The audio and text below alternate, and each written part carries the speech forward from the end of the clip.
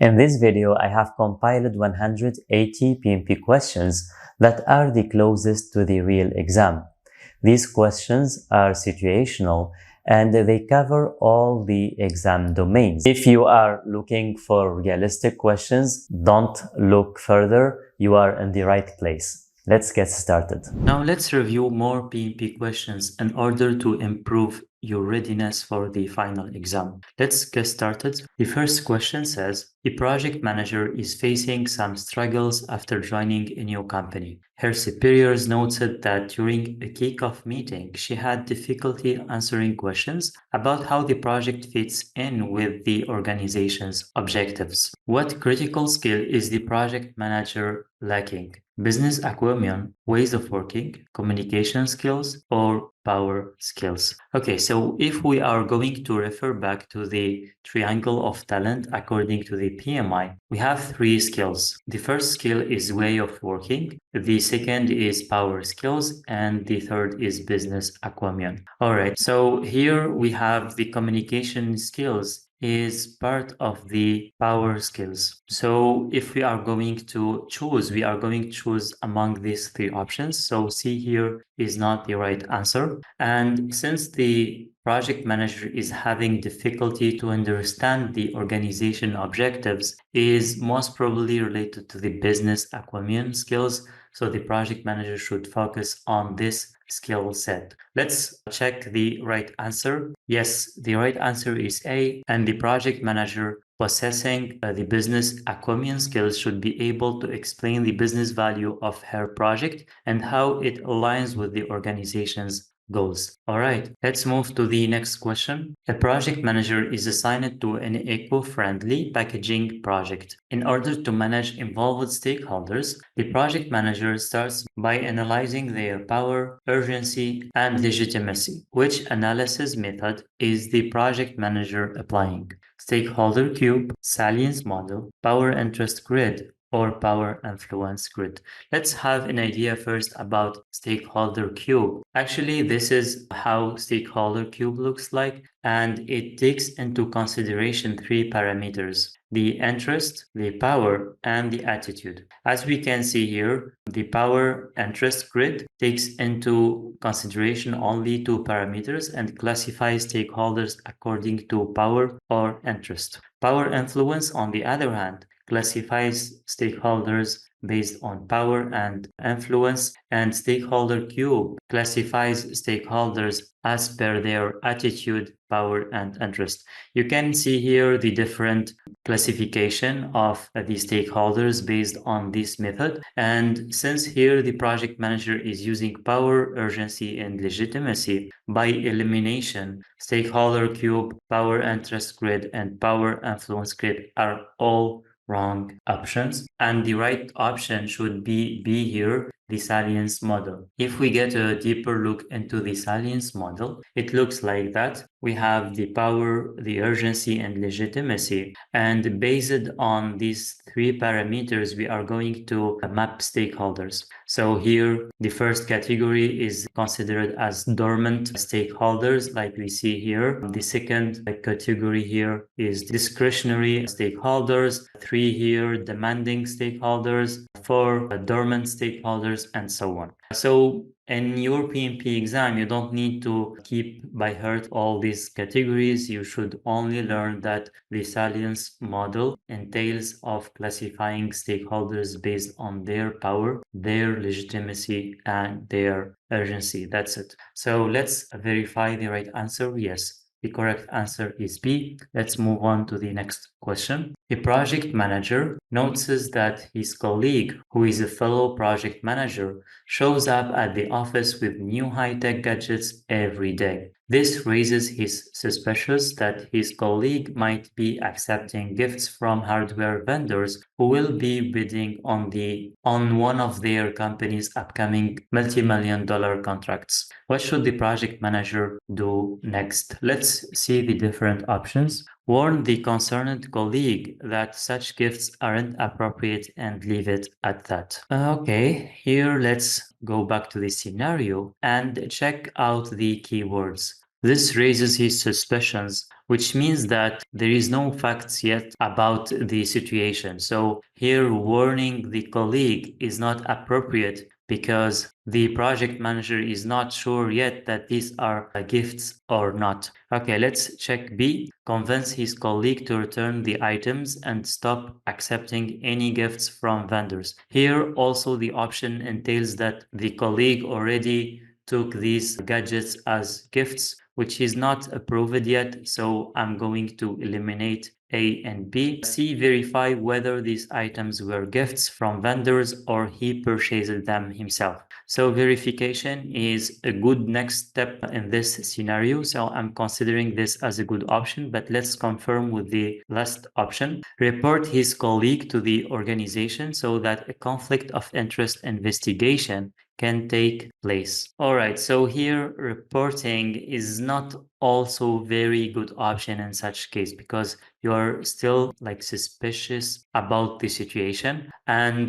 maybe you need to verify first whether these items were gifts from the vendors or he purchased them himself. And once you confirm that these are gifts, you can report the colleague to the organization. Here you might be asking what you should do to verify. You can simply ask the person, these are your belongings or is it something that you have received from the vendor? And the person could reply to you, and based on their reply, you can take the appropriate steps. Let's confirm the right option. Yes, the right option is C. And the best way to act in this situation is to verify facts before taking any action. All right, let's move on to the next question. A project manager is working on a contract. Know that she completed the contract and closed the project. The project manager is out of work. Okay, so means that the project manager is no longer working on the project and no longer working on the organization as well. What type of organizational structure does the project manager work in? Strong metrics, projectized, functional, or weak metrics? Let's have a quick look about the different organizations first in order to decide which organization structure does this project manager works for. Okay, the first type is functional here. And for the functional organizations, the project manager's authority is little to none. Resource availability, little to none. Who manages the project budget? It's the functional manager. And the project manager is usually working part-time, and the project management administrative staff is also part-time. On the other side of the spectrum, we find the projectized organization where the project manager's authority is high to almost total. Resource availability is also high to almost total. The project manager is the one who manages the budget. The project manager is working full-time, and the project management administrative staff is also full-time. So here we find in between the matrix organizations. We have three types: the weak, the balanced, and the strong. In our case, we have here the weak matrix in our example, and we have the functional, we have the strong matrix, and we have the projectized organization. In such a case, we can see that in this project, the project ends and the project manager is out of work, which means that most probably the organization is a projectized organization. Let's confirm the right answer. Yes, a project-oriented organization or a projectized organization is one in which a considerable part of its processes and activities take place in the form of projects. There is no defined hierarchy. Resources are brought together specifically for the purpose of a project. When a project is complete, they either get transitioned to another project or released, and that's the characteristics of a projectized organization. Let's move on to the next question. After deciding to invest more in the project management capabilities of the organization, a PMO is established to ensure compliance with a set of project management standards.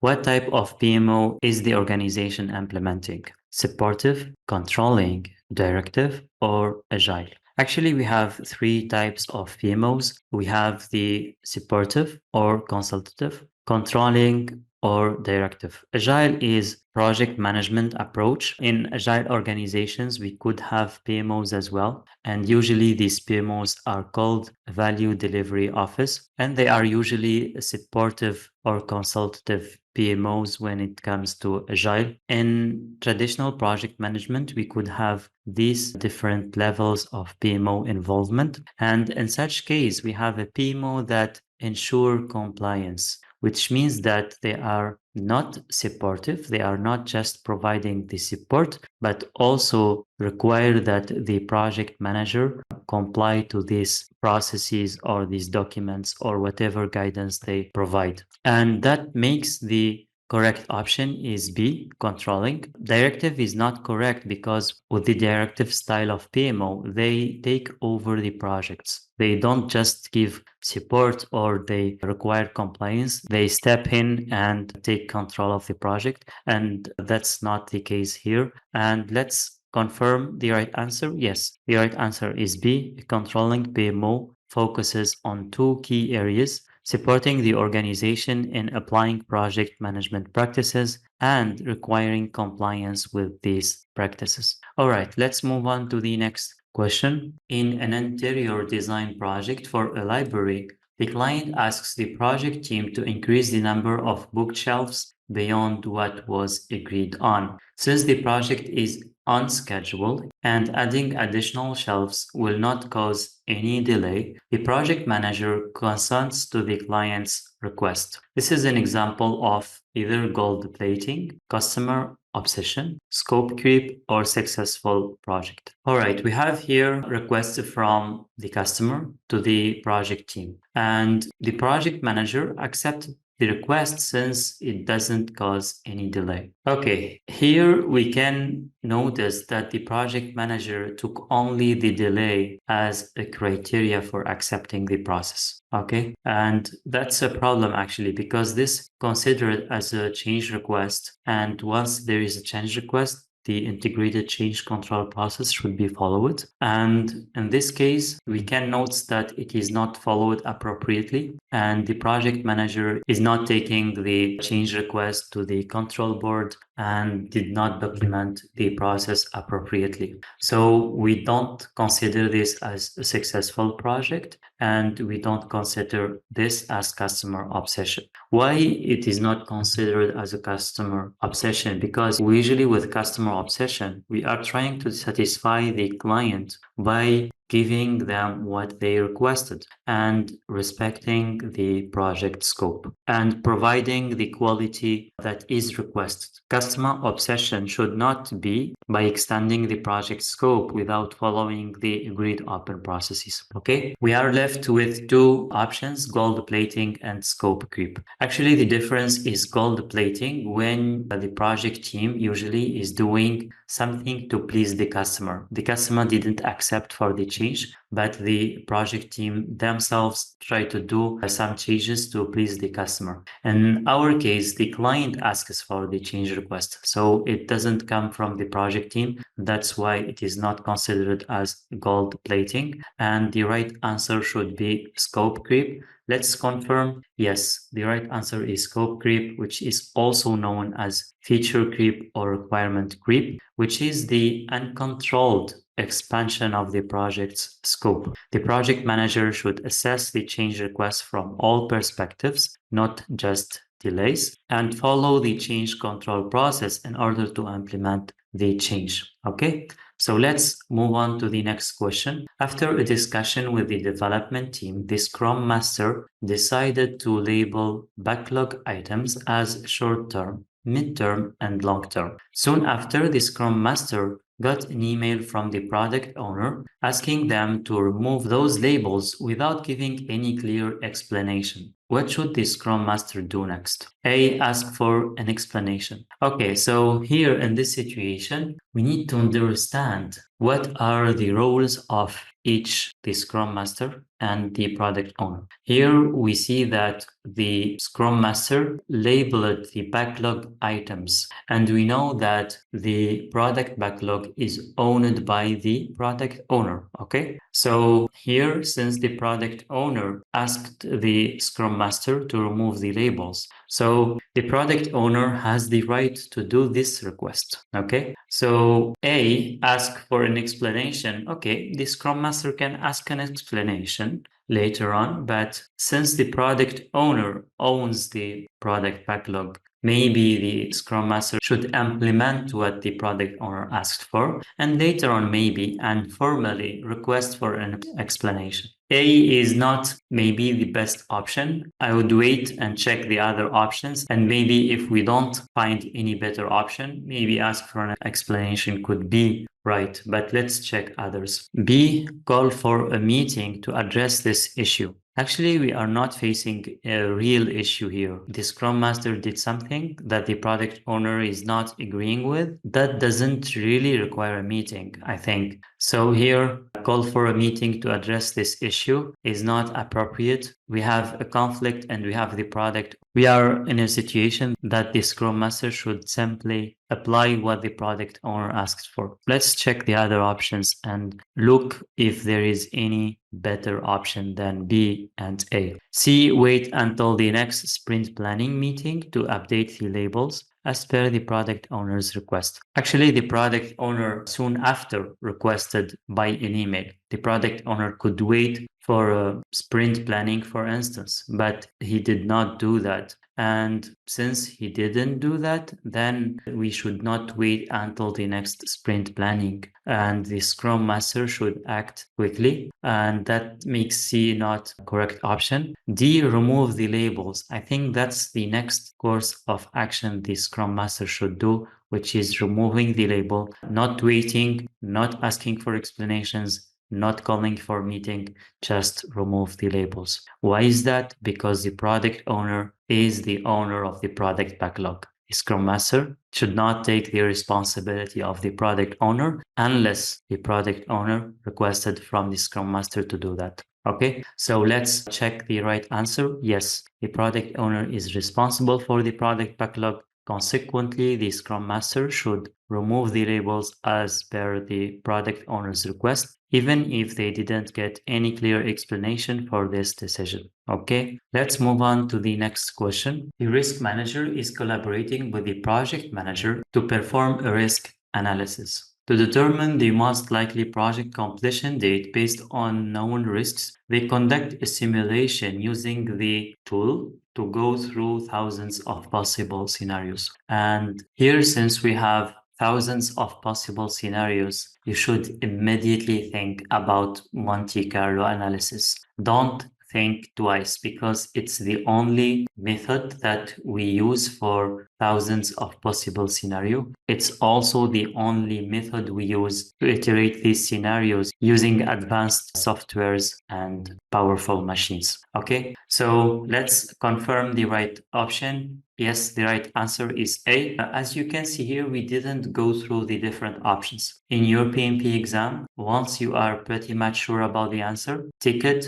and go to the next question. Don't waste your time. We have seen this advice before, and now I would like to emphasize it more and more. Once you are sure about the option, select it and move forward. Okay, let's move on to the next question. A project manager who follows the servant leadership style is onboarding a new team member who he believes can help fill skill level gaps in the current project team. The project manager provides the new team member with a copy of the project charter and commits to sending her a copy of which addresses team values, ground rules, and working agreements. What's this document that has this stuff? The employment contract? No, the contract usually doesn't have ground rules and team values. These documents are usually related to team, so we don't find resource management plan or communication management plan either within this document. Actually, this document should be the team charter.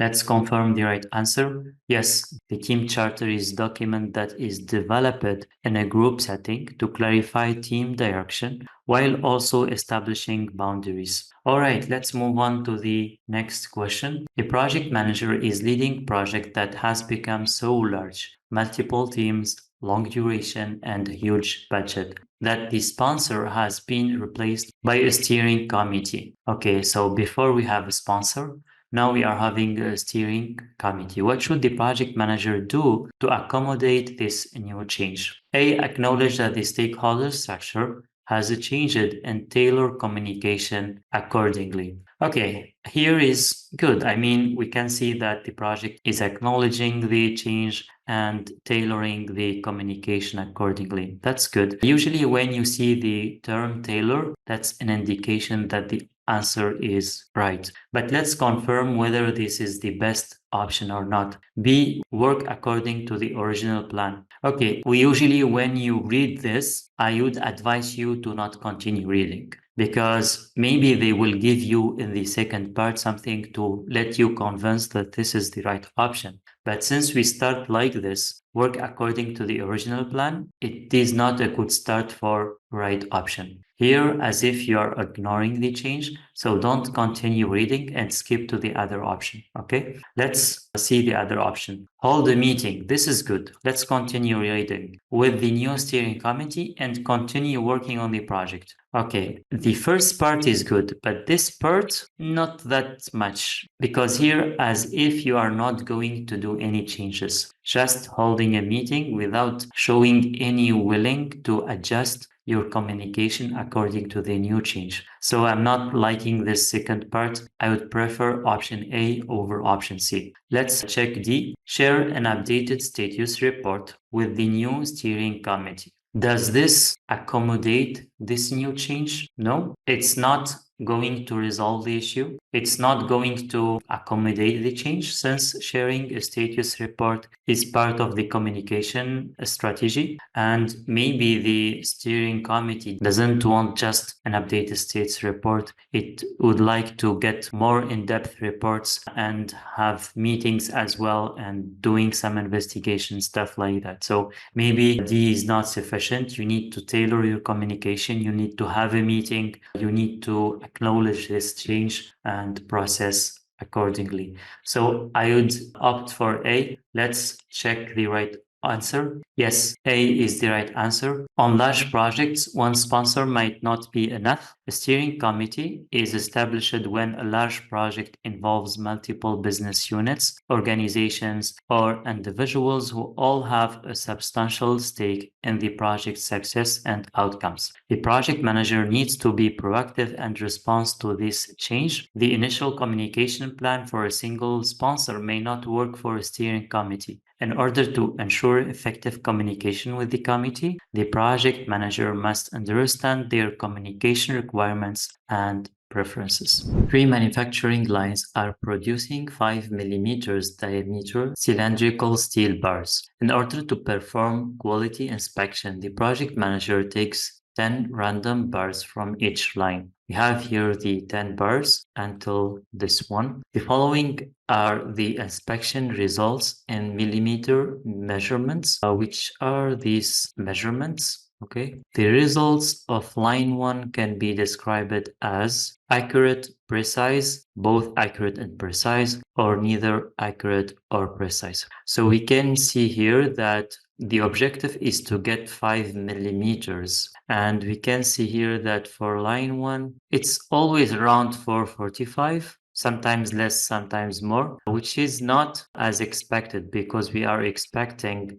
to be around 5 millimeters. In line 2, for instance, we have the average is 5, and as you can see, sometimes more, sometimes less. For line 3, same, the average is 5, and we have sometimes more and sometimes less. So in line 1, it's not accurate, but it's precise, because it's always around 445. So the right answer should be B here. Let's check the right answer. Yes, the results are precise because all measurements are close to 445. Precision entails delivering end products with similar dimensions, which may or may not be close to the required dimensions. Okay, so let's move on to the next question. A government contractor wants to keep the costs of building a public school under control while putting the risk on the vendor's side. So here, the government's contractor wants to put the risks on the vendor. Since this seems like a keyword in this question. Moreover, the contractor wants to ensure that the seller is legally obliged to complete the contract, otherwise the seller may face financial liabilities. Which type of contract represents the least risk for the government contractor? Let's check the different options. We have fixed price, time and material, cost plus incentive fee, and cost reimbursable. So among these different options, we know that the least risk for vendors is the fixed price, because in this contract we know already the price, and the government contractor could also oblige the seller to complete the contract, otherwise they may face financial liabilities. Let's confirm, yes, the right answer is fixed price contract. Let's move on to the next question. In an effort to increase agile knowledge, a project manager has been paired with other agile project managers to observe how they lead their teams. The project manager notices that many project decisions are the responsibility of the project team, while project managers are more facilitative than authoritarian, as they share a common vision and allow the team to focus on their work. So what leadership approach does this depict? A participative leadership or autocratic? It is not autocratic, because here we said that they are more facilitative than authoritative, which means that they are not autocratic. Transformational or servant leadership? Here we don't have enough information whether the leadership is transformational or participative. Here means democratic, but here I think the situation describes more a servant leadership, because here sharing common vision and facilitate works and let them focus on their work, etc. So these are traits of servant leadership rather than participative or transformational. So let's confirm the right answer. Yes, agile project managers generally follow the servant leadership style, which consists in leading through serving the team. Servant leadership focuses on capturing and addressing the needs of team members in order to achieve good team performance. Participative leadership, which means also democratic, involves soliciting team members' input, while decision-making rests on the participative leader. Autocratic leadership is when the leader makes all decisions, and transformational leadership is when the leader motivates his team and enhances their productivity through high visibility and communication. Okay, let's move on to the next question. A project manager closed the first phase of the project and launched the second phase. Therefore, the project manager meets with the sponsor to check if any potential players were left out in the first phase and to discuss these new stakeholders' influence. The activity that the project manager is carrying out with the sponsor can be identified as planning stakeholder engagement, or identifying stakeholders, or planning resource management, or identifying risks. As you can see here, we are not talking about risks. We are talking about stakeholders and the project manager checking whether there are stakeholders left out. So we are not talking about risks. Also, we are trying to list the stakeholders. So we are not trying to plan their engagement or to plan the resource for the project. So the right answer here should be identifying stakeholders. Let's confirm the right answer.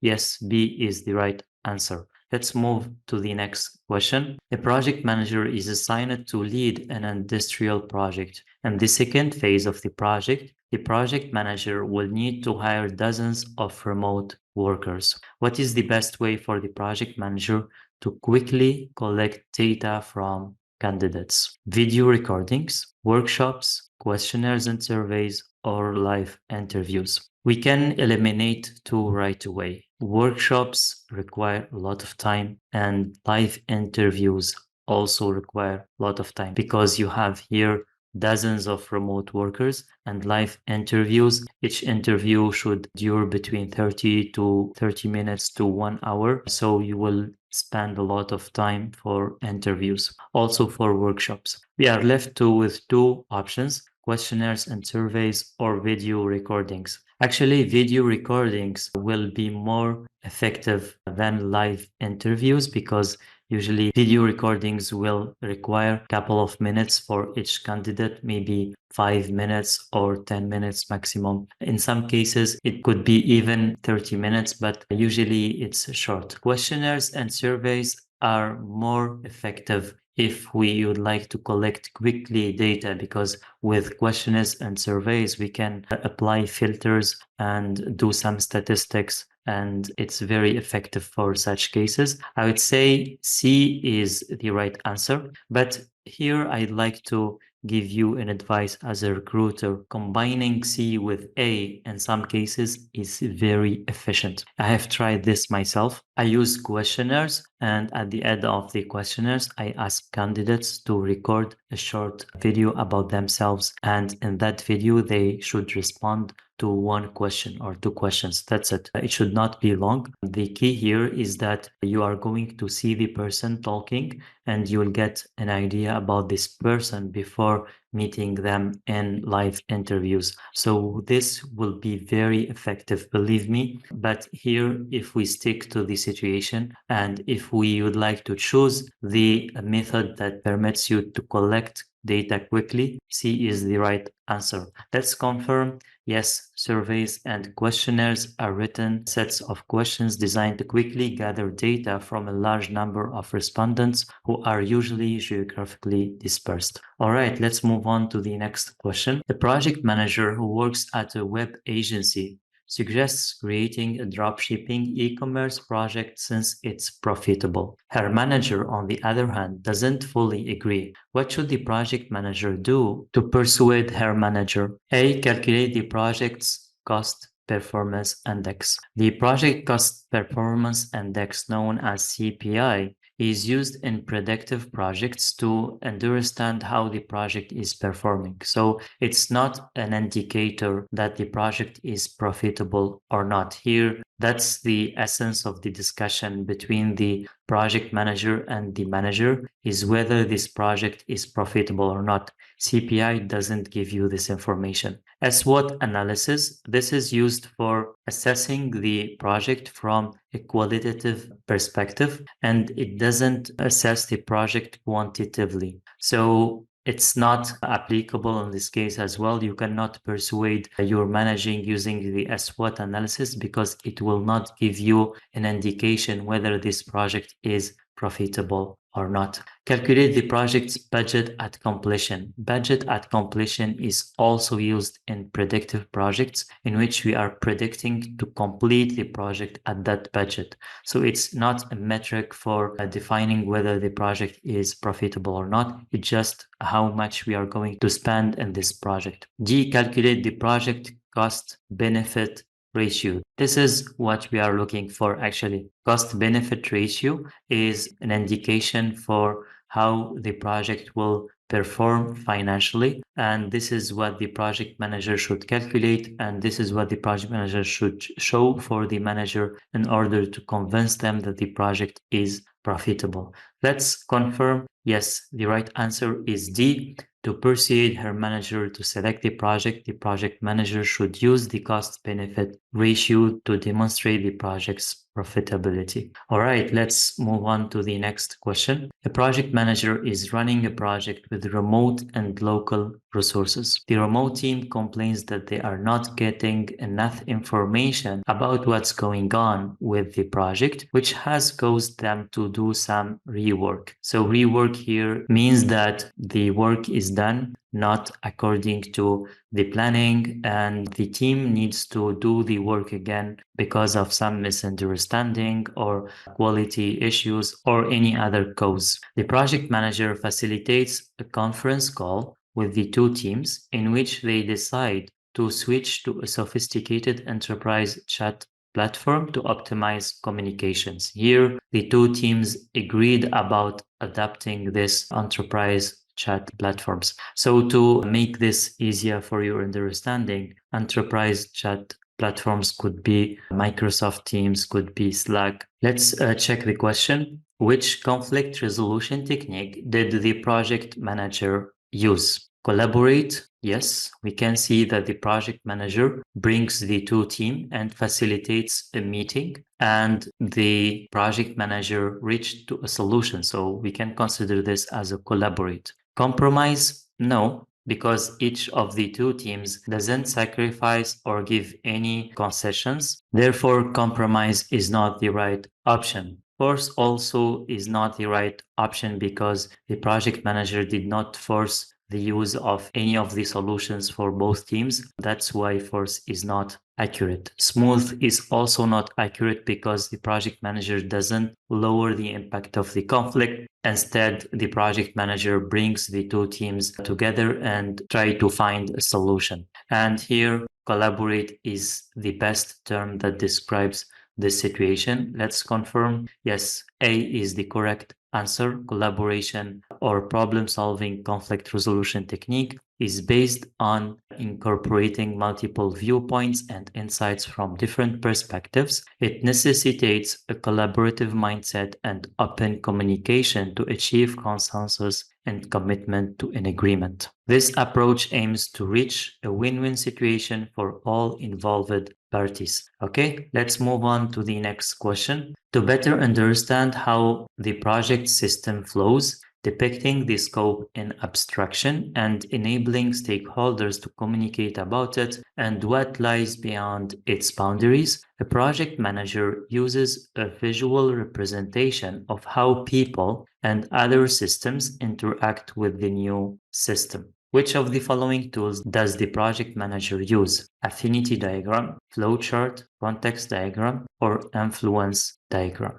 Okay, I will show you here when I was working in the IT industry, a diagram that I used to describe a platform and how the different users, we have here the end user, the developer, how they are interacting with the system and what are the different parts of the system and how they are interacting together. And this is known as a context diagram. So this is the kind of diagram that I described at that time to let everyone in the team understand what part of the system and how they are interacting together. And this is the end user, this is the developer, etc. So this is what it describes here in this situation as well, because here we have a visual representation of how people and other systems interact with a new system. This is an example, and for our situation, it depicts the context diagram. Let's confirm. Yes, the correct answer is C. Context diagrams are visual depictions of the product scope displaying the business system and how it connects and interacts with other systems. Let's move on to the next question. Realizing that her project is not going according to estimations, a project manager suspects that it might be due to student syndrome. What does this syndrome imply? Let's check the different options about student syndromes, people who proceed with their studies during their professional careers. This is not correct. Right away, that does not imply student syndrome. Even it's related to students before, but the concept is projected to project management. Let's check B. People who begin to apply themselves only at the last possible moment before the deadline. So this seems like the right answer. Since we find the right answer for the student syndrome, I think it's waste of time to continue reading C and D. We have seen this technique before. Once you find out the right answer and you are 100% sure about it, click it and move forward. Let's use this technique and check the right option. Yes, the right option is B. Student syndrome is a term used in project management to highlight the ever-increasing habit of putting off work till the last minute while initially working at a very relaxed pace. Let's move on to the next question. A project manager is managing a project using the Scrum framework. The project manager receives a call from the product owner asking for a meeting with the team to discuss the possible approaches to implement user stories and make some initial size estimations. So here the product owner wants to discuss with the team about the user stories and effect some initial estimations so the product owner could understand how big is the product backlog, how he can estimate the next releases or define the roadmap, etc. So let's see the question. What type of meeting is the product owner referring to? Is it sprint planning or story mapping or backlog refinement or brainstorming?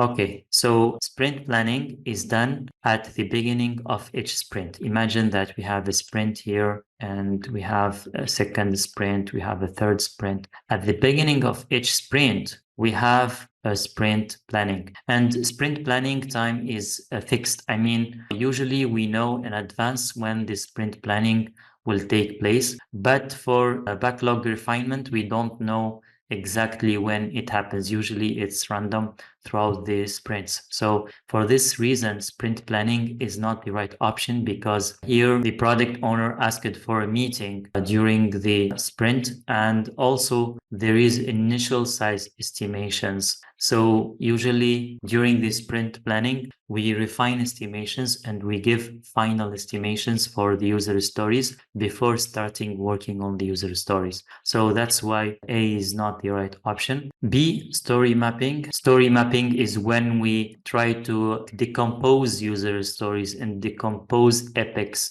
And that's the word mapping comes from. It comes from decomposing. So we know each task, it belongs to each user story, and each user story belongs to each epic, and each epic belongs to each theme, etc. However, in the situation, there is no indication about decomposing epics or user stories. We are talking about discussing how to implement them, but try to get some clarifications and initial estimates, which is usually done during the backlog refinement, not story mapping meeting or brainstorming. During the brainstorming is a general meeting for trying to find out ideas, trying to get insights, how to perform or have to collect, how to define requirements. Let's confirm the right answer. Yes, the right answer is C. Backlog refinement provides a chance for the product owner to discuss and address stories requirements with the team. This can involve discussing requirements, potential approaches, and even estimations in order to end up with a clear vision of how to approach stories. A project manager is leading a software project using a hybrid approach.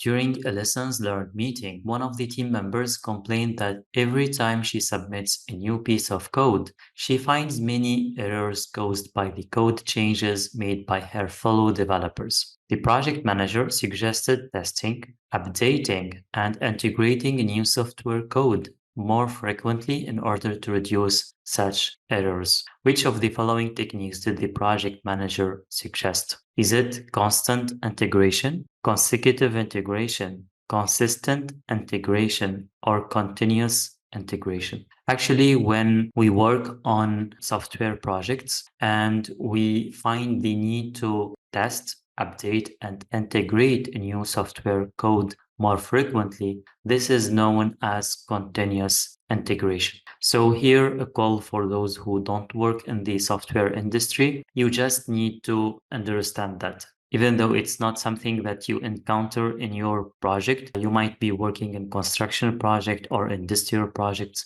so you don't have such need of doing the testing, updating, or integrating software piece of codes. So you don't have to understand how this is done. Okay, let's confirm the right answer. D is the right answer. Continuous integration dictates that all changes to the application source code base be frequently tested and integrated to reduce risks, improve quality, and establish a quick, reliable, and sustainable development base. All the other options are made up terms. Okay, so you should understand that continuous integration is the right technique used in software industry when it comes to delivering or integrating frequently. Let's move on to the next question. A project manager is leading a project to implement a new enterprise resource planning known as an ERP system for a local customer. A project manager guides the team to define the project requirements and details before moving to execution.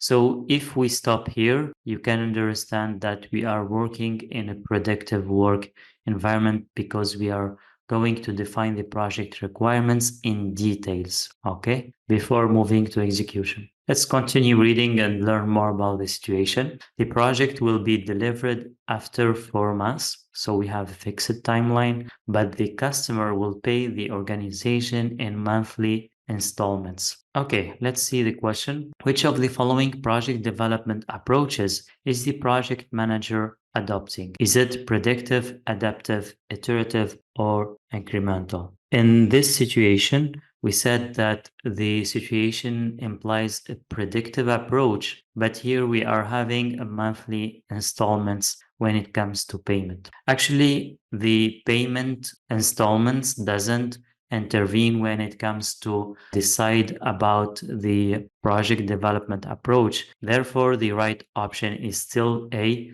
predictive approach. Let's confirm the right answer. Yes, since requirements are fixed and deliverables will only be shipped at the end of the project, then the project manager is using a predictive approach. Let's move on to the next question. A project manager is assigned to a 12-month project that has a 100,000 US dollars as budget. 6 months have passed and $60,000 has been spent. On closer inspection, the project manager finds out that so far only 40% of the work has been completed. The value of the completed 40% work is referred to as. Here, the value of the completed work, we know that the value of the completed work is known as earned value. So don't need to investigate a lot of time on the other options since you already know for sure that the value of the completed work is called earned value. So let's confirm, yes, the right answer is B.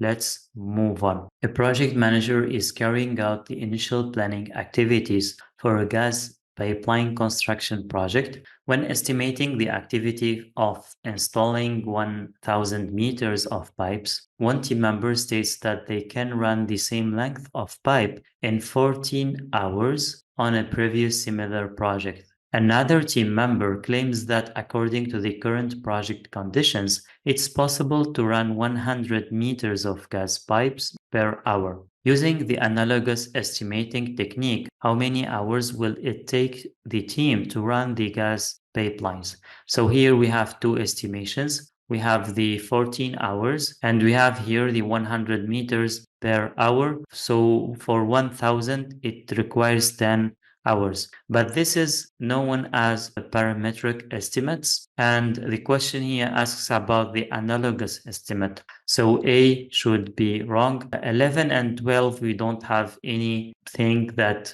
could lead to these two numbers. So B and C are wrong. And the right option is D, 14 hours, because the first team member stated that according to their previous similar project, they spent 14 hours. So the right answer should be 14 hours when it comes to analogous estimation. Let's confirm, yes, the right answer is D. And let's move to the next question. A project manager believes that being an active listener is not easy. She considers active listening to be more than an art and a skill. So she often encourages her team members to use a checklist of the key elements of active listening before any important meeting with the stakeholders.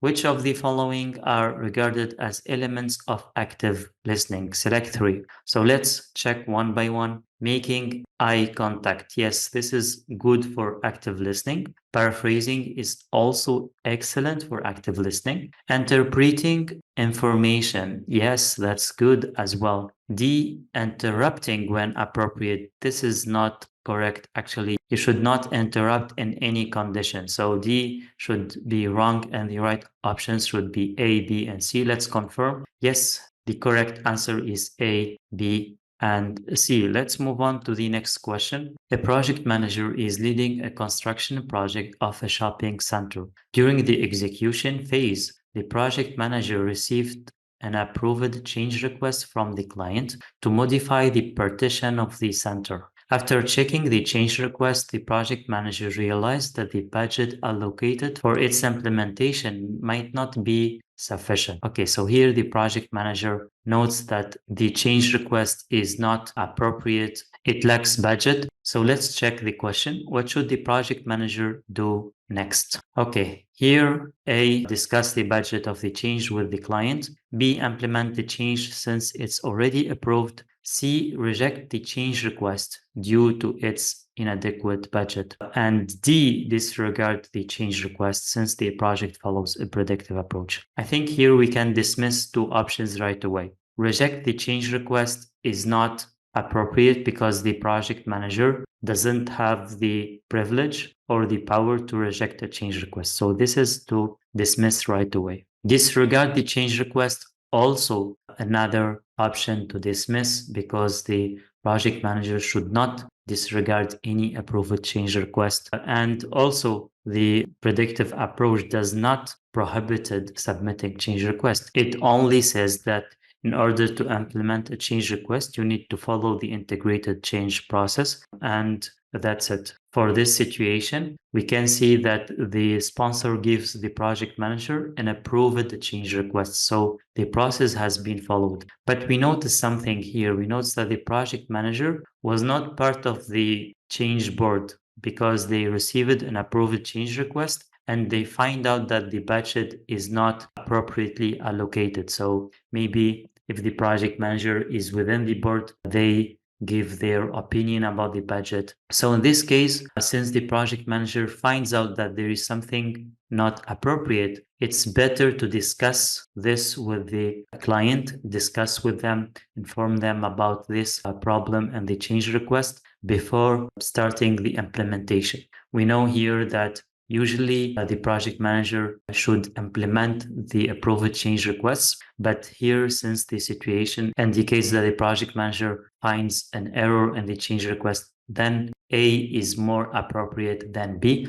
Let's confirm. Yes, the right answer is A. The project manager must discuss the impact of the change request on the project cost with the client. The project manager should not process the change request unless the client understands and accepts its impact. All right, let's move on to the next question. An activity has an early start of 5, a late start of day 12, an early finish of day 10, and a late finish of day 17. Which of the following statements are correct regarding this activity? So in order to understand quickly what's the status of the activity, we need to draw this activity like this, and we usually have this early start here, early finish here, and late start here, late finish here. So if we apply the numbers, we have 5 here, we have 10 here, and we have 12 here and 17 here. Okay, so in order to know the duration of the activity, we subtract the early finish from the early start, and we find that the activity is 5 days. But here we are looking whether the activity has a float or not. If the activity has a float, then the activity is not on the critical path. If the activity does not have a float, then it is on the critical path. The float, we can find it through two ways, either to subtract the early start from the last start or to subtract the early finish from the late finish. And in both cases, it gives us 7 as float, which means that the activity has float and the activity is not on the critical path. So the right answer here should be B and C. The option D, we don't know whether the activity has a lag or not, because usually the lag is between two activities. We have this activity, and there is some time here, and this is called a lag. In our case, we only have information about one activity. We don't have information about the other activities. So we cannot say that the activity has lag or not. So let's confirm the right answer. Yes, the right answer is B and C. And since it has a 7-day float, this activity is not on the critical path. Let's move on to the next question. A project manager decides to obtain her PMP certification in 2 months. She creates the following exam preparation plan. Weeks 1 to 4, watch preparation course. Weeks 5, 6, take mock practice tests. Week 7, time off. And week 8, sit for the exam. However, in week 5, the project manager had to attend a 7-day international conference, which meant pausing her exam preparation for 1 week. To make up for the lost time, the project manager cancelled her week off and worked on mock tests during weeks 6 and 7 instead of weeks 5 and 6, which means that she attended the conference, and here for 6 and 7 she takes a mock practice test, and 7 is here no time off. So on the 18th week she set for the exam. This is an example of what? Adaptability, risk mitigation, workaround, or corrective action. Actually, we have this plan at the beginning of the project, but during this project, if we consider that preparation for the PMP is a project, we have this incident. This was not previewed. So if this happens, then there is workaround to deal with issues. And this is exactly what this student have done, canceled the time off and take this 7th week to do mock practice tests. Let's confirm the right answer. Yes, the correct answer is C. Excellent. Let's move on to the next question. During project execution, a team member reaches out to the project manager to inquire about the work they need to accomplish in this phase of the project. Which of these documents comprises thorough descriptions of work packages? Is it the WBS or WBS dictionary or activity list or scope management plan? Actually, the scope management plan is a how-to document. It defines how to manage the scope. It doesn't comprises thorough description of work packages. So D is wrong. C is also wrong because the activity list is just a list with the names of the activities. It doesn't have thorough description. WBS also is a work breakdown structure with this kind of representation, and we only have the names of the packages and the names of the activities, so it doesn't include thorough description, and the right answer should be B here. Let's confirm. Yes, the right answer is B, and the WBS dictionary is the artifact or the document that includes thorough descriptions. Let's move to the next question. A project manager has been brought on to a project in a very early stages and has been asked to write its charter. Over the past week, the project manager met with a number of stakeholders, received their input, and is now ready to have the charter signed.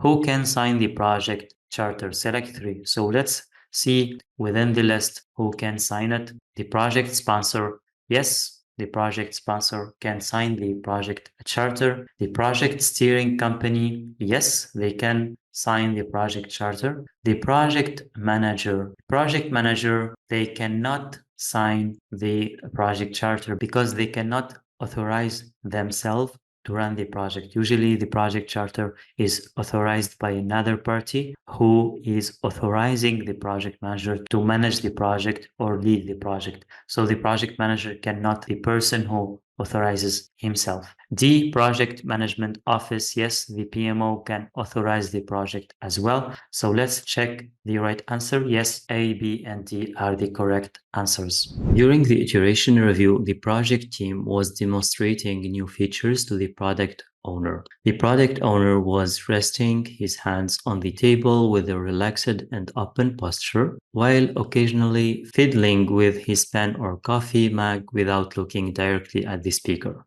What kind of communication is the product owner using? We need to select 2 options among the 4 options that we are having here. Here, it seems like the product owner is not happy with what's going on. So let's see whether we can find an indication of the product owner's behavior. A, paralingual communication. What does this mean? It means that when you speak, you use the paralingual communication like shouting or showing excitement or something like that. For instance, if you are using paralingual communication, instead of say hi, you say hi, how are you? You see the difference? So this is kind of paralingual communication. And we don't see here in this situation that the product owner speaks. So he doesn't use paralingual communication. That's why A should be dismissed. B, active listening. Do you think that the product owner is actively listening to what's is going on? He's fiddling with his pen and coffee mug. So for sure, he's not actively listening to the demonstration. Let's see, C and D, they should be both correct. We don't have other options. C, implicit message. That's correct. The product owner is sending an implicit message to the team that the demonstration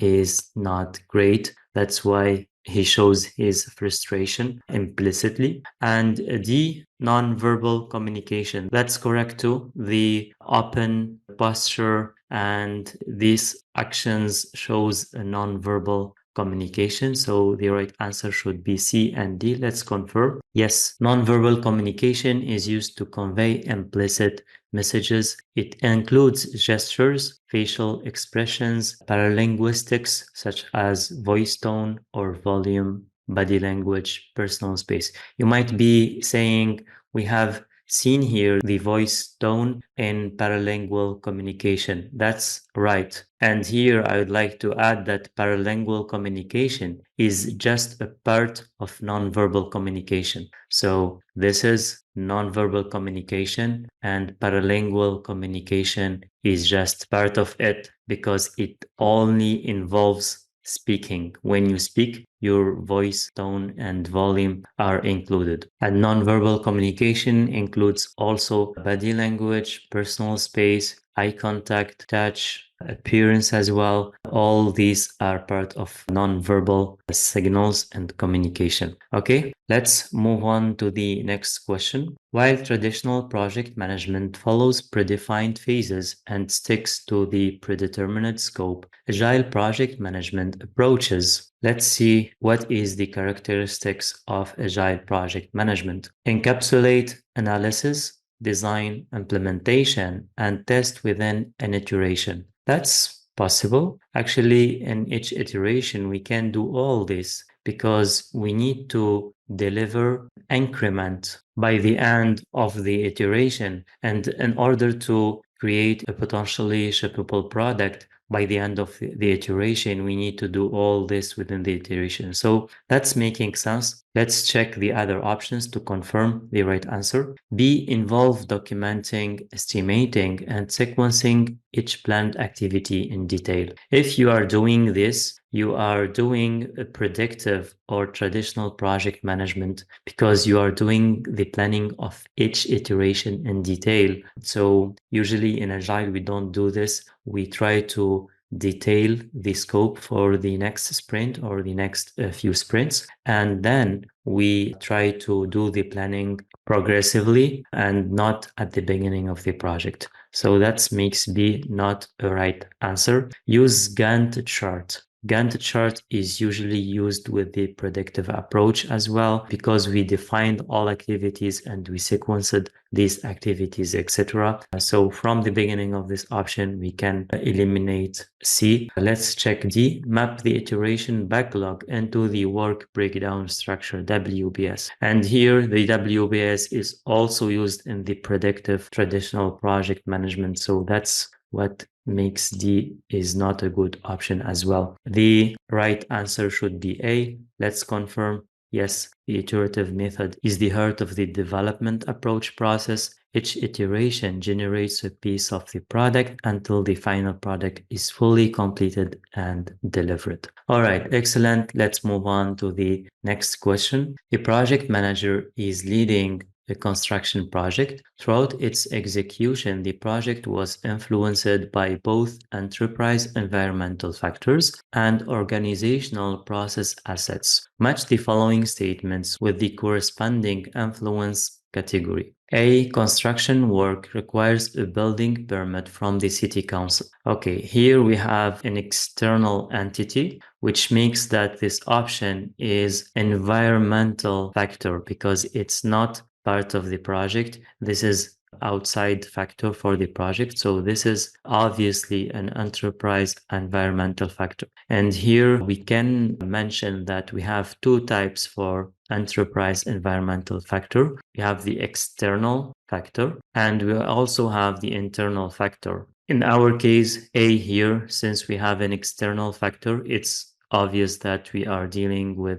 an external enterprise environmental factor. Okay, let's check B. Workers who don't obey safety rules will be penalized. Here, it's a process within the organization, and we can easily link this to the organizational process assets. Here, workers who don't obey safety rules will be penalized, and it's in OPAs. Okay, C, only authorized personnel are allowed on site. This is also a process, and since it's a process, we link it to organizational process assets as well. The last option, workers have expertise in infrastructure construction. Here, the organization workers have expertise and infrastructure construction. And we can note here that this is not a process. It should be an enterprise environmental factor. And you might be saying here, it's not external to the organization. Yes, you are right. Here we are dealing with an internal enterprise environmental factor. And also for whether it's an enterprise environmental factor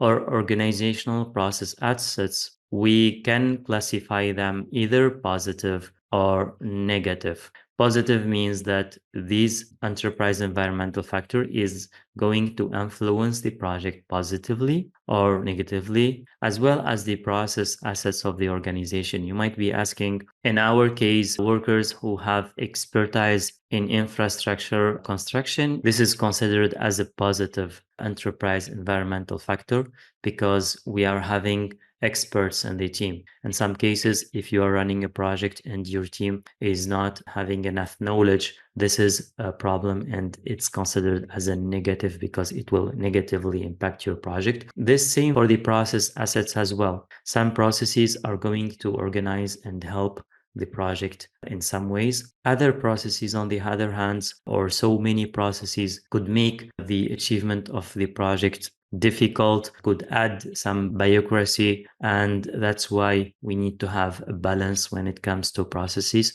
The organization should not set too many processes because this could hinder the development of the projects, and also they should set a minimum of processes because without processes we could have chaos easily. All right, let's move on to the next question. For a museum construction project, concrete is poured after the completion of rebar and formwork. Now workers must wait 14 days before moving the formwork as the concrete must be strong enough for this operation. The 14 days period is an example of lead, lag, free float, or cycle time. All right, let's try to understand the difference of these terms in order to find out the right answer. Here, when we have two tasks, then we have two tasks. These two tasks could be done in parallel, and this time of overlapping between task A and task B is called lead time. Okay,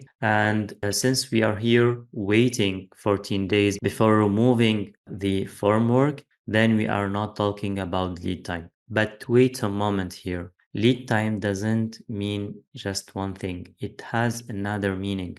And the meaning of lead time is when you create a task. And the second meaning of lead time is that the time between creating a task and completing the task. For instance, if you decided to work on an item and you create that item in the product backlog. Okay, here you can see the two meanings of the lead time. And obviously, we can conclude that this scenario is not a lead time. It's not an overlap between two tasks. And also it is not the duration between the creation of the task and the completion of the task. So A here is wrong. Let's check B. B is the time between task A and task B. Here, the lag time is when you complete task A and you wait for certain reasons until starting task B. Here, it fits very well with our scenario because we poured the concrete and we need to wait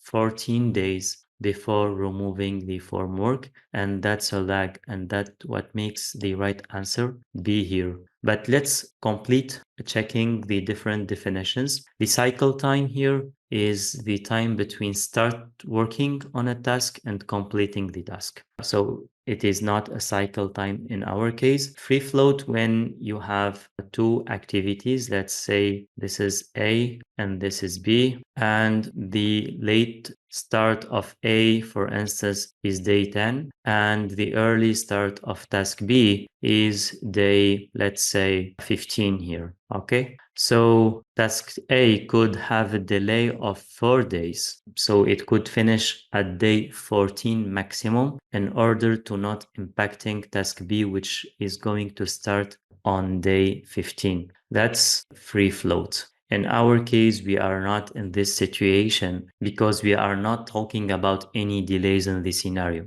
We are just setting the timeline of each task without considering any delays. And this is the lag that we need to put between the tasks A and B without considering any delays, like we said. All right, let's check the right answer.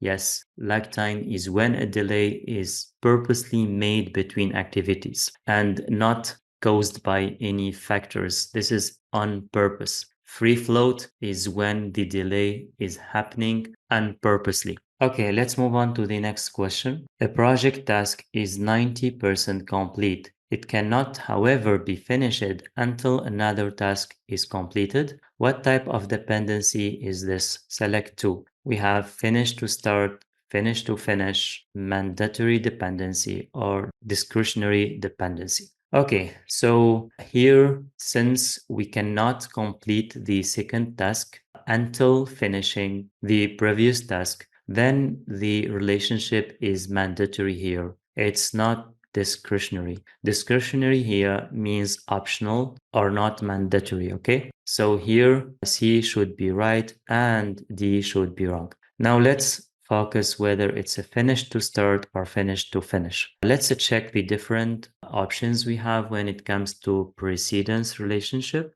Here we have this finish to start and finish to finish. You cannot finish A for finish to start. You need to finish A in order to start working on B. Here, you need to finish A in order to be able to finish B. So this is what is the situation we have. We cannot finish A, it's in 90%, until we can finish the other task, okay, which is B. So here we have the finish to start wrong and the finish to finish right. So the right answer should be B and C. Let's confirm. Yes, B and C are the right answers for this question. Let's move on to the next question. An experienced project manager believes that managers should embrace transparency in their projects as its many benefits often outweigh its disadvantages. However, the project manager thinks that while it's favorable to share many aspects with the project team, there are a few things that shouldn't be shared with everyone. As a project manager, you must be transparent about confidential information. Should you be transparent about confidential information? Of course not. Confidential information should be confidential. You should not talk about confidential information in public with anyone that should not have access to such information. Proprietary information, I don't think this should be right as well. And proven information and gossip, like this is obvious that is not the right answer as well. Gossip and proven information should not be communicated by the project manager. And finally, decision-making processes. This is what the project manager should be transparent about. Why is that? Because when you are transparent about decision making, it makes all the stakeholders involved in this decision comprehensive about the outputs about your approaches, and you will have less conflicts. Okay, let's confirm.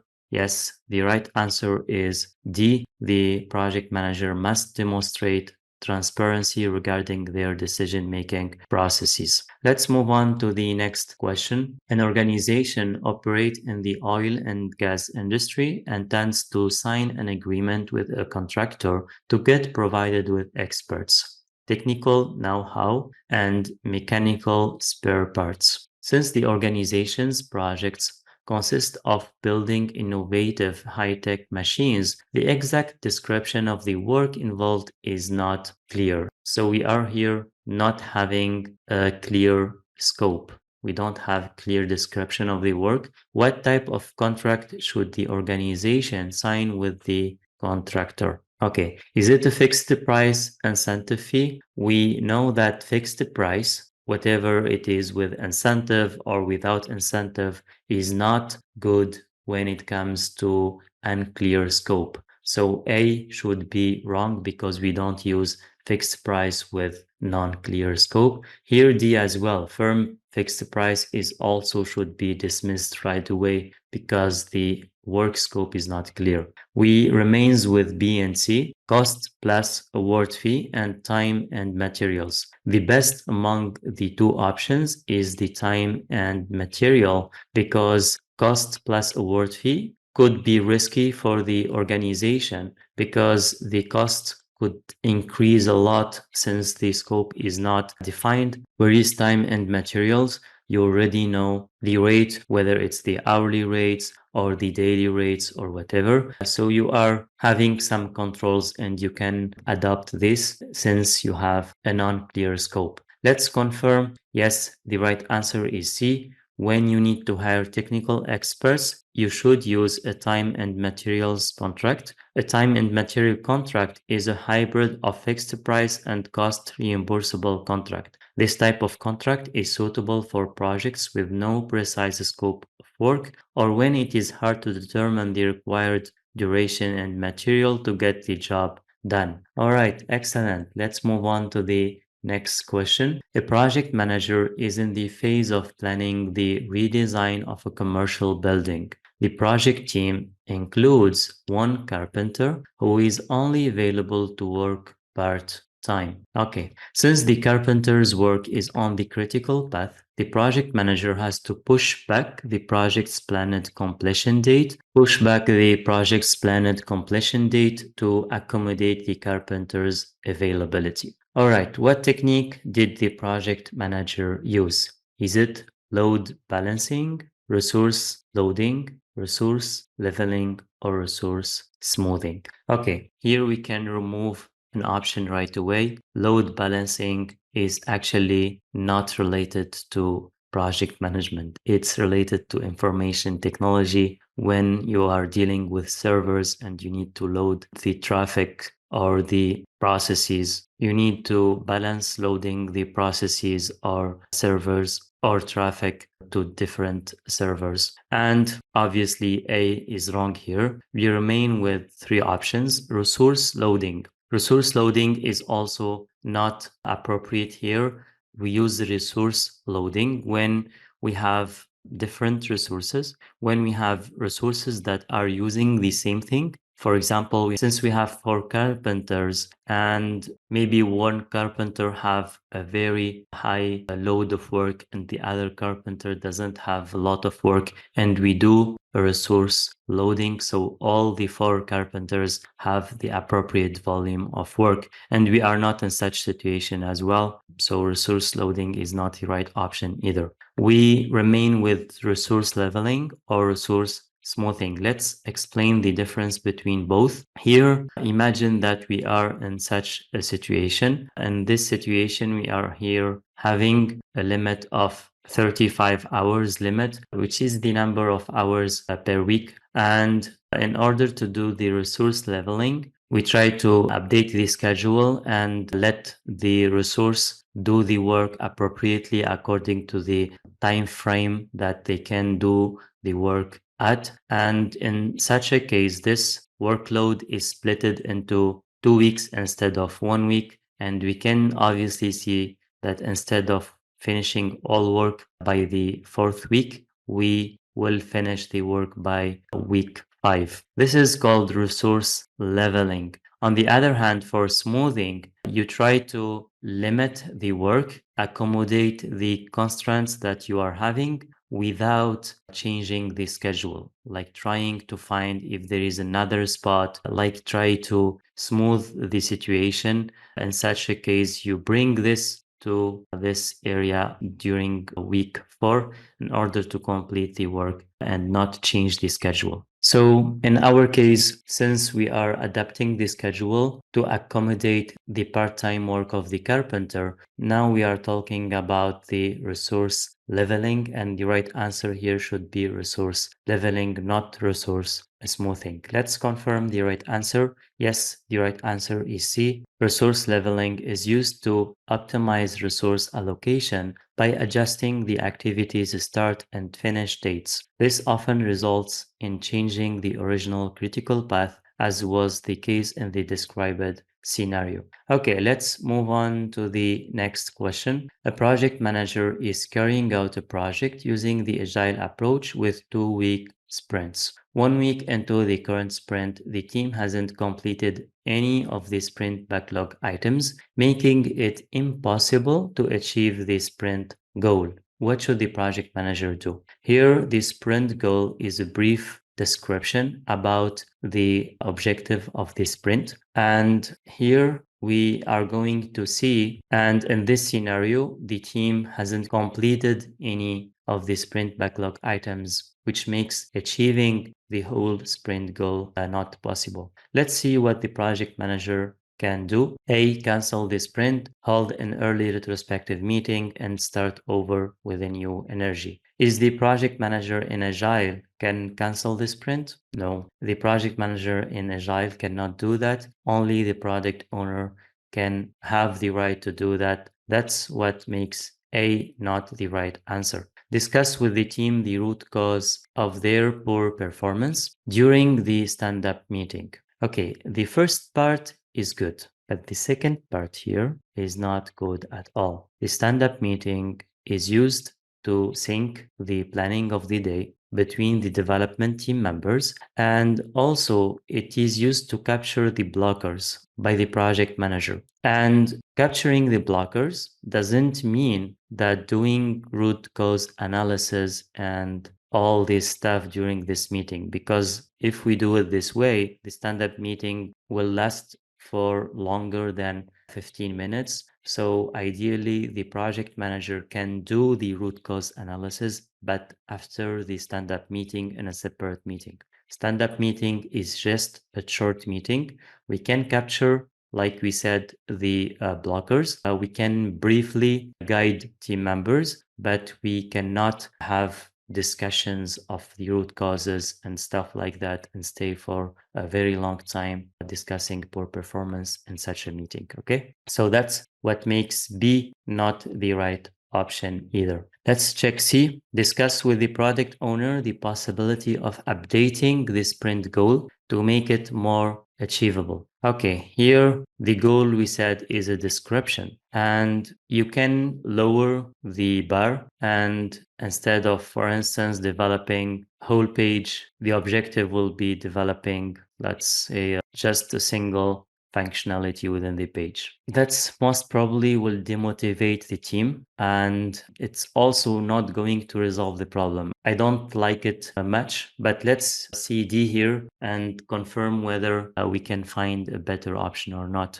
Invite the product owner and the team to renegotiate the sprint backlog and help the team overcome the encountered problems. I think D is way much better than C, because with D, you are going to proactively maximize achieving the sprint goal. If we imagine that this is the sprint goal, instead of lowering it, maybe trying to achieve 50% of it or 60% of it and keep the same goal, it's better than you just try to lower the goal.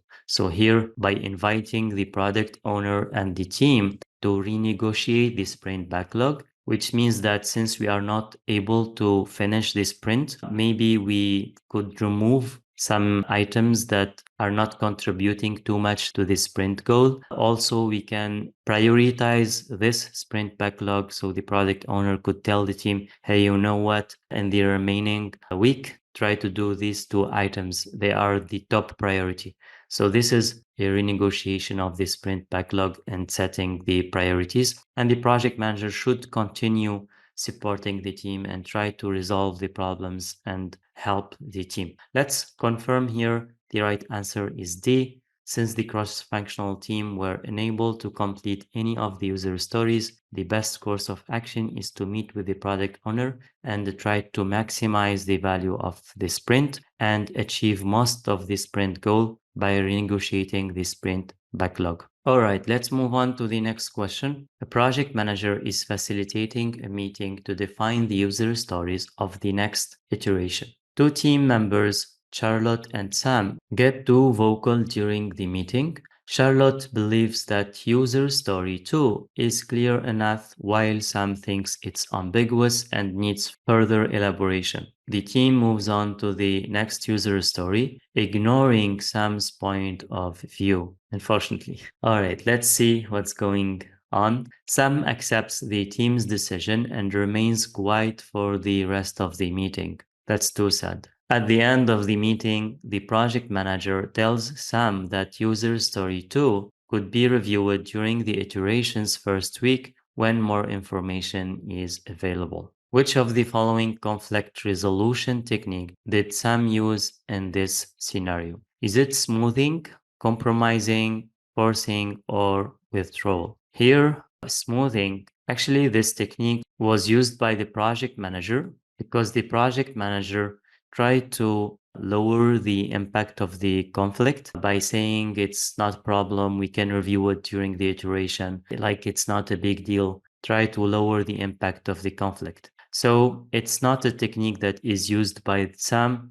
That's why A is not the right answer. Compromising. Actually, there is no compromise in the situation since Charlotte didn't give any thing to Sam, or Sam didn't give anything to Charlotte in order to come up to a solution. So both parties didn't compromise on the conflict, and there is no compromise here. Forcing actually is used by Charlotte. Charlotte here forced her decision by letting this user story number 2 into the iteration without doing any further clarification. The last option is withdrawal, which is exactly what Sam did here. Sam did withdrawal technique since he remains quiet for the rest of the meeting and accepts Charlotte's decision. All right, let's confirm. Yes, the right answer is D. In the described scenario, Sam had to concede his position to maintain harmony during the meeting.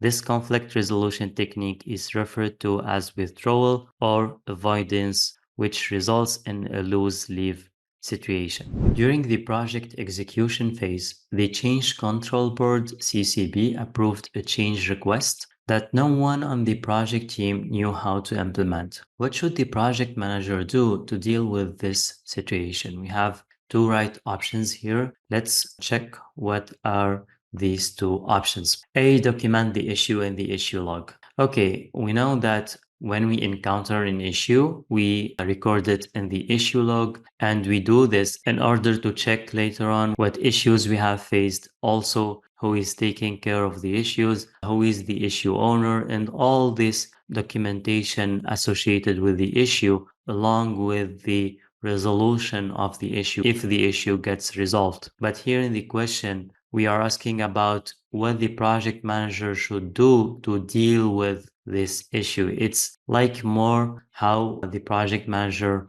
can resolve this issue. So that's why A is not an attractive option, because documenting the issue doesn't contribute in resolving it. So let's check other options in order to confirm whether we can find other two better options or not. B, hire a subject matter expert. And obviously, hiring a subject matter expert could remove ambiguity and could help the project team implement this new task. So hiring the subject matter expert could help, and B is obviously a right option. C, formally request the CCB to revoke its decision. Actually, revoking a decision is not a solution, because since the CCB approved the change request, they see value in this change request. It's for the project manager to find ways in implementing this change request. Therefore, asking the CCB to revoke the decision is not a good course of action. C is wrong. And D, ask the team to do more research on how to implement the approved change request,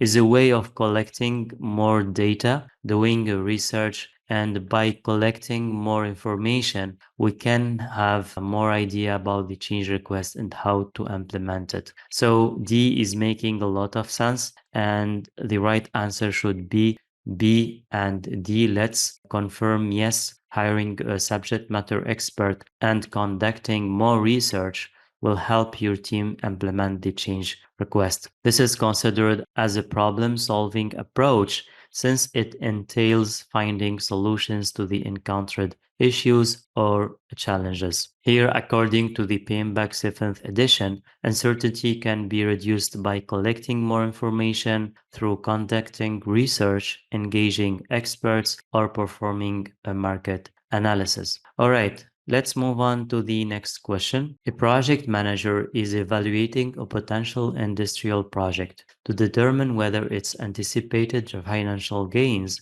will outweigh its present day investment. The project manager uses the net present value (NPS) as an effective tool to help her determine whether the project will be profitable or not. For instance, net present value higher than zero means the project will lose money? No. The project will break even? No. The project is profitable? Yes. We cannot know until the return of investment is calculated. Actually, we can know if we have an NPS more than zero, then we can predict that the project is profitable. Let's confirm, yes, the larger the net present value, the more profitable the project will be for the organization. A positive net present value indicates that the investment is worthwhile. Okay, let's move on to the next question. A project manager is leading a small team of developers using project management software that includes a Kanban board. After receiving many questions from team members on how to create, review, and validate tasks or issues, the project manager decides to create the following chart. Okay, so let's try to understand this chart. We have here the to-do list, issue in the to-do list. Here, issue could also mean user story, since in software industry, some companies using GitHub, and for GitHub, they use issues very commonly in that platform. So here, if I say issue, you can imagine it as a user story as well. So we have to-do list here, in progress, functional review, and the done. You can imagine the Kanban board as this. We have this 4 columns. This is the to-do, and this is the in progress, this is the functional review, and this is the done. Okay, here it shows what is the steps if we have an issue here or user story here. Then the developer starts working on the issue. The developer must move the issue to the in progress. So if the developer starts working on this issue, they should move it here. Then the issue is in the in progress. The developer ends working on the issue. The developer must move it to the functional. If the developer ends working on it, it must be moved here. Then in the functional, the reviewer ends reviewing the issue, and there is a decision here. Reviewer requests some changes. Yes, then reviewer should move the issue back to the in progress status. If the reviewer didn't find any issues, the reviewer must move it to the done column here. So this is a workflow, and the diagram shows the flow of the work, and this is called a flow chart. This chart is showing how the work flows from the beginning till the end. It's not a Pareto chart, it's not a context diagram, it's not a scatter diagram either. Let's confirm the right answer. Yes, the right answer is B. The flowchart, also referred to as a process map, progress flow, and progress flow diagram, graphically displays the logical order of a process. All right, let's move on to the next question. A project manager intends to talk to her manager about obtaining additional resources for complex activities that her team is enabled to perform. We can understand here that this is functional organization since the project manager asks the manager to obtain additional resources. We can call this manager functional manager as well. Okay, these resources will roll off the project as soon as the activities are completed.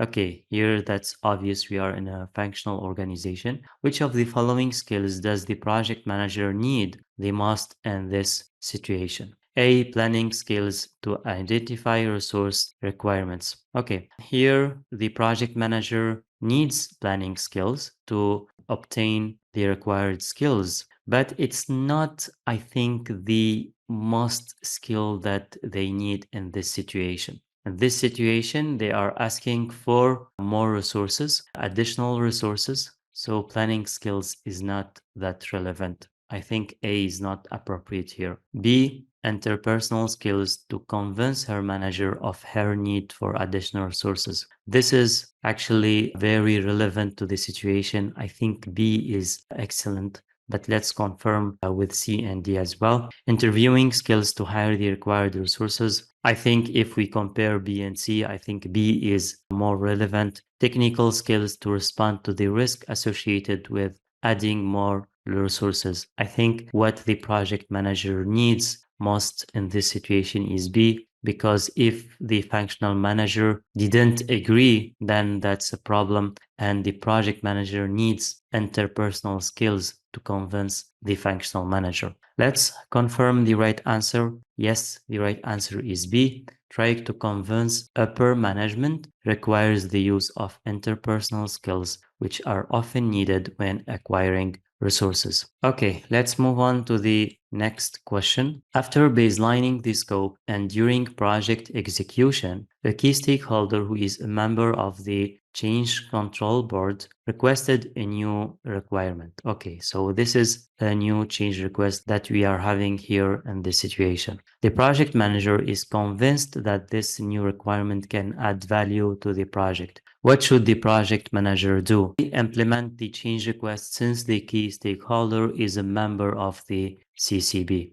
Okay, the CCB could have many members. Imagine here the CCB, we have 1, 2, 3, and 5 members. Okay, and this fifth member is the key stakeholder. If this fifth member accepts the change request, but how about the other 4 members if they don't agree with this key stakeholder? So I think the project manager should not implement the change request without going through the CCB, even though the request comes from a member from the CCB. All right. A is a wrong option. B, implement the change request since it will add value to the project. Okay, it adds value to the project from the project manager perspective, right? How about the other change control board members? Maybe they don't see value in it. So I think the project manager should not implement it since he does not have the approval from all the members, and that makes B a wrong option as well. C, submit a change request according to the change control system. That's the right course of action that the project manager should follow, submitting a change request. And once the change request is on the hand of all the CCB members, they can review it and either approve it or reject it or defer it to another time. Okay, so D here, record the change request in the change log. D is also possible. The project manager could record the change request in the change log and keep watching that change request even before submitted it to the change control board. But I think the best option, if I compare C and D, I would prefer selecting C more than D because C is having more priority. Then we can do the documentation later on. Okay, let's confirm the right answer. Yes, the correct answer is C. Regardless of the fact that the change was requested by a member of the CCB, the project manager should submit a change request according to the procedures defined in the change control system. Okay, let's move on to the next question. The project manager has just joined a new organization. A majority of the organization's projects are conducted by experienced project managers. What should be the primary focus of the new project manager? What should the project manager do first? Acquire skillful team, okay? Learn about the organization's culture. Okay, since they joined a new organization, this could be a good option. Let's see the different other options. Get to know the organization's executive managers. Get to know the organization's project managers. All right. So, depending on whether the new project assigned to this new project manager is having a relationship with the other projects, we can prioritize C and D. But I would say that B is the top priority for this new project manager. Learn about the organization's culture, so that helps the project manager a lot with all the rest. Then it comes acquiring skillful team or getting to know the executive managers or project managers. Let's confirm the right answer. Yes, B is the right answer. When joining a new organization, it's very important that the project manager grasps the organization's culture. Although talking to executive managers and project managers may help in this matter, understanding the culture, how the organization operates, its policies, and its appetite for risk, among other things, should be the project manager's first priority when joining a new organization. So even though if they'd like to get to know managers and project managers, their primary focus should be to learn the culture of the organization. All right, let's move on to the next question. After completing the creation of the scope statement, a project manager wanted to make sure that all of the project deliverables were identified and could be managed effectively. So she opted for the one of these methods to develop the WBS in order to capture all of the project's details. Okay, so she needs to use one of these methods to develop the WBS. Scope decomposition is the technique because we are composing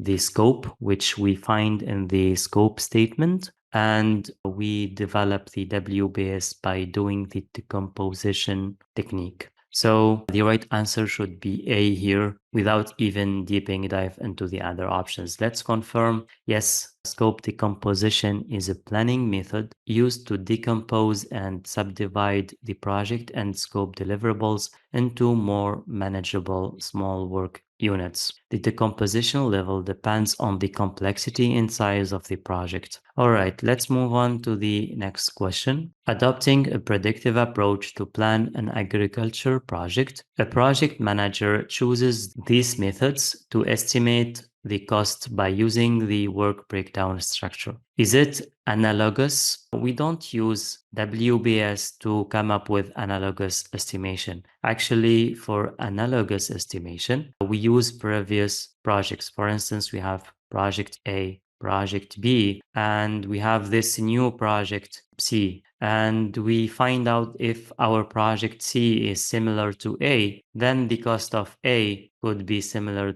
to the cost of the new project C. This is analogous, but in our case, we are using WBS, so analogous is not used in this case. Parametric. Also, parametric is not the right option because in parametric, we are using a unit. For instance, we have this for 1 meter of work. For instance, for 1 unit of work, it costs, let's say, 10,000 US dollars. Since we have 5 units, it costs 50,000. We are not using such scenario in this case. Now we left with two options, top down or bottom up. Top down actually is similar to analogous, and top down is a high level estimation. You check from top, and that's why C is also not the right option. The right option is bottom up in our case. For instance, if we are having this WBS, we are going to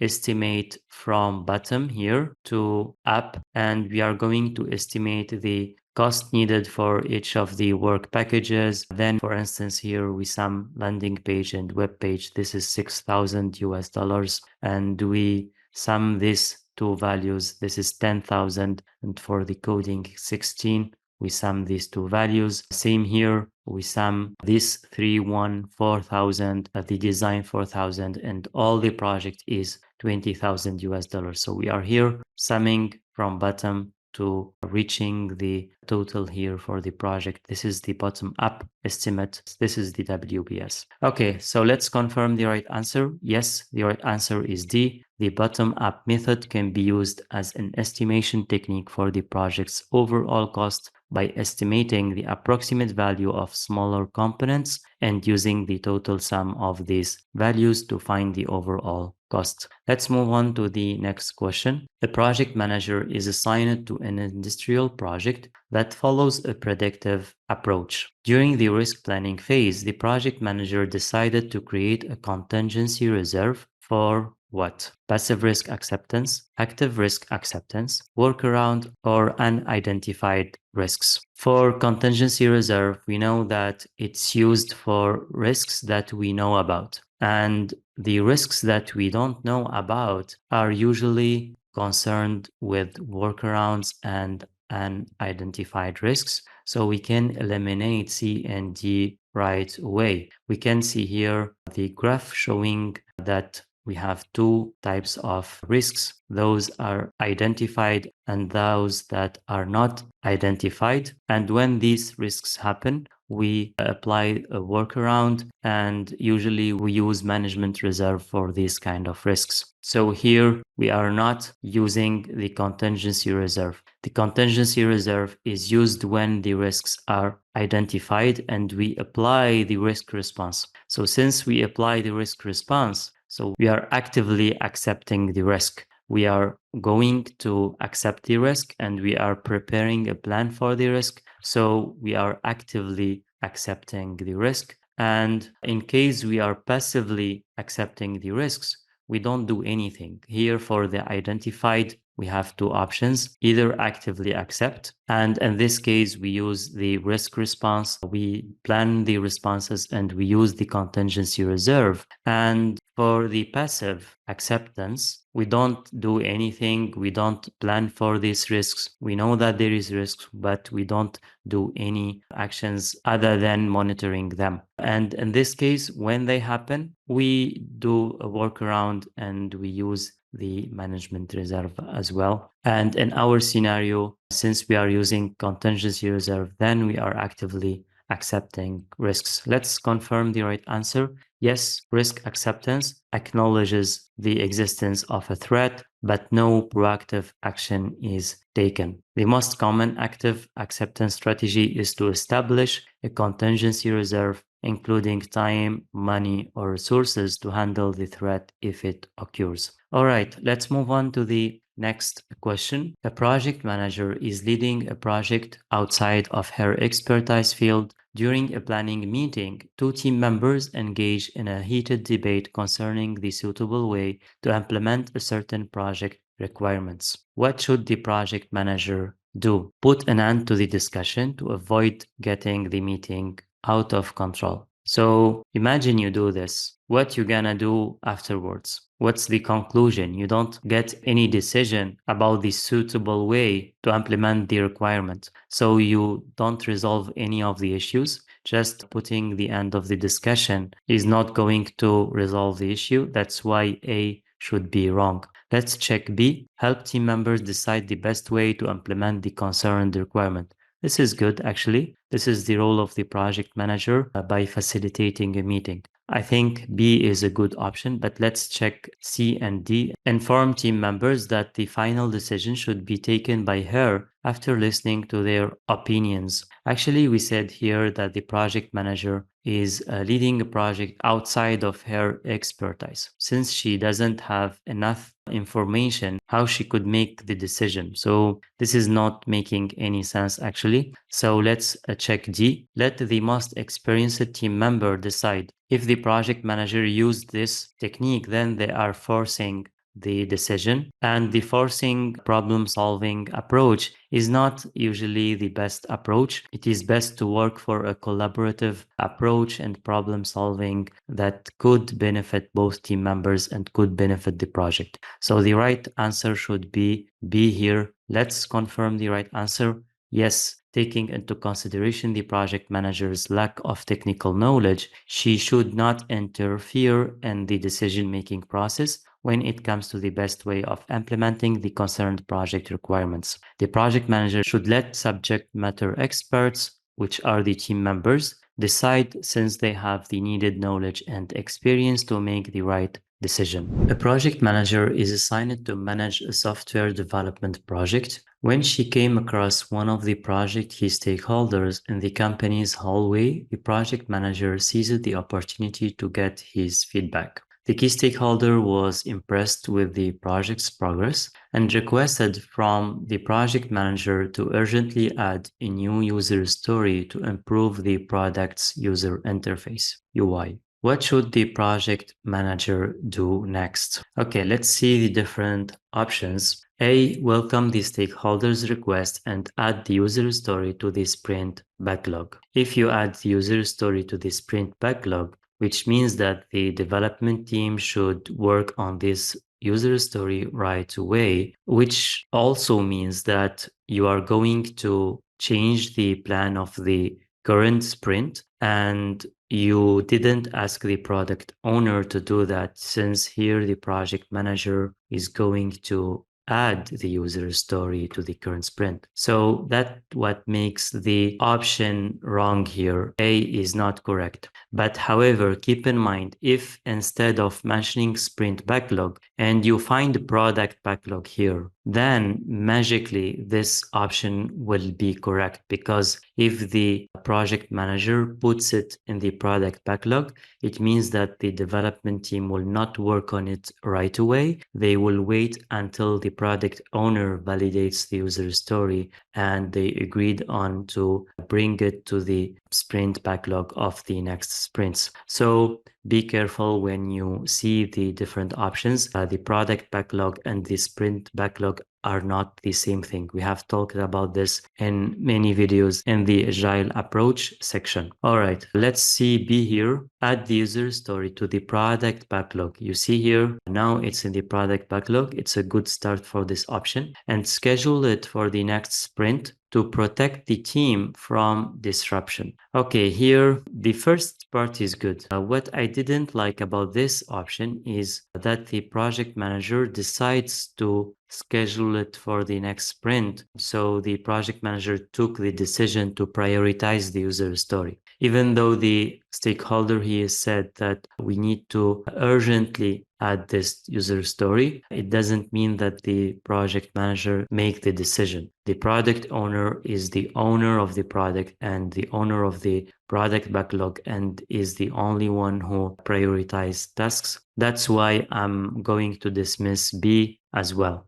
Let's see the third option. Add the user story to the product backlog. That's fine. And let the product owner decide its priority. This is actually very good, because here the project manager is not taking the product owner responsibility. They just added it to the product backlog and let the product owner decide about the priority. That's good. Let's check D. Refuse to create the user story, since it's the product owner's responsibility to maintain and refine the product backlog. Okay, it's not wrong that the product owner responsibility to maintain and refine the product backlog, but anyone can add user stories. The project manager could add user stories, the development team, key stakeholders, or any stakeholder stakeholder involved in this project could add user story, and the final say remains with the product owner. The product owner could archive these user stories if the product owner doesn't agree with the user story. So anyone is welcome to add changes. That's why refusing to create the user story is not the right course of action, and the right option should be C. Let's confirm. Yes, the correct answer is C. When a new requirement is received, it should be added to the product backlog and then prioritized by the product owner in order to be implemented. Okay, let's move on to the next question. A project involved dozens of stakeholders. Most of them need high-level information and updates about the project status, while the rest need more detailed information and frequent updates. Therefore, the project manager decides to set up an action plan to respond to these different requirements. What should the project manager create? Power and trust grid, stakeholder register, or stakeholder engagement plan, or stakeholder engagement assessment metrics. Okay, here, the project manager would like to create an action plan to respond to these different requirements. So the power and trust grid is just mapping of the stakeholders. It doesn't give us a detailed plan on how to deal with each of the stakeholders. That's why it's not the right answer. D is also a mapping technique. We used stakeholder engagement assessment metrics to define whether the stakeholders are supportive, they are not supportive, are they neutral, are they aware or not aware, and stuff like that. So this is also doesn't include a detailed action plan on how to respond to these different stakeholders. Stakeholder register is a list of all the stakeholders. We could include their contacts, we could include some information, but it doesn't necessarily have an action plan. It's mainly to have a record of all the stakeholders, and the best course of action for this project manager is to develop a stakeholder engagement plan. Stakeholder engagement plan could include the different steps of involving and engaging these stakeholders. Let's confirm. Yes, the right answer is C. The stakeholder engagement plan sets up strategies and actions to ensure the positive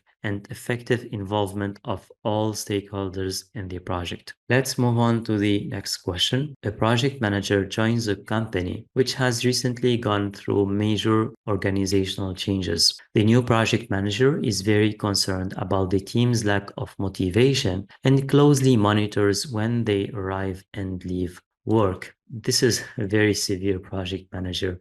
Sometimes we find these kinds of project managers who are very concerned about their team and they try to micromanage them. What type of management style does the new project manager exhibit? Is it theory X, Y, Z, or X, Y? I didn't heard about this theory before, so most probably it's a made up term. In your PMP exam, if you are well prepared, you might find some new keywords. So be careful. If the keyword you never encounter, maybe it's a made up term. So try to avoid it. 80% or 90%, the words that you don't understand are wrong options. So for our case, this is I didn't encounter. So most probably it's wrong. Theory Z here is for long-term fulfillment and retention of employees, which is not the case here. And we remain with theory X or theory Y.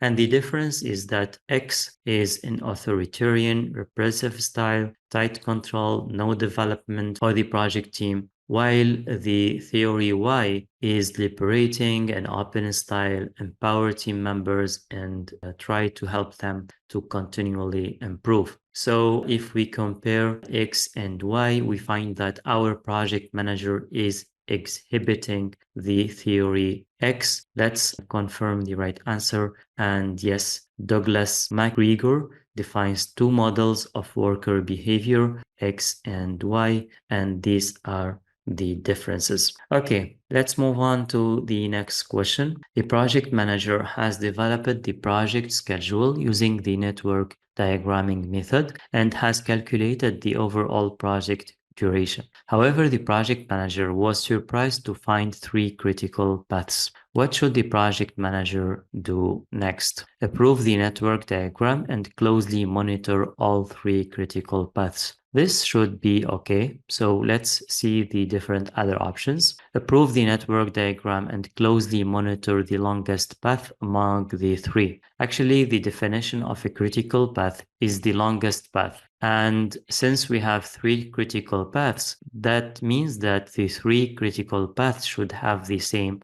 length. So here it doesn't make sense to have one longer than the other, and B is obviously a wrong option. Re-examine the network diagram since it's supposed to only have one critical path. It's fine because sometimes we have 2 or 3 critical paths, sometimes even more. And in such a case, the project will be more risky because any delay of any task could lead to delaying the project. And once we have too many critical paths, means that we have too many tasks which are critical, which means that the probability of having the project delayed is more. So we need to closely monitor these critical paths. So C here is wrong. It's fine to have more than one critical path. Re-examine the network diagram since it is not supposed to have more than 2 critical paths. We said that it's possible to have many critical paths. So D is wrong as well. And the right answer should be A. Let's confirm. Yes, the right answer is A. And the project manager should approve the network diagram and closely monitor all these critical paths.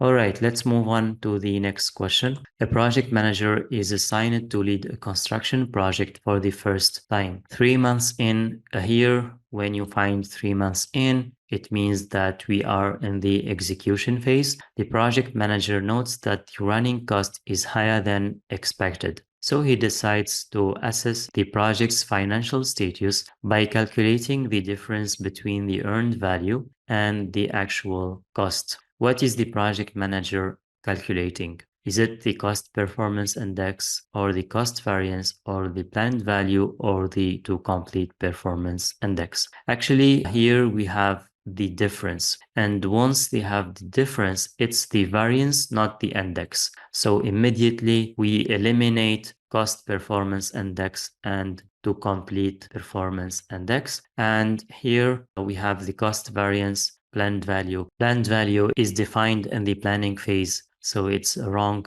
option. And the correct option is cost variance, which is the difference between the earned value and the actual cost. Okay, let's see here. The correct answer is B. Excellent. Let's move on to the next question. A project manager is in charge of an ergonomic chair design project. Upon the identification of some technical risks, the project manager decides it's best to create a prototype. Okay, this is an example of risk, acceptance, avoidance, transfer, or mitigation. Here, when we have acceptance, it means passive acceptance because we didn't define whether it's active or passive. If we encounter passive alone, it means passive acceptance. And passive acceptance involves doing nothing. Just accept the risk and monitor it during the execution and do not do any kind of planning or setting contingency reserve or anything like that. And in our scenario, the project manager decides to do something, decides to create a prototype. So it's obviously not an acceptance risk strategy. It's not a passive acceptance risk strategy. B, avoidance. Here, by avoiding risk, you eliminate it, which means that you are trying to 100% eliminate the risk. No chance that you have problems or technical risks, such in our case. The prototype is not going to eliminate these technical risks, it's going to reduce it. So that's why avoidance is not correct as well. Transfer is not correct as well because we don't see any third party that we are going to transfer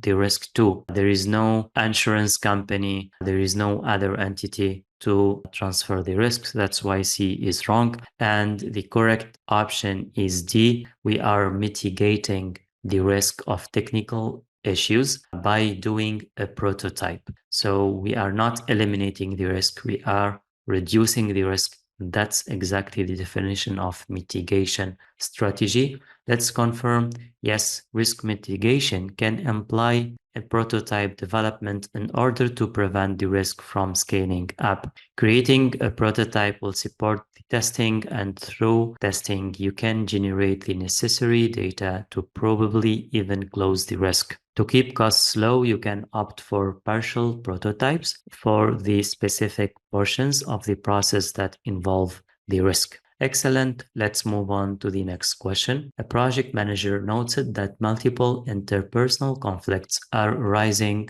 among team members. What is the best way to handle such conflicts? The project manager should always smooth conflicts since they distract the team and hinder work progress. Okay, so smoothing conflicts means that you are going to downsize the importance of the conflicts. And by lowering the importance of conflicts, you are not going to resolve them, just you are going to postpone the problem and you are not going to collaboratively resolve the problem. So this is not effective method, and maybe in the other options we could find a better option. Let's see B here. The project manager should address conflicts in open meetings so that the entire team can contribute to finding a solution. I don't like here address them in open meetings. We know that there are two types of conflicts. When it comes to technical conflicts, discussing them in open meetings is good. But when it comes to interpersonal conflicts, maybe talking to team members privately and try to understand what are the motivations, what are the characters of the different team members in private manner is better than having such an open discussions with all the team members. So I don't like B either. I think maybe we should find a better option. C, the project manager should address conflicts proactively and privately using collaborative and direct approaches. This is way much better than A and B, and the project manager here try to proactively resolve the problem, not smoothing them, and try to privately deal with this interpersonal conflicts, not openly with other members. So this is better actually. Let's check D. The project manager should be firm and use his coercive power to quickly resolve conflicts. We have seen that if the quickly used, then it's most probably not a good option. And here, coercive power is not good either because the team will just fear you. They will not improve their interpersonal skills and they will just act differently when you are there. But when you are not there, they will have conflict with each other. So D is not a good option, and the best option is C. Let's confirm. Yes, conflicts should be addressed as early as possible. So proactively using collaborative and direct approaches. It's also recommended that interpersonal conflicts be handled privately among concerned team members rather than in open meetings. Technical conflicts, on the other hand, should be discussed in open meetings so that the entire team can participate in finding a solution. When disruptive conflicts persist, you should resort to formal procedures,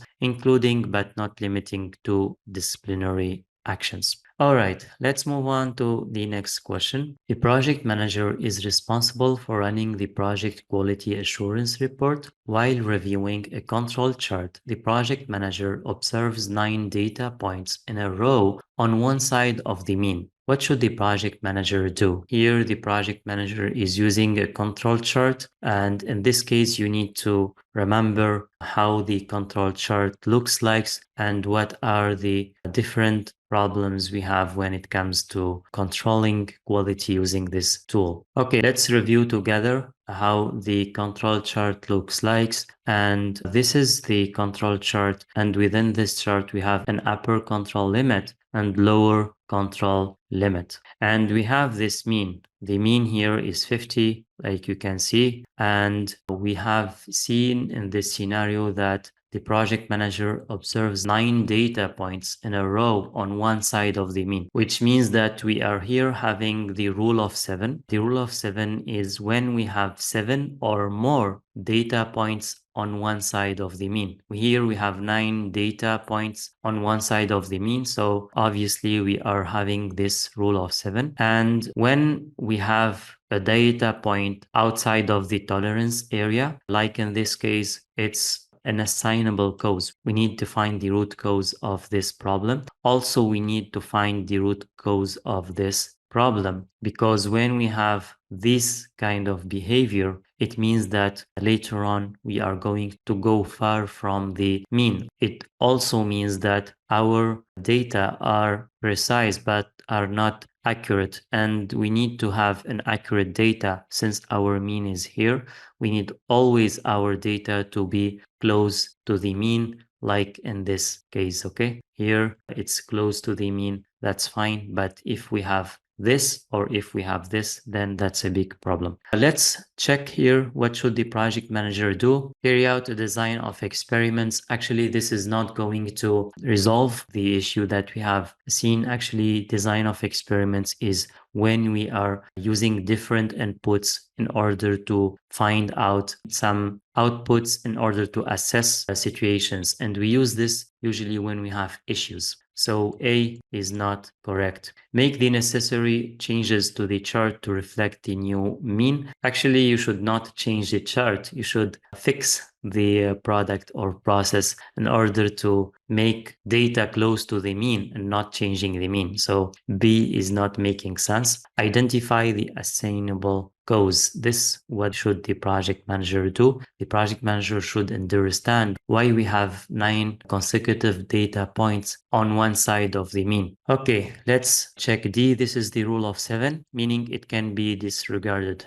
The rule of 7 should not be disregarded. It should be analyzed and try to understand its assignable cause. And the right answer is C. Yes, the right answer is C. Excellent. Let's move on to the next question. A project manager gives the project team members the freedom to make decisions, expecting them to solve issues on their own. Which of the following leadership approaches does the project manager adopt? Here, we know that if the project manager is giving freedom to the team to make decisions, then it should be a laissez-faire leadership. That's the definition of the laissez-faire leadership. It's a French word. It means let them do. The project manager is not involved in the decision making. And this is convenient when the project manager is not having enough knowledge or is having too much confidence on their team. And let's confirm, yes, this is the right answer. And as you can see here, it's a French term that means follow, to act, or do. This leadership style is ideal for a highly skilled team since it's characterized by a hands-off approach. Okay, let's move on to the next question. A project manager is managing an online e-learning platform. The project team is following the Scrum framework,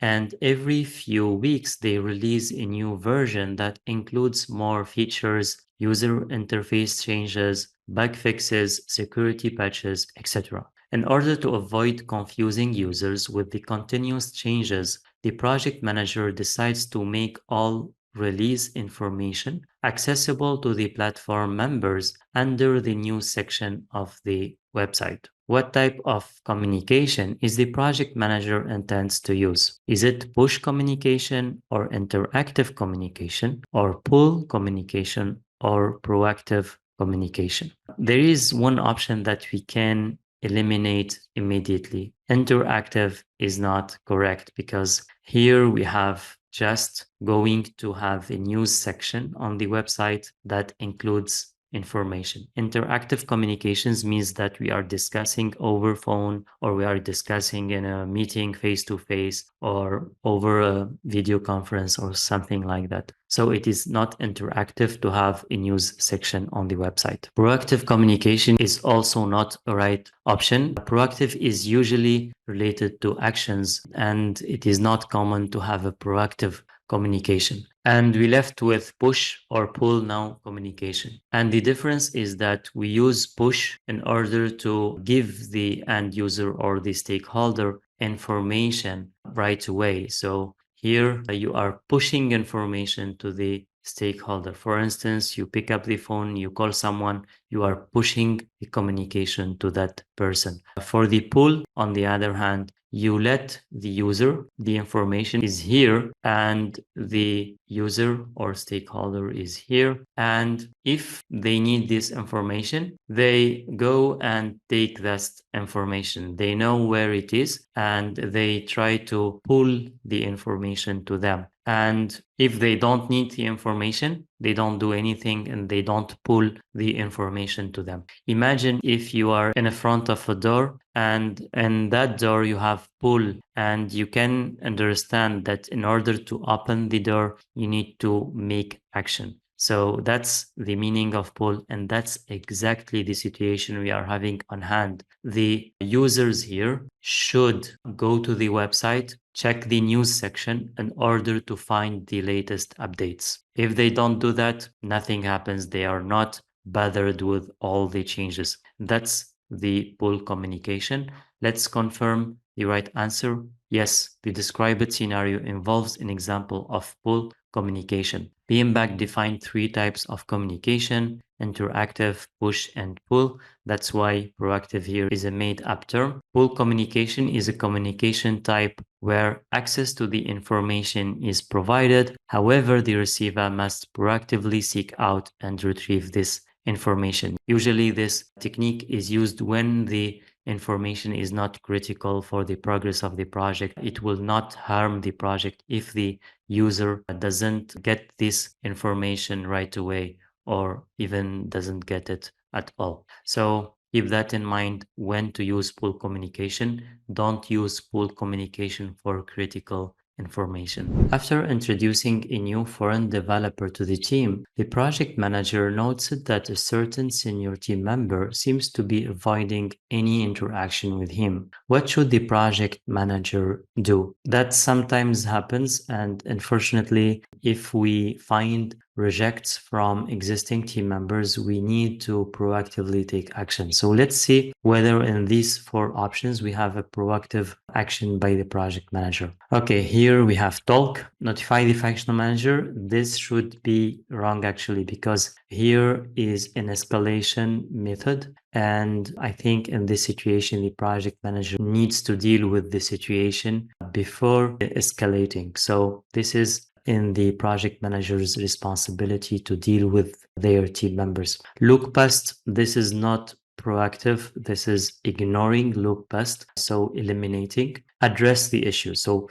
by just reading the few words from the different options, we are able to eliminate two options. That's great actually. You can use this technique if you don't have enough time. If you have the pressure to complete the questions quickly, just read from the beginning and see if there is a good course of actions or not. Okay, let's now complete reading this A and D and compare each other. A, talk to the senior team member privately to try and find out the reason behind. This is good actually. Usually when you find that there is analysis of the root cause, then that's good. The reason behind his behavior, while making it clear that discrimination is neither tolerated nor accepted. That's a good option here. But let's check D as well. Address this issue in the next team meeting by scolding the team. Scolding here means that you are going to severely ordering the team member to not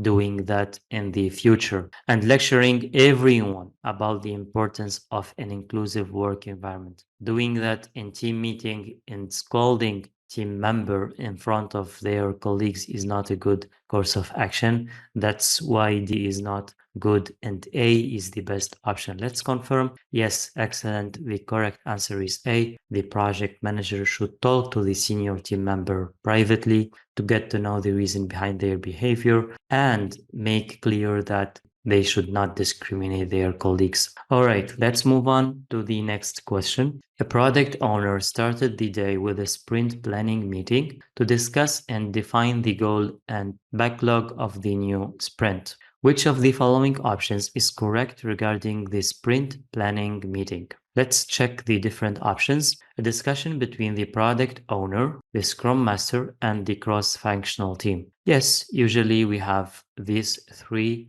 roles in the sprint planning meeting. Let's check the other options. Discussion between cross-functional team members only. That's not correct when it comes to sprint planning. But for stand-up meeting, that's fine.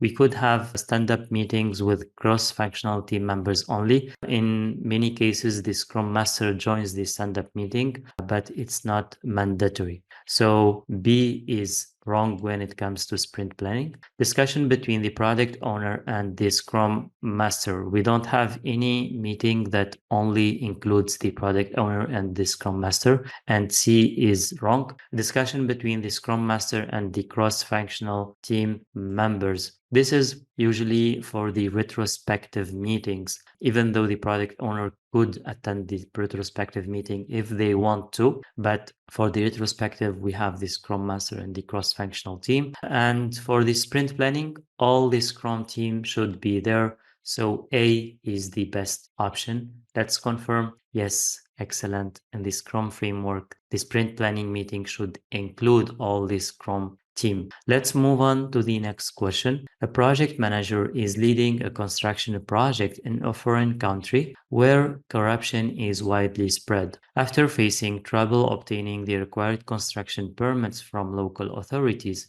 a team member suggested giving a bribe to the local officials to get things going and execute the project without issues. What should the project manager do? If you are in the place of this project manager, are you going to give the bribe? Let's see the different options. A, refuse to give the bribe. B, give the smallest amount of money possible, which means that you are going to accept but negotiate on the amount of the bribe. Is that good? No, of course. Don't do that. Negotiate a non-monetary bribe. At the end, bribe is a bribe, whether it's a monetary or non-monetary. That should not be done by the project manager. And finally, ask the team member to give the bribe on their behalf. That's same. If you give the team member or if you give it yourself, it's the same behavior. Asking someone to do something that is against the ethics of project management is not right. And the right option is to refuse to give a bribe, whatever is the situation. Okay, you might say, what can I do if I am in such a situation? I'm not going to give a bribe.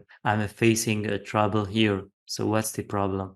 It's out of your hand as a project manager. Escalate the issue to the organization and give them that you cannot move because of this and your organization should take care of this situation. As a project manager, follow the rules. Follow the legal processes in order to get the construction permits. You cannot do that legally. Report to the organization. Easy peasy, right? Let's confirm. Yes, it doesn't need confirmation actually. The correct answer should be A. It's too obvious. And you can refer to the PMI Code of Ethics. It's a few pages document that you can find easily on the internet. Just type PMI Code of Ethics and you can find that PDF. It includes all the things that the project manager should steer away from, such as corruption, theft, embezzlement, fraud, bribery, stuff like that. All right, let's move on to the next question. A project manager was assigned to a park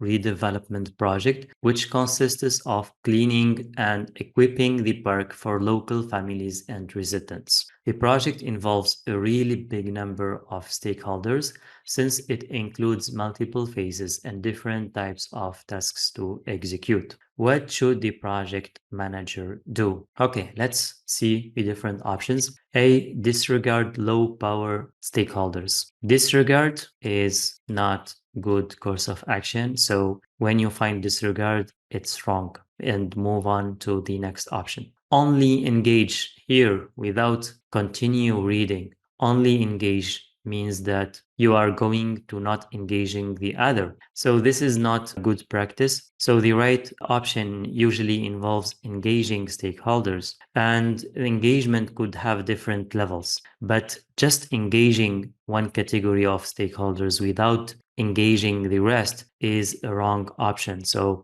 that's not a good practice to only engage a category and just ignore the rest. It's very close to this one actually. Disregarding low power stakeholders means that you are engaging high power and disregarding low power. Don't do this.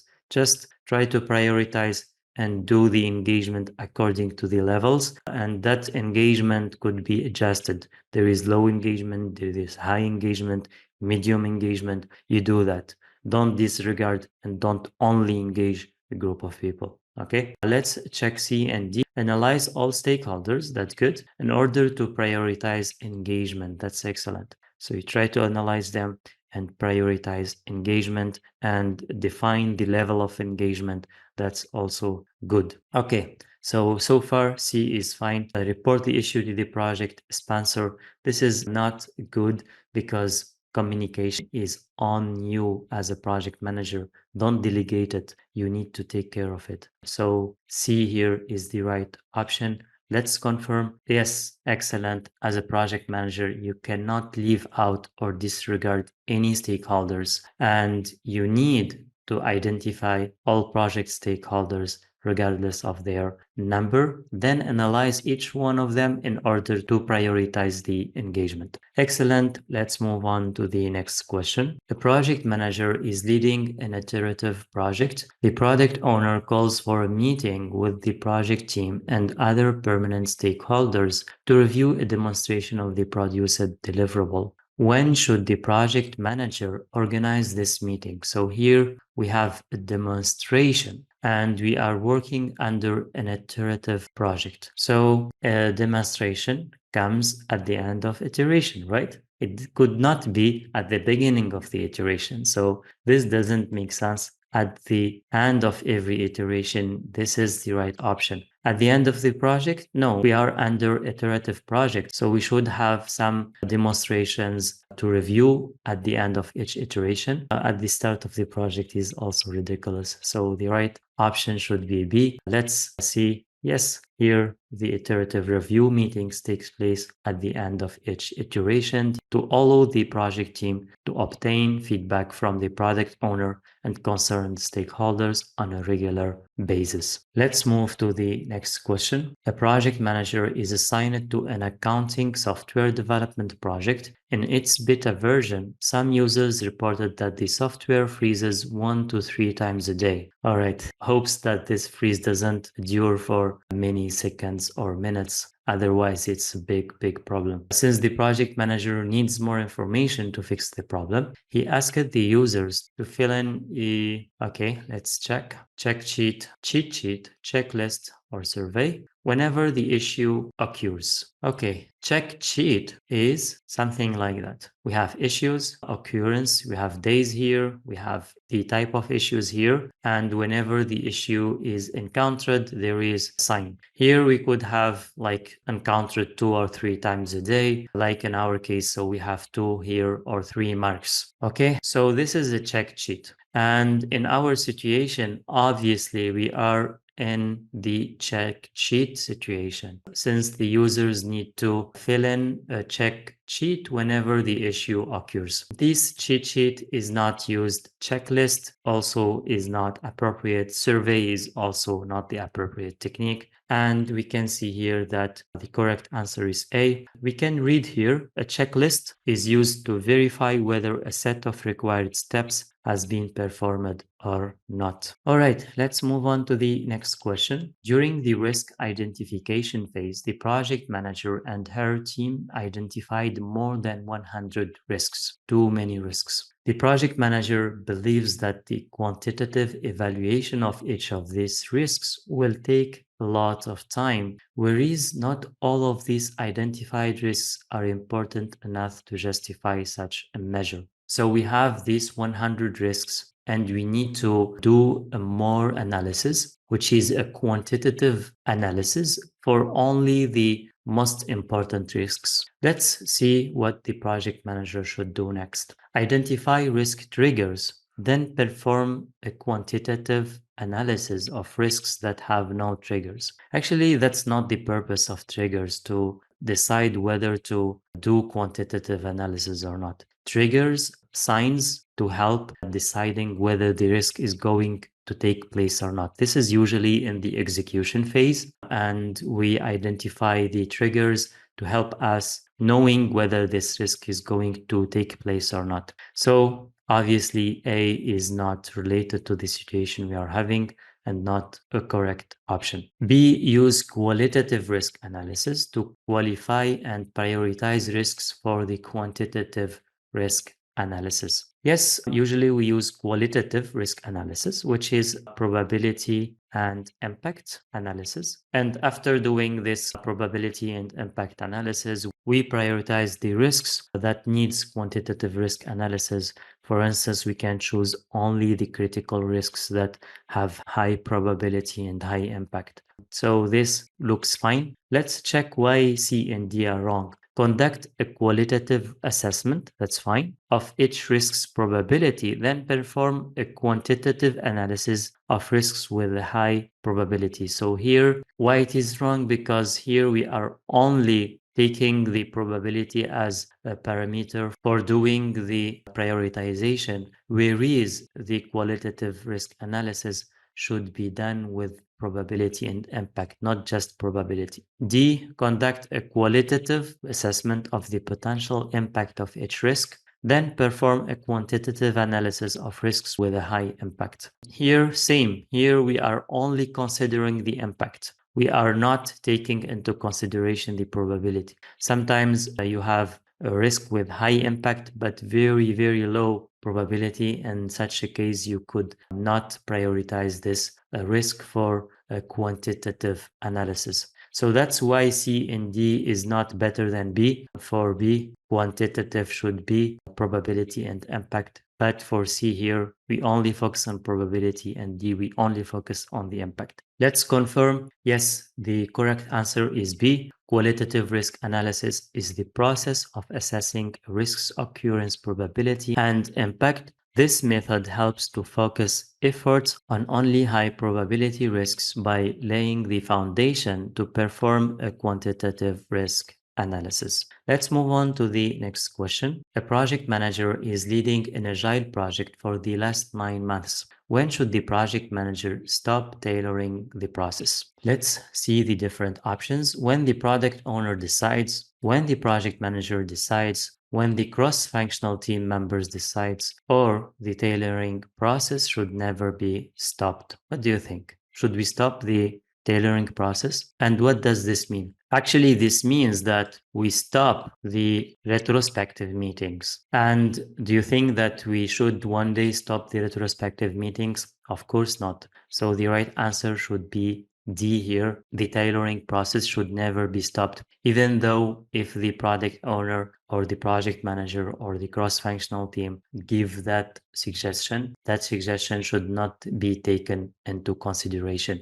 We should always learn from our mistakes. We should always learn and adapt our processes because there is always rooms for improvement. We should not stop improving. Okay, let's confirm. Yes, the project manager that truly understands Agile knows that tailoring its processes is a continuous task. Let's move on to the next question. An Agile project manager is leading a software project using the Scrum framework. While the cross-functional team implements user stories during the sprint, what should the product owner do? Okay, let's check A here. Add more tasks for the team so they can deliver more value. That's funny actually, because we know that during the sprint planning, the product owner and the development team agree about the user stories to be shipped in that sprint. So during that sprint, the product owner should not add more tasks. This is obviously wrong then.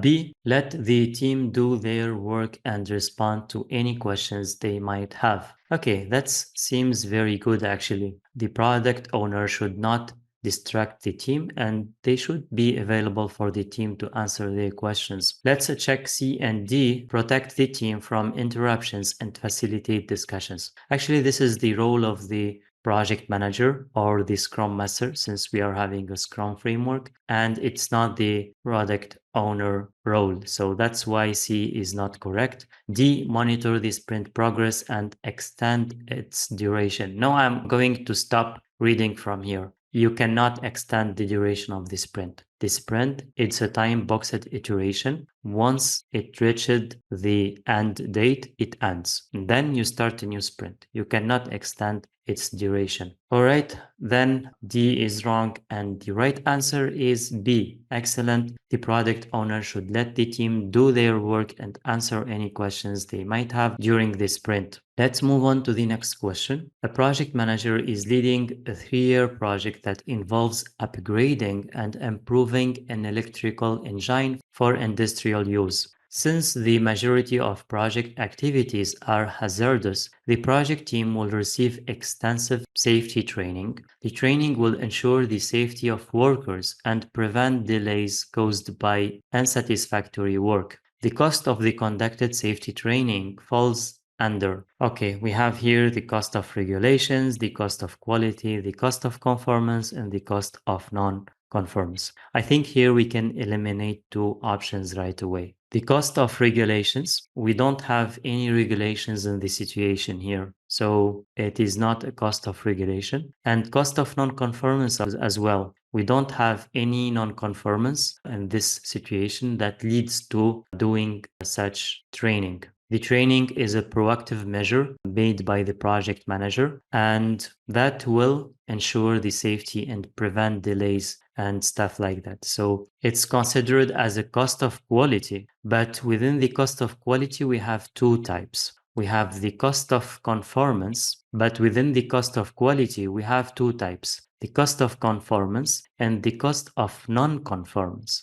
So if we choose between these 2, this training is rather the cost of conformance, because we are going to work on the skills of the workers in order to improve the quality. The cost of quality could be correct for this, but it's not accurate, because cost of conformance is part of cost of quality, so it is better to choose the accurate option among all the options we have. Let's confirm. Yes, the correct answer is C. Training costs fall under the cost of conformance to quality. The described scenario does not mention that the training was conducted to comply with certain regulations. The cost of quality is too generic as an answer, since it compromises both the cost of conformance and the cost of non-conformance. The cost of non-conformance involves the cost of internal and external failures costs, which is not the case here. While working on a large project to develop a fingerprint voting system, the project manager notices that lately a senior developer in the project team missed 2 consecutive deadlines. What should the project manager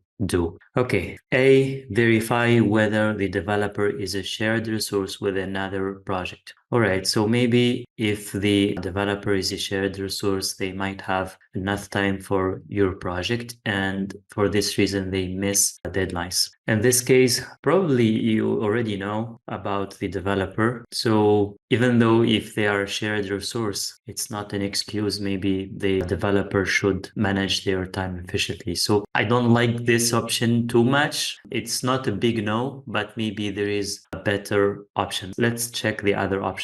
Give the developer a formal warning via email so he can work on improving his work quality. Here, jumping to formal warnings, and warnings here, I don't like it too much, as if like it's a yellow card, next time it's a red card and they will be kicked out of the company. So I don't like this one. Even though using email here is not the best way, when there is an issue, opt always for a face-to-face direct communication, not using emails only for like formal things, and it's too early for formal learning in this case. That's why I think B is a wrong option.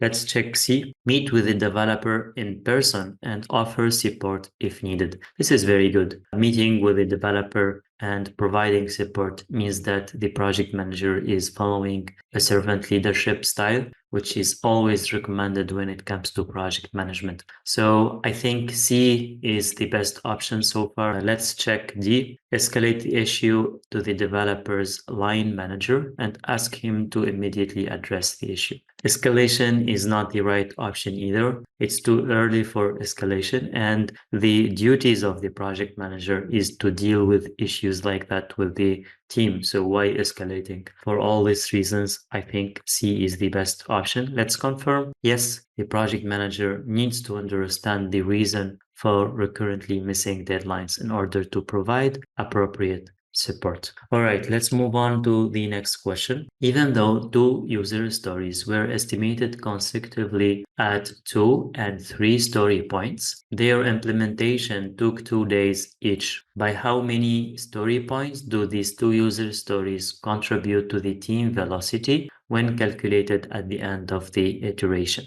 We know that the velocity is the sum of all the estimations of user stories completed within a sprint or iteration. In this case, since they completed 2 and they completed 3, so the sum is 5 story points. The right answer should be D. And implementations here took 2 days. It's fine. I mean, sometimes we estimate like 2, 3, or even 5, and during the implementation, we find out that we spend less or more time than what we expected. That's totally fine. Okay, let's confirm the right answer. Yes, the right answer is D, since velocity in the described scenario is calculated based on story points, then 2 user stories should count for 5 story points. However, if the team velocity were based on actual days, the 2 user stories would represent 4 actual days in the team's total velocity. Okay, let's move on to the next question. A project manager is leading a 1-year agile project.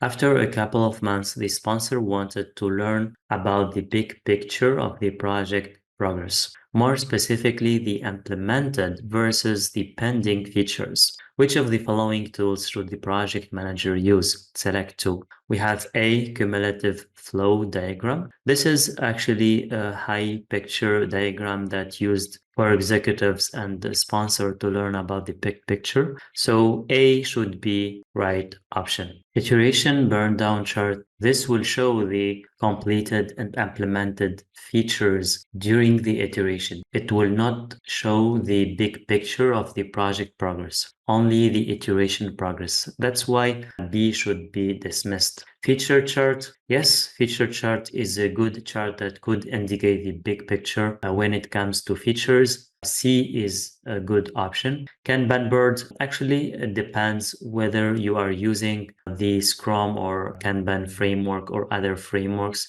Here it says Agile project, so we don't know exactly what framework. Because if we are using Scrum, the Kanban board is reset on each sprint, so we cannot see the big picture. If we are using the Kanban approach, then all the features could be listed in the Kanban board, but throughout the project, the done maybe features will be very long list. Also, the to-do list, maybe it's a very long list, and it's not easy to see the big picture when it is a very long project using a Kanban board. So the best 2 options are A and C. Let's confirm. Yes, the cumulative flow diagram and the feature chart both provide a complete picture of the progress of a release or a project. Okay, let's move on to the next question. A project manager works for an organization that uses extrinsic motivators to improve team morale and productivity. What incentives should the project manager offer the team in order to comply with the company's policy? Select 3. Let's find out the different incentives. Let's check the different options. But first, I would like to remind you about the differences between extrinsic motivators and intrinsic motivators. Here, according to the Herzberg's theory of motivation, we have these motivators, which are intrinsic, such as the willing for achievements, the recognition, the responsibility, the needs for growth, doing meaningful work, having a better career, stuff like that. However, extrinsic hygiene factors includes job security, personal safety, good salary, work-life balance, good working conditions, fair organization policies, and stuff like that. The non-existence of these extrinsic factors leads to demotivating the team members. However, the existing of these intrinsic motivators means to motivate the team members. Okay, let's check now the different options and see what each option relates to. A, create an employee of the month award. This is considered as an extrinsic motivator, so this should be right according to our question. Offer a 10,000 US dollars bonus for the most performant team members. That's cool. Okay, this is extrinsic as well. Allow team members to work on tasks they enjoy. This relates to meaningful work, and that's an intrinsic motivator. So it's not an incentive that the company is doing, since they are doing only extrinsic motivators. D, praise team members for their hard work. This is considered as an extrinsic, but keep in mind that praising team members is a good thing because it also increases the intrinsic motivation, because when you praise people, their desire to do good work is increased and their internal interest, internal motivation will be increased. That's very great, actually. All right, so let's confirm the right answer. A, B, and D are correct answers. Excellent. Let's move on to the next question. A project manager is leading a project that follows a hybrid approach. Even though the project manager made sure that all iterations have a balanced workload, he notices that a particular team member was getting overwhelmed while other members seem to be doing fine. What should the project manager do? Okay, let's see the different options. Inform upper management. Okay, I can stop here. Informing upper management is not appropriately, so just skip to the second option. Personally meet with the stressed team member. Okay, this is good start. Let's continue. Personally meet with the stressed team member to discuss ways to better manage their time. This is actually very good. I like this option. It's most probably correct option, but let's confirm with the other two remaining options. Raise the issue with the team in the daily stand-up meeting. That's not the appropriate meeting to raise issue with the team member. Personally meet this team member and separate meeting is the appropriate course of action. So that's why C is wrong. D, track the stressed team members' tasks in a separate backlog for additional analysis and reporting. Actually, creating a separate backlog is not recommended course of action. We only have one backlog when it comes to Agile.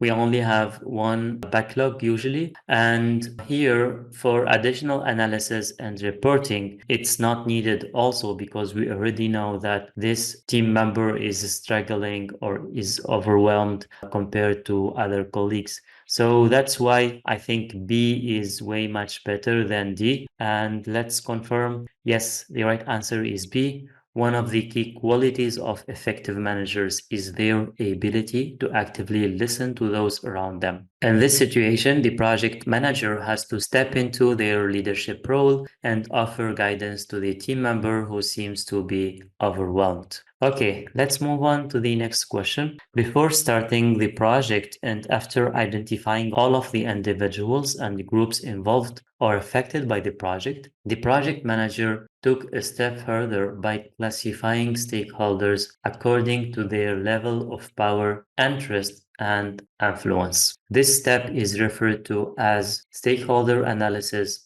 identification, monitoring, or engagement. Here we can see that the project manager is classifying stakeholders. So we are still at the beginning of the project. So we are not identifying them, since stakeholders are identified and they are being classified. Monitoring is when you are executing the project and you observe what is the standing of the stakeholders towards the project. So this is also not correct. Engagement during the execution. Also, we are trying to improve the engagement of stakeholders and communicate to them and involve them in the project. So all these are not correct, and the correct option is analysis. The project manager is doing an analysis right now. Let's confirm the right answer. Yes, the right answer is A, since the question states that the stakeholder were already identified and that the project didn't start yet.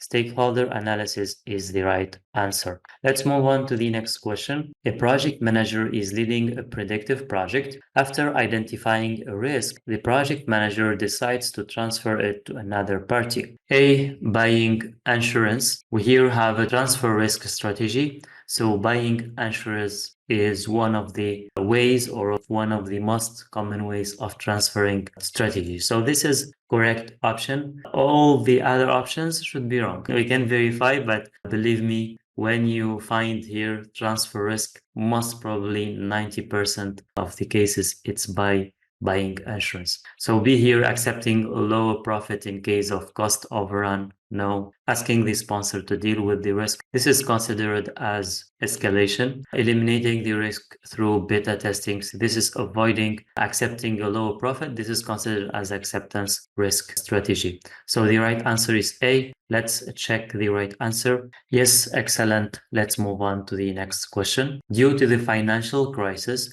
an organization decides to pause all internal projects to undefined date. A project manager within this organization has a weekly meeting with a subcontractor who provides the majority of the project's physical resources. What type of communication should the project manager use to inform the subcontractor of the contract discontinuation decision? Let's check the different options. Informal written, formal written, informal verbal, or formal verbal. I think we can eliminate two right away, since here we are going to inform the subcontractor of a contract discontinuation. Here, when we have contracts, it's best to use the formal communication, and we can eliminate A and C immediately. We have two options. Either we have formal written or formal verbal. Even though we are having a weekly meeting, verbal is not best when it comes to such a decision. So it's better to record the decision in a written way, so we have all the proofs and we follow all the procedures when it comes to contract and stuff like that. Let's check the correct answer. Yes, B is the correct answer. When dealing with complex issues such as updating a plan or dealing with legal matters, it would be best to document such discussions and decisions using a formal written format. Okay, let's move on to the next question. During a workshop about the Agile approach, the project manager stated that Agile teams should be cross-functional and self-organizing, explaining that each member of the team should be cross-functional and self-organizing. Is that making sense? Actually, we talk about cross-functional team and we don't talk about cross-functional team member. Also for self-organized, it's about the team, not about individuals. So that's why here each team is not correct. The Agile team should have all the required skills to deliver the product on their own. Okay, that's looks fine. It's all the required skills means this cross-functional. Deliver the product on their own means that they are self-organized. So B should be good, but let's check C and D why they are wrong options. The Agile team should have complementary skill sets and be able to organize the backlog by themselves.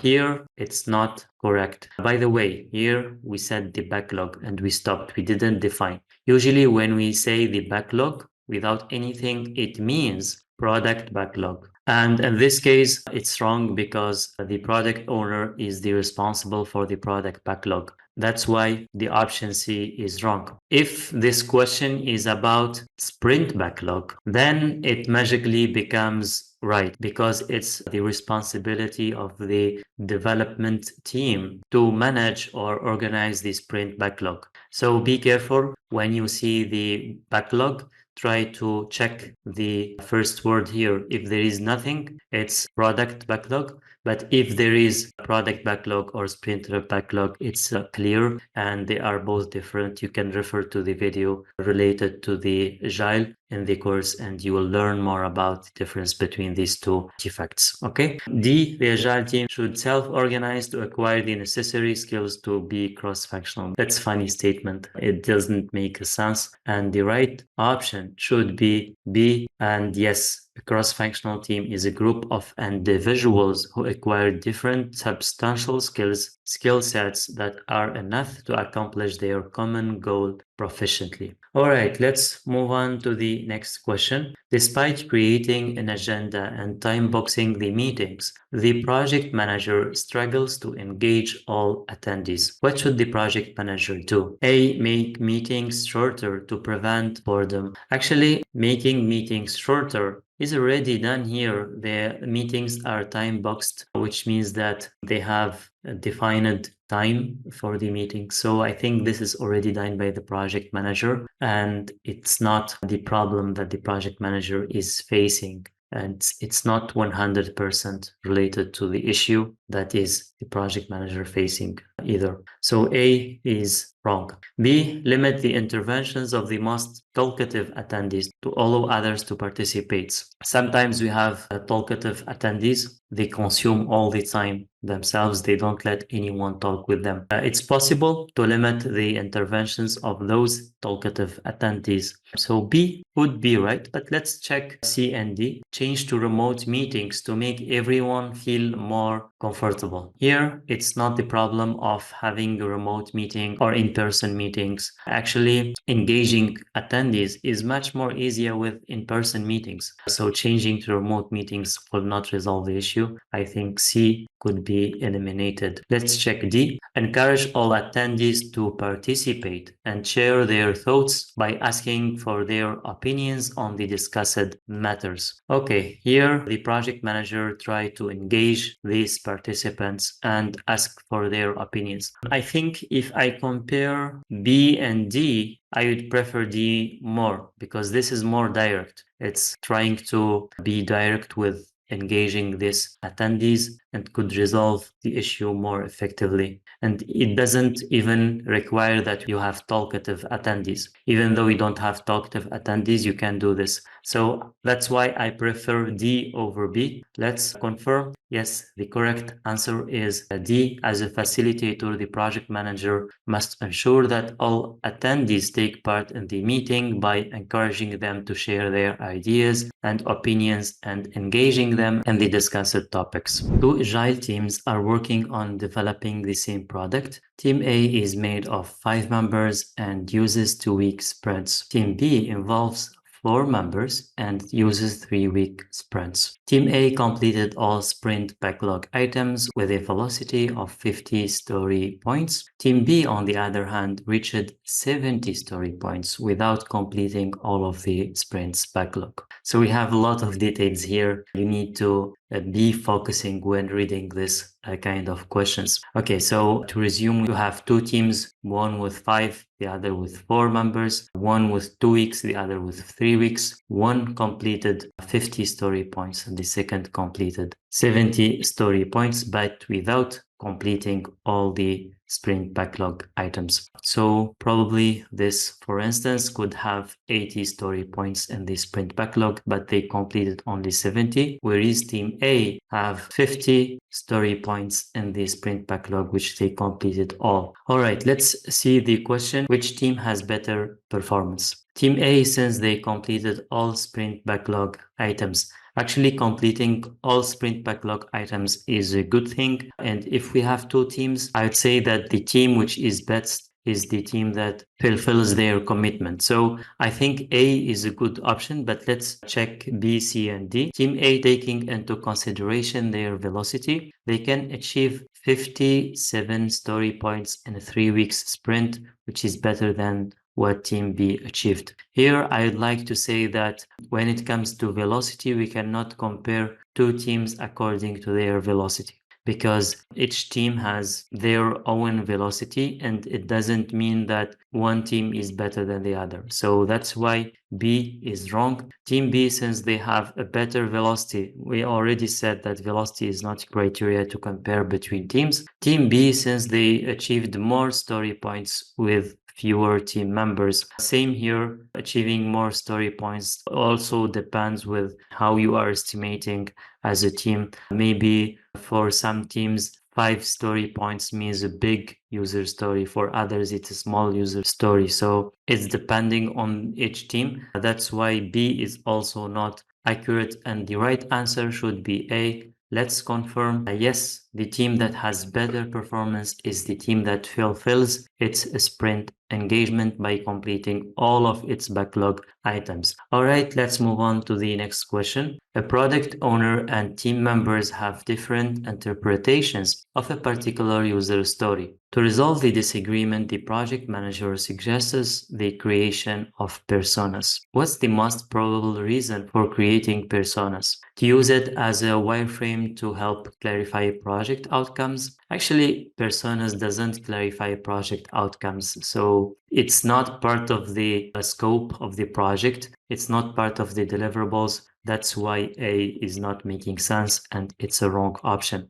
To engage stakeholders who don't know how much about the project. Engaging stakeholders is with the right communication, not with personas. That's why it's not an engagement tool, the persona. Let's move on to option C, to help the development team empathize with the users of the solution. That's exactly the purpose of personas. And D, to identify and describe real users of the solution. Personas is not about real users. They are fictitious personalities, and that are used only to help team members empathize with the end users of the solution. Let's confirm the right answer. Yes, the right answer is C. Let's move on to the next question. A project manager attended a meeting to finalize a procurement that was still in the negotiation stage. However, the project manager noted that discussions tend to drift to various irrelevant topics, with attendees occasionally going back to the meeting's main topic.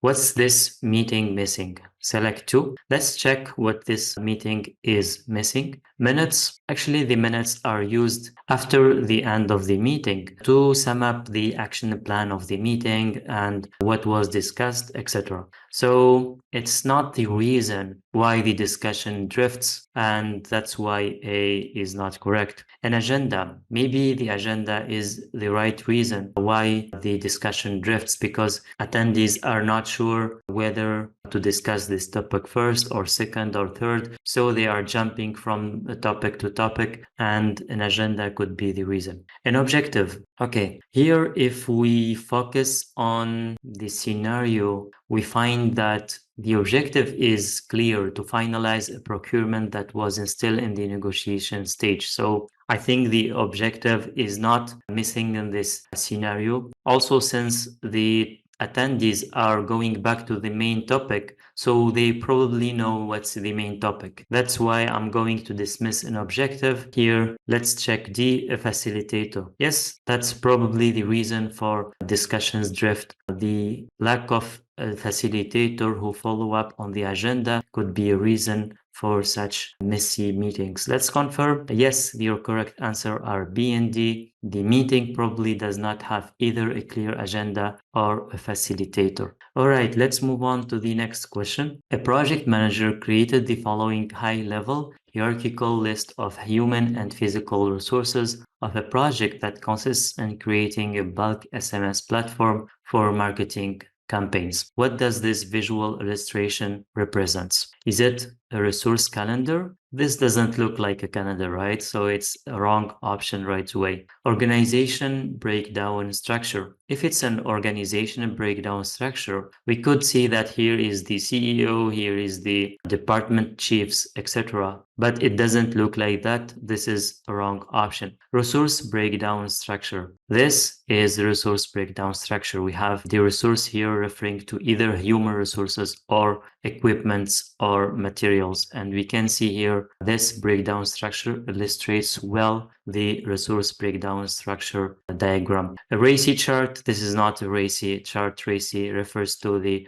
responsible, accountable, consulted, and informed chart, which is assigning the responsibilities of each of the team members or stakeholders of the project. This is clearly not a RACI chart, and the right option is C. Let's check here. Yes, C is the right answer. Excellent. Let's move on to the next question. During project execution, the project team had an issue with an unreliable vendor. Since the incident had a high impact on the project scope, the project manager decided to terminate the vendor's contract and never deal with them again in the future. Where should the project manager record this issue? Lessons learned register, change log, risk register, or issue log. I think there are two options that we can eliminate easily. The change log, there is no changes in this scenario, and the risk register, there is no risks. We have an issue and we have a lessons learned. So we have two things here. We have the issue and we have the lessons learned. And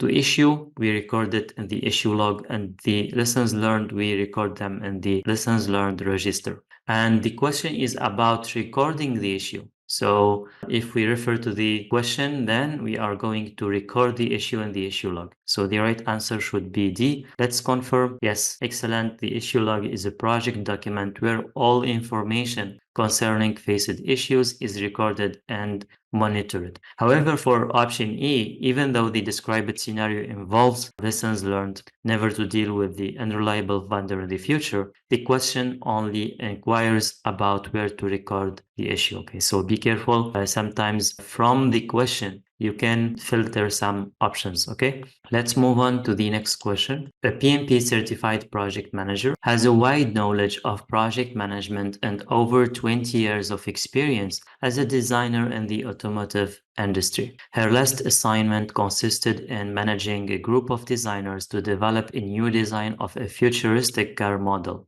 Knowing that the team trusts her decisions, which of the following powers does the project manager possess? Is it referent, expert, former, or persuasive? Here in this scenario, we can eliminate easily some options. We can eliminate the persuasive since we don't have any indication that she has a very persuasive skills. We don't know whether she's good in persuading people or not. Also, we don't know whether she has a referent power, since referent power is about admiration, about respecting people, identify yourself with this kind of leaders, and we don't have such kind of things here. We only know that she had wide experience and they trust her decision because she had a lot of experience. And since someone had a lot of experience and people trust their decisions because of that, then we are talking about an expert power rather than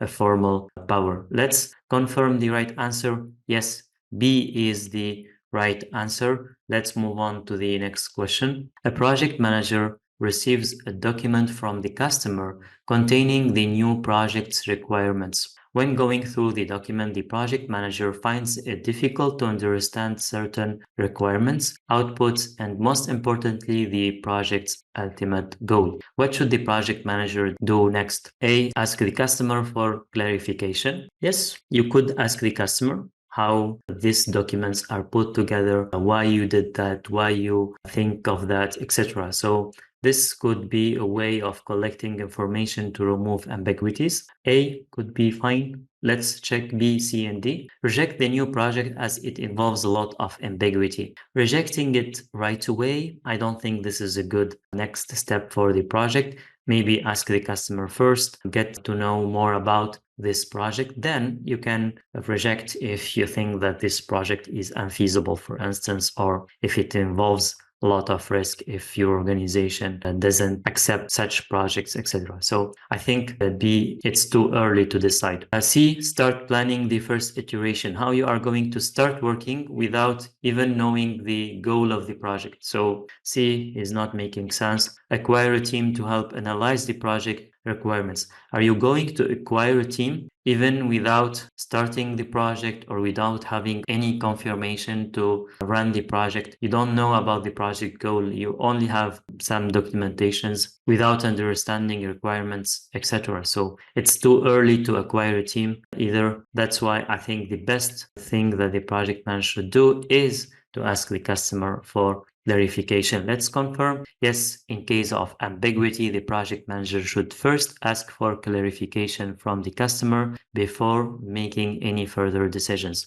The project involves unclear requirements and objectives. It's not appropriate to start planning project work or acquire a team without first creating a clear vision of what the project consists of. Let's move on to the next question. A company must select one of the two projects that have the same budget, but different returns and risk levels. Which tool or technique should be used in order to make the right decision? Is it the decision tree, tornado diagram, SWOT analysis, or sensitivity analysis? What do you think? Okay, the right answer should be decision tree. Why is that? Because if we have a look of the decision tree, we get this as an example. We usually in the decision tree, we try to make decision based on probabilities like that and on return. For instance, this is a return and we multiply by the probability and try to come up with different options with how much we are going to earn or how much we are going to take risk, etc.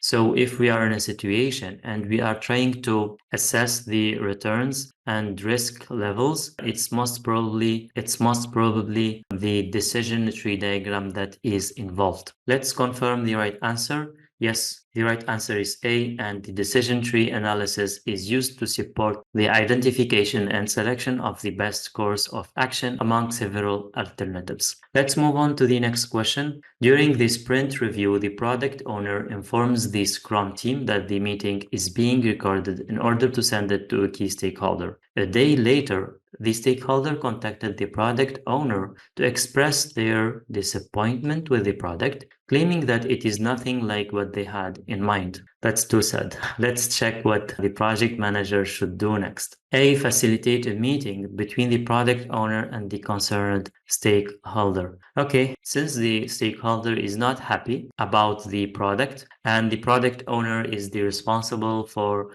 creating the vision of the product and managing the product backlog, maybe there is non-alignment between the stakeholder and the product owner. So having them discuss with each other is a good course of action. So I think this is making a lot of sense. Let's make this right and check the other options. Meet the stakeholder to review the product backlog items. Here, the project manager is not the one responsible for the product backlog items. So it should be wrong because this is the responsibility of the product owner. You should not take their responsibility, right?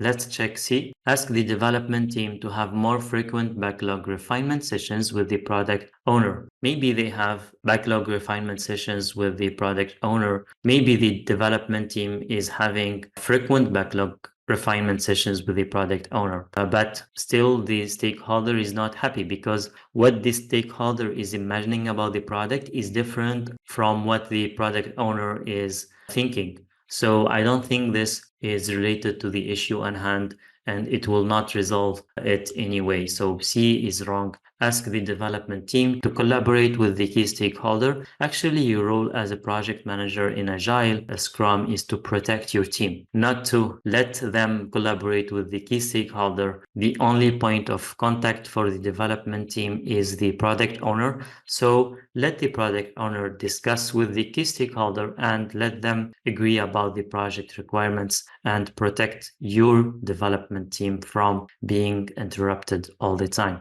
So that's why D is wrong, and the best answer should be A. Let's confirm. Yes, since the product doesn't meet the expectation of the key stakeholder, then there is a no alignment between the product owner and the stakeholder. The product owner is responsible for gathering and prioritizing requirements, and the feedback of the stakeholder indicates that the product owner didn't involve them enough in the process. Okay, let's move on to the next question. A project manager is leading an adaptive project using an online project management system that displays the real-time progress of the iterations and the overall project through different charts. However, a key stakeholder prefers to receive an email with the weekly status report instead. What should the project manager do? Sometimes we fall in such situations where we try to satisfy stakeholders with the best communication management that we think of. In this example here, the project management system that shows real-time progress, but the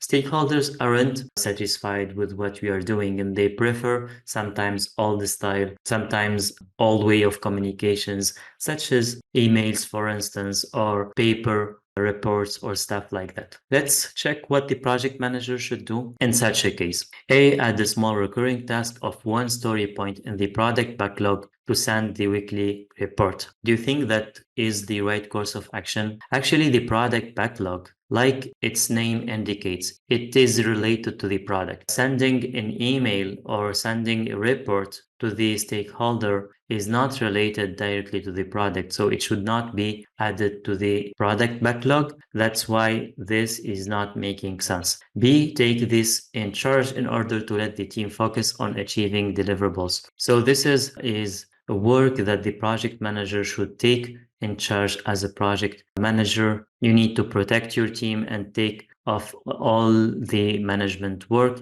and B should be right in this case. Check if there is a way to automatically send the weekly report through the project management system. This is also a good option. If you try to win some time for you as a project manager, you can try to automate sending the report. So this is also a good option. D, ignore the stakeholder request. I think useless to continue reading. Ignore here is not the best course of action. You should not ignore any request from stakeholders. Try to let them understand the constraints, talk to them, try to engage them.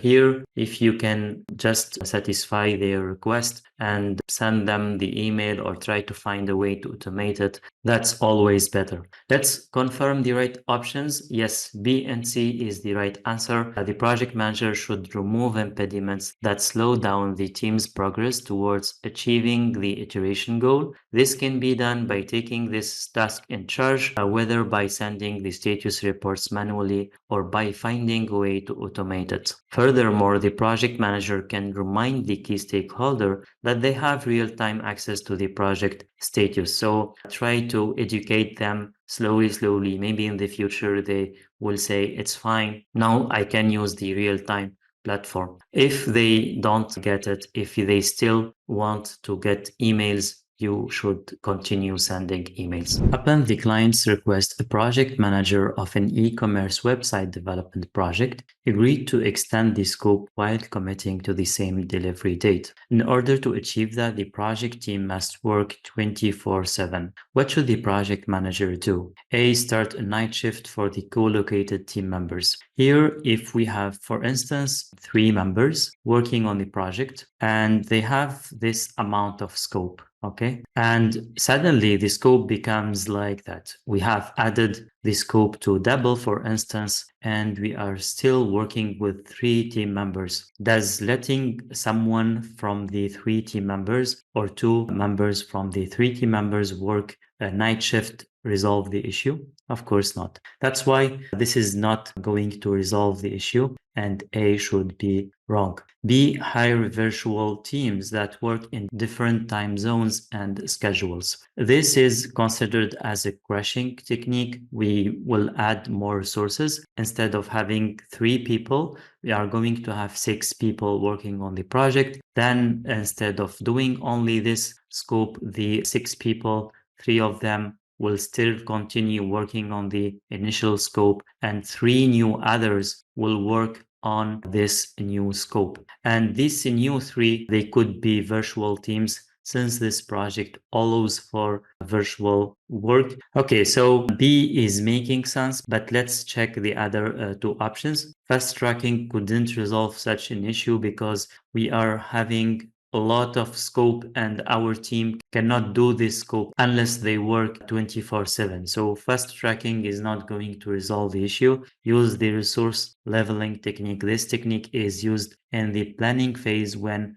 we are doing a predictive planning using the network diagram. And in this case, we are in the execution phase, and resource leveling is not going to resolve the issue at hand. That's why C and D are not correct answers. Let's confirm the right answer. Yes, the correct answer is B. The project manager can crush the project by hiring virtual teams that work in different time zones and on different days of the week. Okay, let's move on to the next question. Place the following project budget components in the right position in the figure below. We have project budget, cost baseline, contingency reserve, and management reserve. Here we have the total amount. We can say that this extra amount should be the management reserve, since the project manager doesn't have the right to manage this management reserve. Only the management of the organization can mobilize this amount. So this should be A, and B here is the project budget. This is B, the project budget that the project manager can use. This is B. And now we have this C and D. The project budget is composed of two things: the cost baseline and the contingency reserve. So the cost baseline should be here, D, and the contingency reserve should be C. You might be asking why we don't switch between C and D. And the answer is because D here is a big amount. That's why the cost baseline should be higher than the contingency reserve. I don't imagine having a contingency reserve more than the cost baseline. Maybe in real life happens. If you know some cases, you can share. But as far as I know, most of the cases, the cost baseline should be bigger than the contingency reserve. Let's move on to the next question. A project manager is leading a project involving three stakeholders with high authority. By analyzing each of these stakeholders, the project manager identifies stakeholder A as the one who has the most interest in the project. What strategy should the project manager use for managing stakeholder A? Okay, here we have the stakeholder A. He has high priority and he also has the most interest in the project. So he has high priority and high interest. And here the project manager should either manage them closely or keep satisfied, keep informed, or monitor the stakeholder. This reminds us with the power interest grid. If we have a quick look about this grid, we have these stakeholders with low interest, low power, monitor, low power, high interest, keep informed, high power, low interest, keep satisfied, and high power, high interest, like in our case, manage closely. The project manager must put forth the greatest effort to satisfy them and be aware that there are factors that can cause them to change quadrants rapidly. Let's confirm the right answer. Yes, the right answer is A. Excellent. Let's move on to the next question. An agile project manager noted that several stakeholders have lost interest in the project. They rarely provide inputs, give feedback, or attend meetings. That's a problem. If you are managing such a project, maybe you need to act quickly and try to resolve the issue. And let's see what the project manager should do in this case. A, send a reminder before each meeting. Here, as if you are trying to resolve the attend meetings issue. But this is not the only issue the project manager is having. The project manager is having stakeholders that do not provide inputs or do not give feedback. So A is not the root cause of this issue, I think. Let's check B, inform stakeholders that they can provide their feedback anonymously. Same here. I don't see in this scenario any indication that let the stakeholders feel more comfortable if they provide feedback anonymously. That's why I think B is not the right option. C, value and show appreciation of everyone's idea. This is very good actually. Since they don't provide inputs and they don't give feedback, maybe their voice is not heard. That's why they are losing interest in the project. So C is good. You can engage stakeholders by listening to them. And D, demonstrate the working increments. This looks good as well, because if you demonstrate the work increments, their interest will be higher and they can provide input and give feedback. So among these four options, C and D are the best options. Let's confirm. Yes, C and D are the correct answers. Most probably stakeholders are losing interest in the project because their input or feedback is being disregarded or they are not seeing any tangible progress. Okay, let's move on to the next question. An agile coach was invited to assist an organization in its transition to the Scrum framework. After examining the current situation, the agile coach finds out that the cross-functional team lacks a single point of contact to refer to in case they have any questions about the product. Which of the following roles is missing in this situation? Scrum Master, Sponsor, Product Owner, or Project Manager? Okay, we know that in the Scrum framework, there are three roles. There are the Scrum Master, the Product Owner, and the development team, which is the project team. So we can eliminate two roles immediately here, which are the sponsor and the project manager. And since the team is lacking a single point of contact,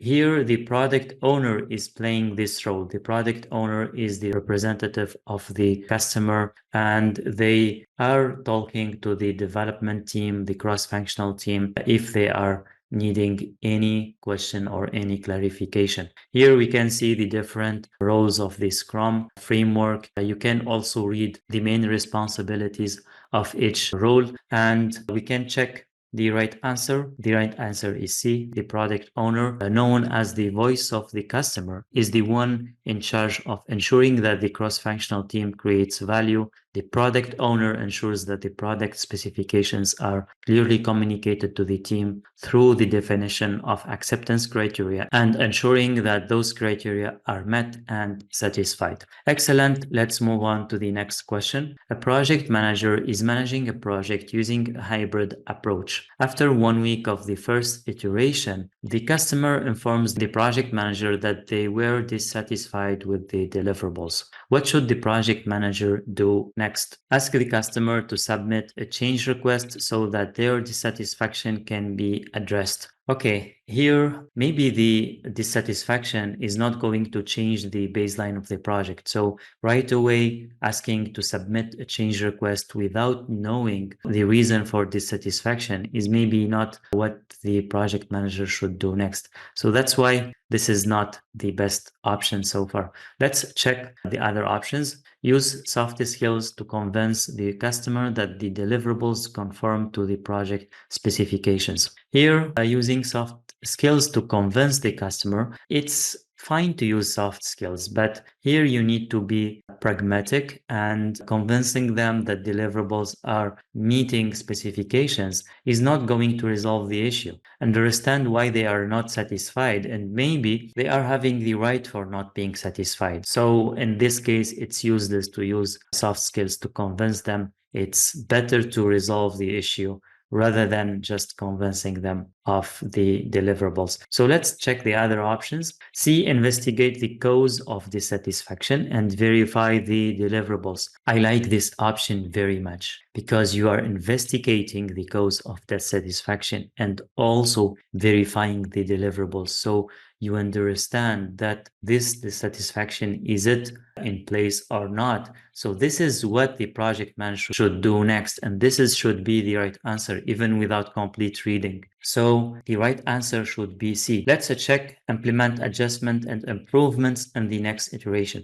So once you check C, you can do either A, B, or D. You can implement adjustments. You can ask for change request. This is a hybrid approach. So whatever is appropriate in this case should be done, either A or D. And in case the deliverables are fine and the stakeholder is simply not understanding how to deal with the product or how to use the deliverables, maybe you need to use your soft skills to convince them that the deliverables are all good and conforming to the specification. So let's confirm the right answer. Yes, it's C. And the project manager should listen to the customer first, take note of the reasons behind their dissatisfaction, verify deliverables. Once this is done, the project manager will be equipped with all the needed information to make the best decision. Excellent. Let's move on to the next question. The project team includes the following members. Member A is very excited about the project. Member B sometimes exceeds expectations. Member C often spends additional time working on the project. Member D consistently achieves the project requirements. Who is the most valuable resource to the project? Member A, B, C, or D. Okay, let's check each member. Being excited about the project is not going to be sufficient because the team member could be not productive, for instance. That's why excited is good for the team member. We want all team members to be excited, but maybe it's not sufficient and is not that valuable compared to other team members. Let's check B. Sometimes exceeds expectations and sometimes not. That's why here sometimes means that this team member is not consistent. That's why I'm going to dismiss B here. C often spends additional time working on the project. Here, spending more time working on the project doesn't mean that the team member is delivering as per the required quality or as efficient as the other team members. Productivity is not usually measured with time. That's why here C is not the best answer, and D consistently achieves the project requirements. I think among all the options, I like a D the most because here it shows the consistency and it shows that the team member is achieving project requirements. Spending more time doesn't guarantee achieving requirements. Sometimes exceeding, sometimes not. Also isn't that good. Team member A who is excited about the project doesn't mean that they achieve the project requirements. So I think D is the best option among all the options. Let's confirm. Yes, the team member D is the best project resource since they regularly meet project requirements. Excellent. Let's move on to the next question. At the end of the iteration, a team member informs the project manager that she wasn't able to finish one of her assigned tasks due to an issue with her laptop. What should the project manager do in order to prevent such a situation from occurring in the future? A. Discuss the issue during the demonstration session. B. Address the issue during the following iteration planning meeting. C. Handle the issue during the next daily stand-up meeting. And D. During the retrospective meeting. So this is in the question to prevent such a situation from the future. So we have here lessons learned here. So in which meeting we have lessons learned? It should be in the retrospective meeting. So the right answer should be D here. Let's confirm. Yes, an agile retrospective meetings takes place at the end of each iteration, during which the team discusses what happened during the iteration and determines improvements areas for future iterations. Let's move on to the next question. A project manager was assigned to organize a national event. The event project has been planned and approved for execution. 3 months separate the project manager from the big event, during which they will follow the iterative approach with 2-week-long iterations. So I think here, during this 3 months, the preparations will be done for the big event here. So, and every 2 weeks, there are iterations, there are maybe retrospectives after the 2 weeks, there are planning for the next 2 weeks, etc. until we reach the event. Before starting any work, the project manager holds a meeting with the sponsor, project team, stakeholders, and key contractors. What kind of meeting did the project manager hold? Usually when we have a meeting that gathers a sponsor and key stakeholders and contractors, etc., then this is called a kickoff meeting, because this meeting will kick off the execution of the project. So here the project manager is practically having a kickoff meeting with these participants. Let's confirm. Excellent. A project kickoff meeting is considered the formal announcement of the project approval for execution. Let's move on to the next question. Match the following communication methods with their corresponding advantages in the table below: asynchronous, virtual, written, or face-to-face. Let's check the different advantages. Increase flexibility and reduces pressure. I think this could be asynchronous, also could be virtual. I don't think it's written. Also, I don't think flexibility is related to face-to-face. So either asynchronous or virtual. I think we could check the other advantages so we can be more sure about what to put as A. B here builds connections and leads to more engagement. This is obvious actually. The face-to-face communication is the one that builds connections and leads to more engagement. C decreases ambiguity and ensures commitment. Usually the written communication style is the one that reduces ambiguity and ensures commitment, and D saves costs and limits interruptions. So here, since we have saving costs, it's usually related to virtual meetings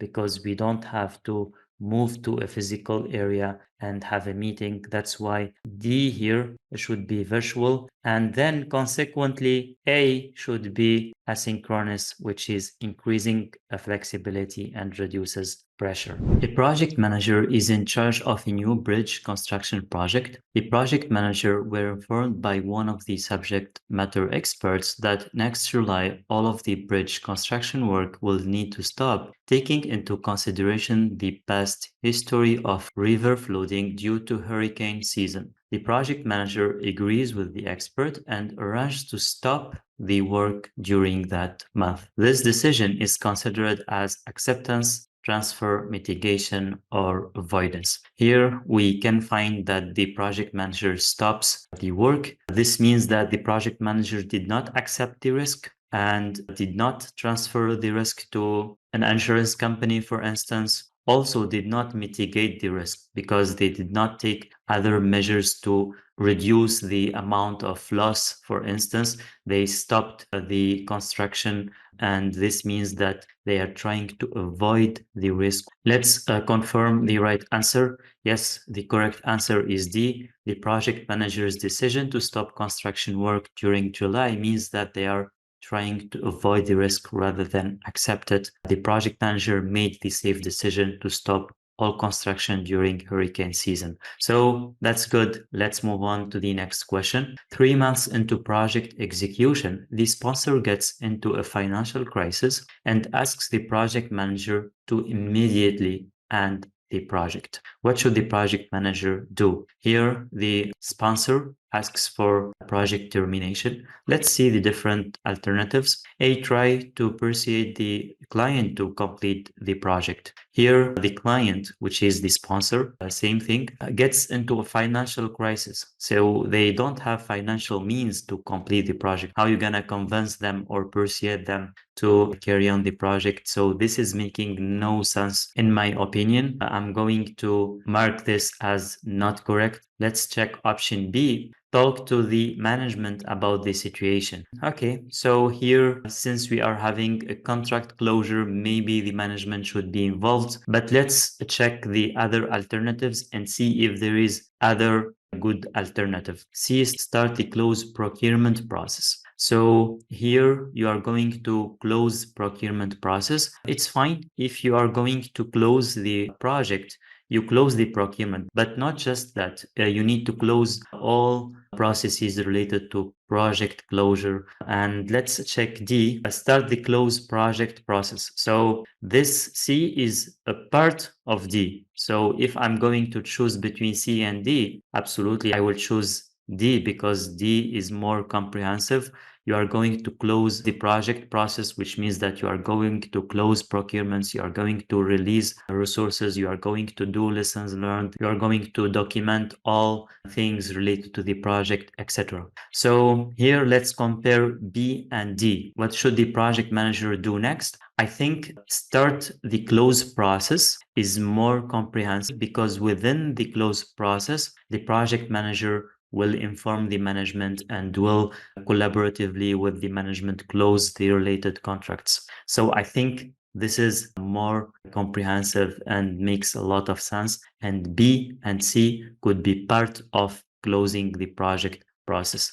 Let's confirm the right answer. Yes, when the project is closed or terminated for any reason, the project manager should start the close process. Okay, let's move on to the next question. While examining their project progress, a project manager finds out that the scheduled variance is $0. Which of the following statements is true about this project? So here we have the schedule variance. You need to learn the formula of the schedule variance, which is the earned value minus the planned value. Okay, based on this formula, we will check the different options and find out which is the best option. The project's CPI equals 1. Here, the CPI is cost performance index, whereas here we have a schedule variance. So if this is a schedule performance index, then this will be correct. But since it's a cost performance index and in our situation it's a schedule, then this is wrong.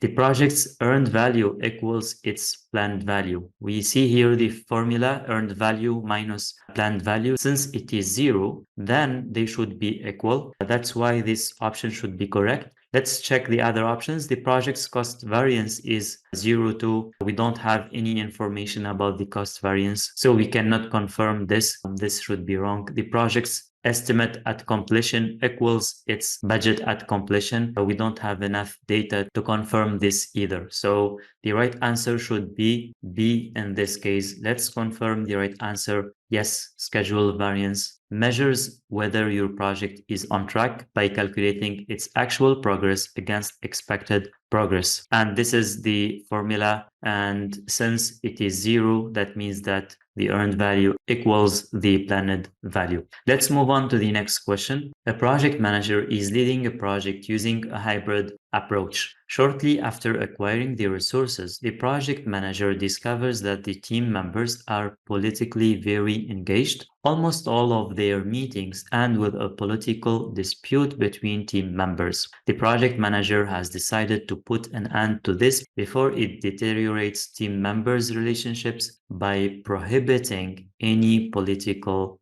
discussions. Where should the project manager note this rule? A. Team charter, B. Project charter, C. Resource charter, and D. Resource management plan. We can eliminate something which is odd to me, which is resource charter. I have never seen that, so most probably this is a made-up term. And we left with these three. The project charter, usually it's related to the project objectives, key stakeholders, project budget, and stuff like that. We don't have such rules related to teams in the project charter, so we can eliminate B easily. We left with team charter and resource management plan. The resource management plan is used to manage resources for the project. It is less likely to include rules and guidelines for the team. That's why D is not the best option, and the right answer should be A. Let's confirm. Yes, the team charter is the right document to include rules and guidelines on how the team members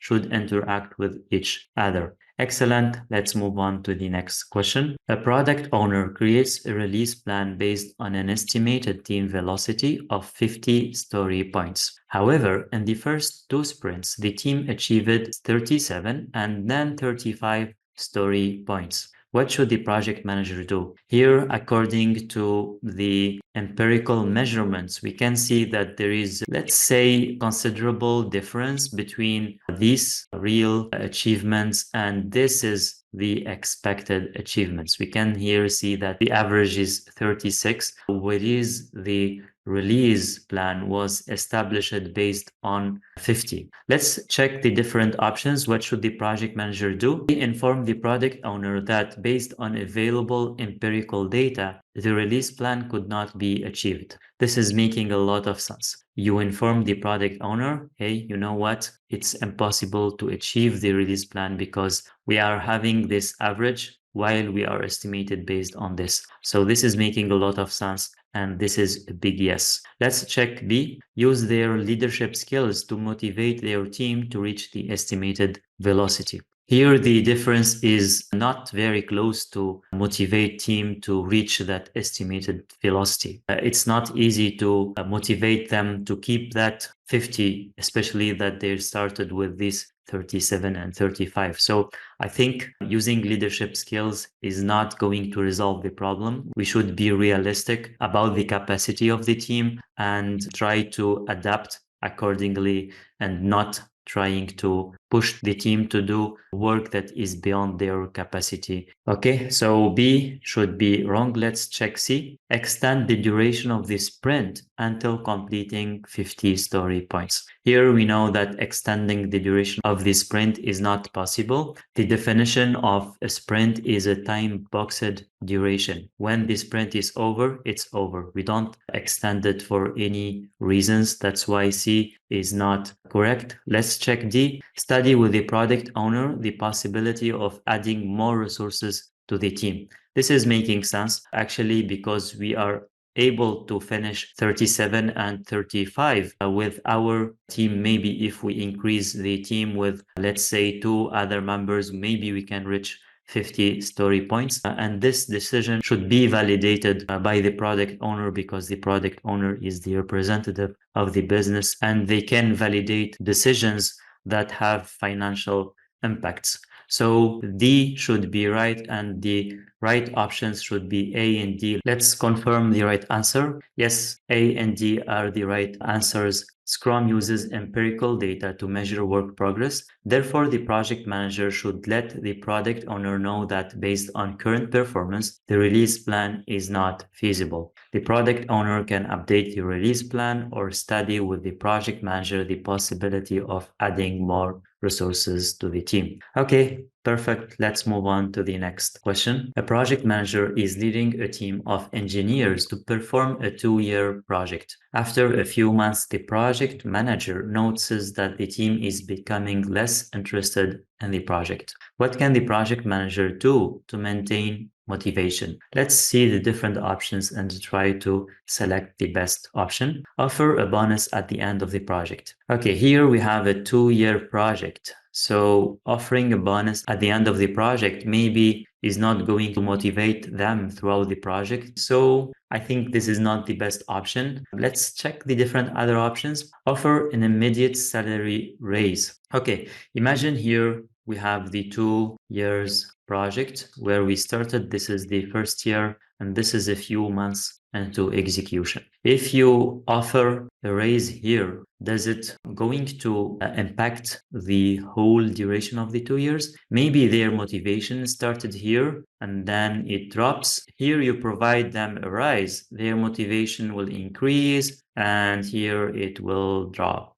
So giving a salary raise is not going to solve the issue on the long run. Maybe it will solve the issue on the short term, but on the long term, it's not going to maintain motivation. So that's why I think B is not the best option either. C, align work assignments with the team members' personal ambitions. This is very good actually, because if the team members feel that their work assignments are relevant to their ambitions, they will keep motivated and their interest in the project will be maintained. So I think C is very good. Let's check D and compare with C. Align the project with the organization's goals. This is good for the organization, but for team members, maybe they will not care a lot, their motivation will not be impacted by having a project aligned to the organization's goal. So I think D is not very relevant to the situation at hand,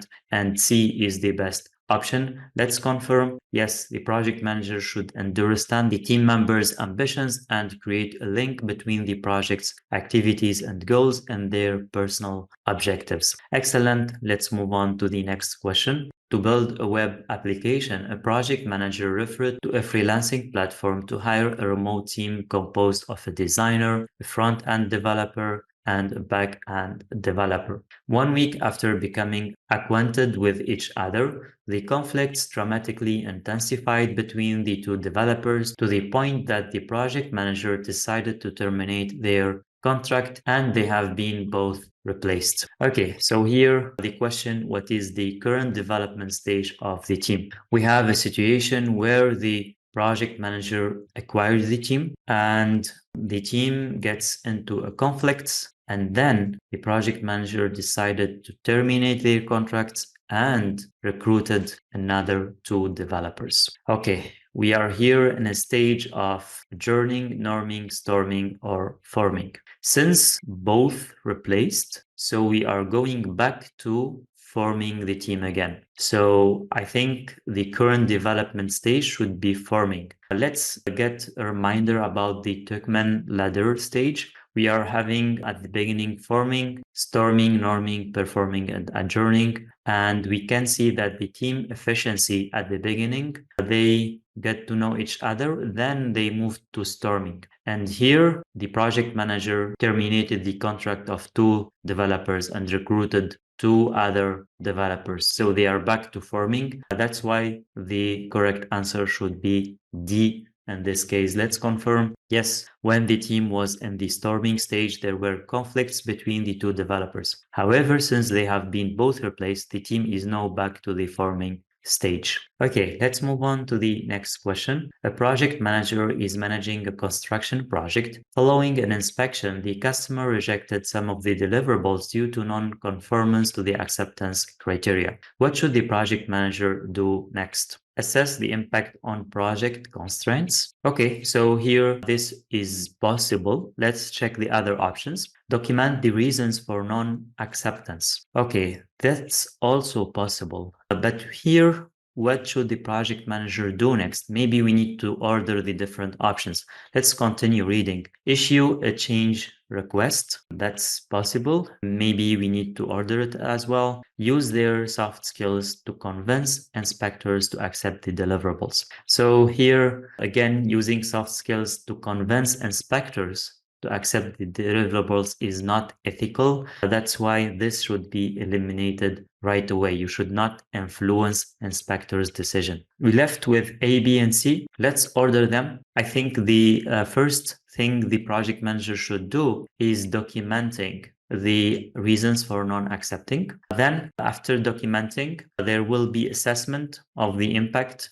Should be 2. And then after assessing the impact, I think we can go either for a change request or without going to change request, fix things if there is no impact on the baseline. So this could be 3. And what should the project manager do next? The right answer should be B. The project manager should document the reasons for non-conformance. Let's confirm. Yes, the project manager should document the reasons for non-conformance first. Excellent. Let's move on to the next question. A project team developed a detailed plan to update the operating system of all of the company's computers. Later on, the project team discovers that not every computer supports the new version of the operating system. Which of the following statements best describes this scenario? All right, for the IT guys, this happens a lot. You should figure this out actually. You should get this right. Okay, let's check the different options. The project team made a wrong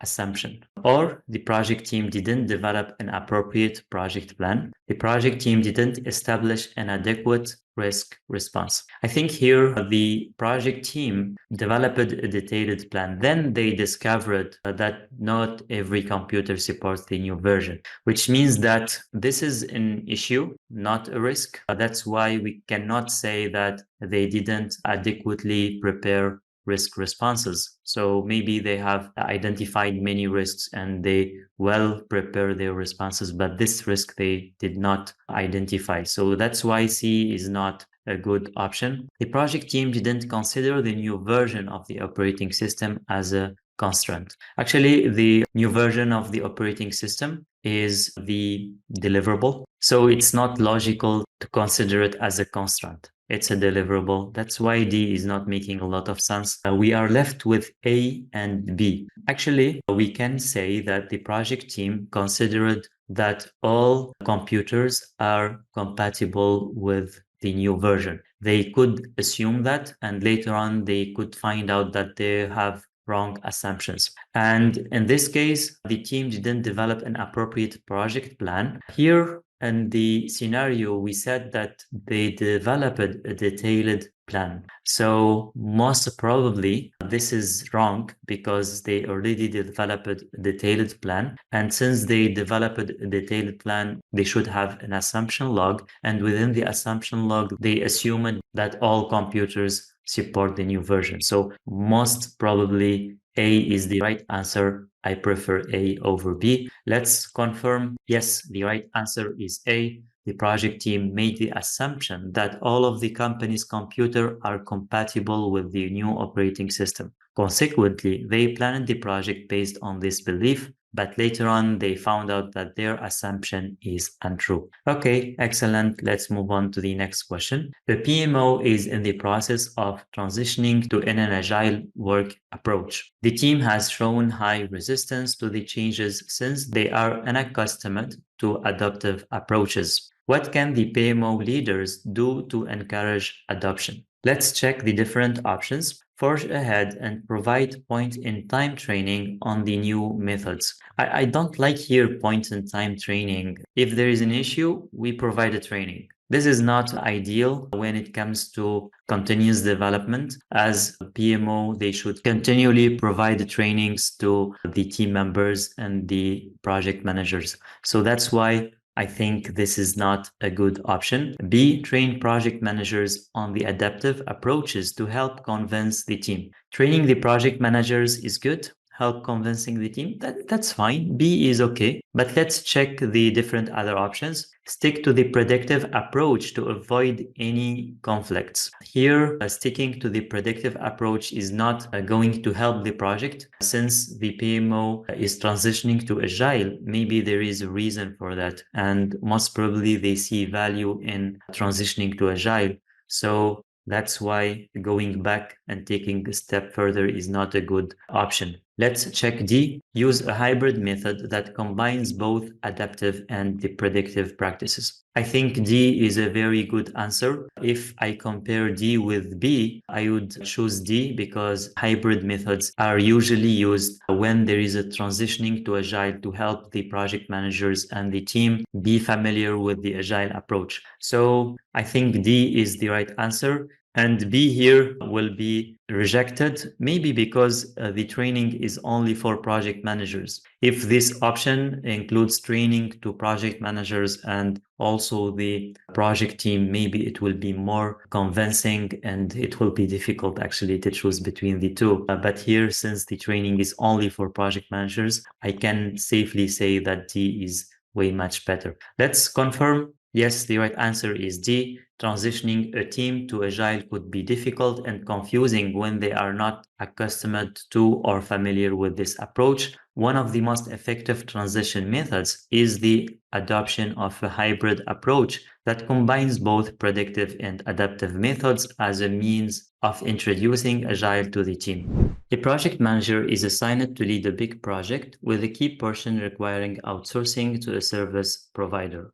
To reduce risk, the project manager wants to ensure that the selected provider is well suited to the project and quality requirements before granting the whole project. What should the project manager do? A. Hire an auditor to continually check the quality of the provider's work. Okay, so here we have the issue that the project manager doesn't like to take all the risk. They want to ensure that the selected provider is good before granting the whole project. So here, A, hiring an auditor A is not relevant to the situation. Let's check the other options. Make the contract flexible in order to be able to replace the provider easily if quality is not met. Here, making the contract flexible is good, but it is not responding to the project manager willing to verify the provider quality. So this is not also good. Let's check the other options. Carefully choose the selection criteria. Even though you carefully choose the selection criteria, you cannot also try the provider before granting the whole contract. So this is also not relevant to the situation. D, ask the service provider to do a trial engagement. This is exactly what the project manager should do. Let's confirm the correct answer. Yes, the project manager should engage several sellers for initial paid work before making the full commitment to one seller. This allows the buyer to evaluate potential partners. Here, the buyer is the project manager. Option A, B, and C, these options could help select the best provider and manage their work and contractual relationships. For example, this is the flexible contract. Option B is helping with managing the contract and make it easy to do the work, but they are not responding to the scenario which is directly related to the concept of doing a trial. All right, let's move on to the next question. A project manager opts for planning poker to estimate user stories. After going through the details of the first user story, the project manager asks team members to choose a card to represent their estimations of ideal number of days required to complete the user stories, and then to reveal their cards. The estimates were vastly disparate, so the project manager instantly asked team members to re-estimate the user story in an attempt to coverage their estimations. Here, what did the project manager do wrong? Let's check the different options. A, the team used ideal days to estimate the user stories. Ideal days could be used for user story. That's fine. We know that user stories, we could use the story points. Some other teams use ideal days. Why ideal? Ideal means that time needed to work on the user story. It doesn't include any operational work or any kind of work that is not related to the user story. So that's why here ideal days. The ideal days is fine. So this is not a wrong thing for the project manager, which means that this is not the right option. B, the team re-estimated the user story immediately after revealing their cards. We see here that the project manager instantly asked team members to re-estimate the user story. There is no discussions after the first round of estimations. That's maybe something wrong that the project manager did. So this could be a right option. Let's confirm whether C and D are also good or bad options. Cards shouldn't be revealed. So that's ridiculous. Cards should be revealed to do discussion and find what is the estimate of the user story. So C is not making any sense. D, the project manager shouldn't waste time with multiple rounds of estimates. Here, as if the project manager should only be based on one round of estimations, which is against the concept of poker planning, which is considered as a white band Delphi technique, in which there is a first round, the discussions, then if there is no conversions, then we're going to have a second round, third round, etc. So D is not aligned with the poker planning concept, and the right answer should be B in our case. Let's confirm. Yes, the correct answer is B. The team members missed out the benefit of discussing the reasons behind their estimations when they immediately moved on to re-estimation. Okay, so let's move on to the next question. A project manager discovers a serious threat to the project. One of the project contractors might declare bankruptcy. If that happens, the project will be delayed for another 2 months. What should the project manager do to mitigate the risk? Here, to mitigate the risk, this is a key word. Usually the questions with the PMP comes like, what should the project manager do? In some other cases, you find a second part of this question, to do something. Here, to mitigate the risk. In some other cases, you find to avoid the risk or to ensure stakeholder engagement or whatever is. So try to carefully read this part because it could indicate the right option. Because in the different options here, I am pretty much sure that we could find some other risks where risk response is not mitigation. It could be transfer or acceptance or whatever. And the right answer should be mitigate. So take note of this. If you find a question like this, try to pay more attention to this part. Let's check A. Review the contract to check the consequences of any contract breach. Is this mitigation? No, we don't see any mitigation here, just collecting some data. It doesn't inform whether the project manager is taking any action. So that's why A is not responding to the question about mitigating the risk. Let's check B. Immediately stop working with the contractor.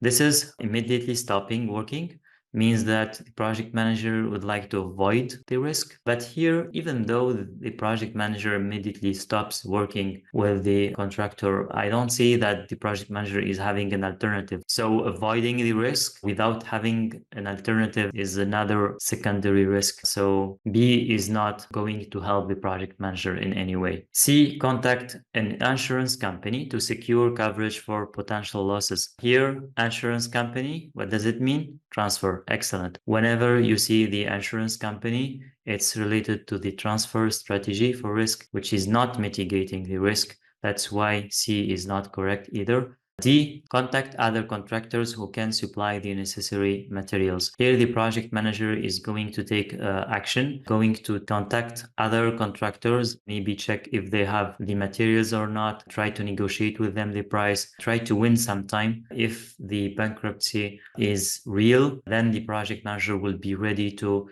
replace the contractor right away. So D is making more sense and it's considered as a mitigation strategy. Let's confirm. Yes, the correct answer is D. The project manager contacted different vendors in order to have other alternatives ready in case the risk occurs. By doing this, the possibility of the project's delay is reduced, which is the equivalence of having a risk mitigation strategy. All right, let's move on to the next question. A company has been awarded a contract in one of the Scandinavian countries. Before moving along with the team to the project site, which proactive measure should the project manager take? Let's check the different options and stakeholder management. Let's check the different options. Educate the project team about the country's laws. Here, country's laws, maybe that's not very relevant to the project team since they are going to work on the project. So having idea about countries' laws is too extreme. I don't think this is making a lot of sense, but let's check the other options. Teach the project team the country's common slang terms. That's funny actually, but that's not very relevant as well. Let's check C. Raise the project team's awareness of the cultural differences. This is very good actually, because when moving to work in another country, there is a difference in culture that you need to learn, and based on that you will do the planning for communication and stakeholder management. So that's a good option so far. Let's check D. Develop a communication management plan. So here, before moving to the project site, so I think if I order C and D, I would say that first the project manager should raise the team's awareness on the cultural differences, and then after having this awareness, you can develop the communication management plan and the stakeholder management plan. So that's why I think C is the best option among all the options we have. Let's confirm. Yes, the correct answer is C. Understanding cultural differences is the first step toward effective communication, which entails reducing misunderstandings and enhancing communication skills. Excellent. Let's move on to the next question.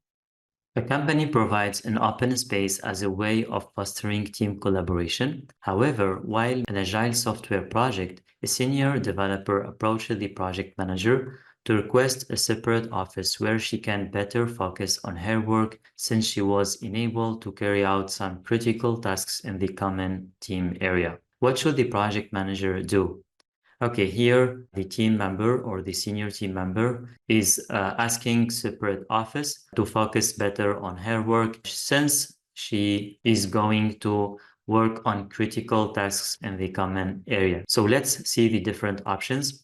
A. Convince the senior developer of the advantages of working in the same space as her colleagues. Here, the team member comes with a problem and the solution is feasible. So why trying to convince the team member of working in the same space, especially that they are having reason for having a separate space because they want to focus on their work. So that's why I think A is not a good option in my opinion. Let's check B.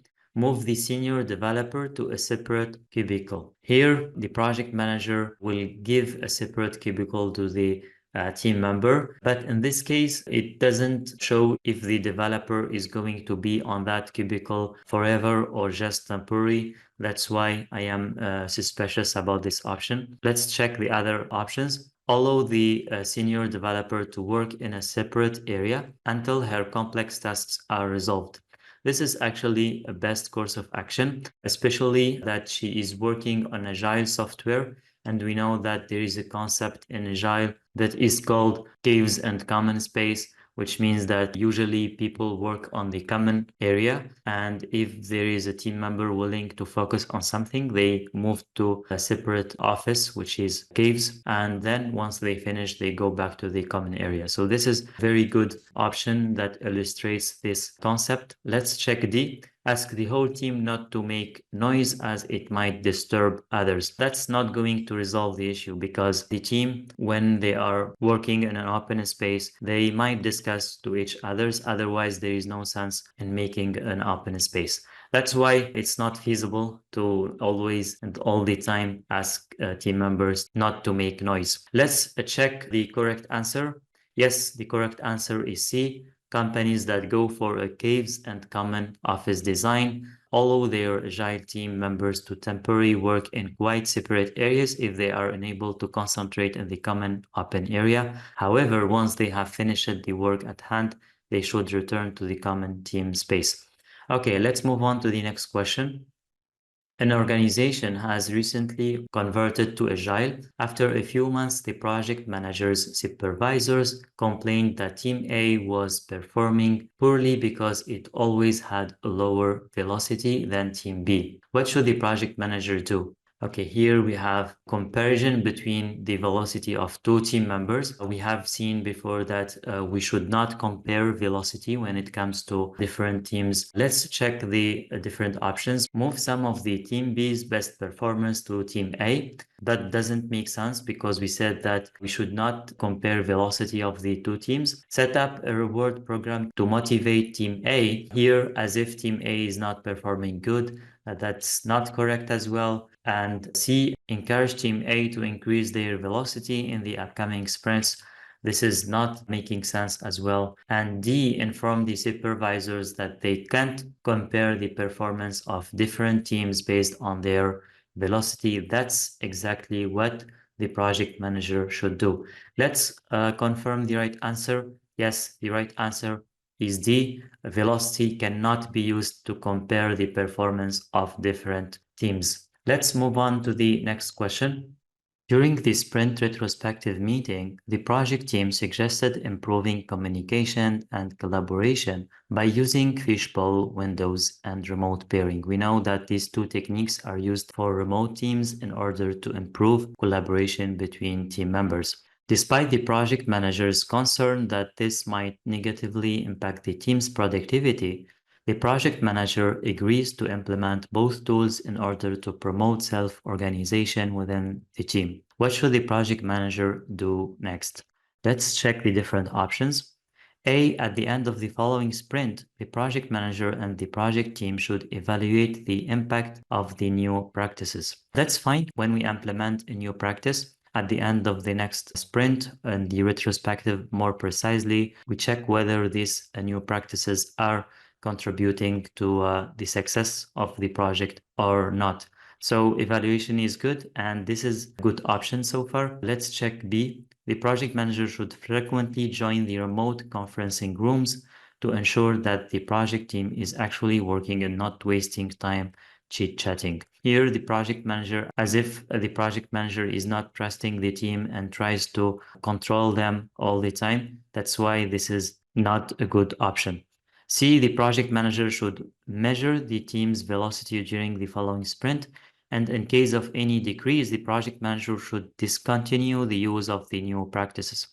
Okay, here measuring velocity is good. That's fine. There is no problem with it. However, discontinue the use of the new practices by the project manager is not good, as if the project manager is authoritarian. And that's not good when it comes to agile. Even predictive, the project manager should not be authoritarian in most of the cases. Let's check D. The project manager should ask for the product owner's approval to use these two practices. We know that the product owner owns the product backlog and it doesn't intervene when it comes to agile processes. That's why practices and processes isn't among the product owner's responsibilities, and D is wrong. Let's confirm the right answer. Yes, the right answer is A. Following the new practices implementation, the project manager and the team need to verify any performance improvements or deteriorations during the next sprint retrospective so the team can further adjust and reflect on the processes. Let's move to the next question. A project manager is managing a project for a startup that needs to quickly deliver a minimum viable product, MVP, to capture an opportunity in the market. What should the project manager do? Okay, here the purpose of doing an MVP is to capture an opportunity in the market. We see here quickly deliver. Let's check the different options. Deliver a perfect product to ensure end users satisfaction. Here, perfect product means that the project will follow either predictive approach or iterative approach. So the purpose here is to focus on quality, to focus on correctness. That's why A is not going to respond to the need for quickly deliver. Here, if we could have some review about the different approaches and the goal of each approach, we can find that the iterative approach, the goal is correctness of solution. I get this table from the Agile Practice Guide, and you can see here that the correctness of having perfect product is the goal of the iterative approach. Let's check B, opt for an iterative approach to allow early feedback. We see here the purpose is early feedback, and here in the situation we are looking for quick delivery. That's why B is not going to respond to the project manager's need. Let's check C, eliminate change requests to deliver fast. We know that change requests are related to the predictive approach, and here eliminate change requests to deliver fast is not going to resolve the issue, because if you adopt a predictive approach, you cannot eliminate change requests. In so many cases, change requests are a must when it comes to predictive approach. So here, opting for predictive is not going to resolve the project manager's goal, and stopping or eliminating change requests is not feasible. Okay, let's check the last option. D, split deliverables into increments, entails using an incremental approach. Let's check the incremental approach. Here, the goal is speed, which is exactly what the project manager is looking for. And the right answer should be D in this case. Let's confirm. Yes, the project manager should opt for an incremental approach. Therefore, the project manager has to split deliverables into increments and ensure that the first increment has the necessary features to launch in the market and seize the opportunity. Okay, let's move on to the next question.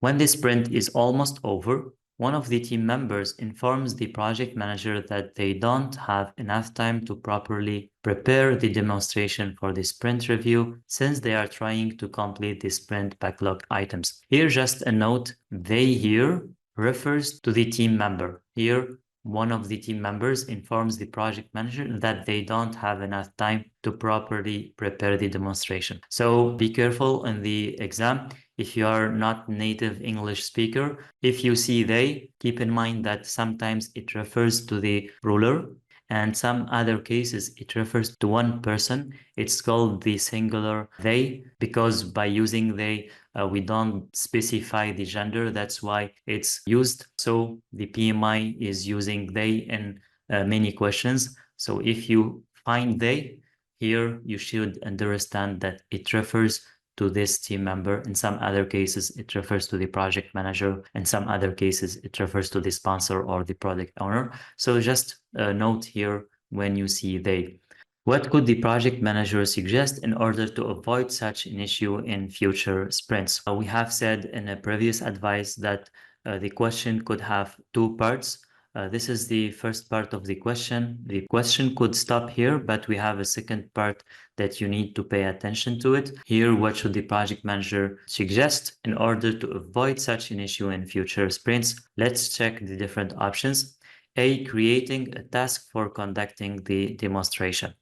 Here, the project manager is going to suggest that the team add a recurrent task maybe, and they will add it to the sprint every time with a small estimation depending on how much they need for preparing the demonstration. But at least we ensure that this task is counted in the sprint. So that could resolve the issue on hand. Let's check the different other options and see if there is competitive option to that. B, handling the demonstration instead of the team member. That's not possible. The project manager is not the suitable person to do the demonstration. Actually, the demonstration should be done by the team member who is developed the solution. So that's why B is not right. So that could resolve the issue on hand.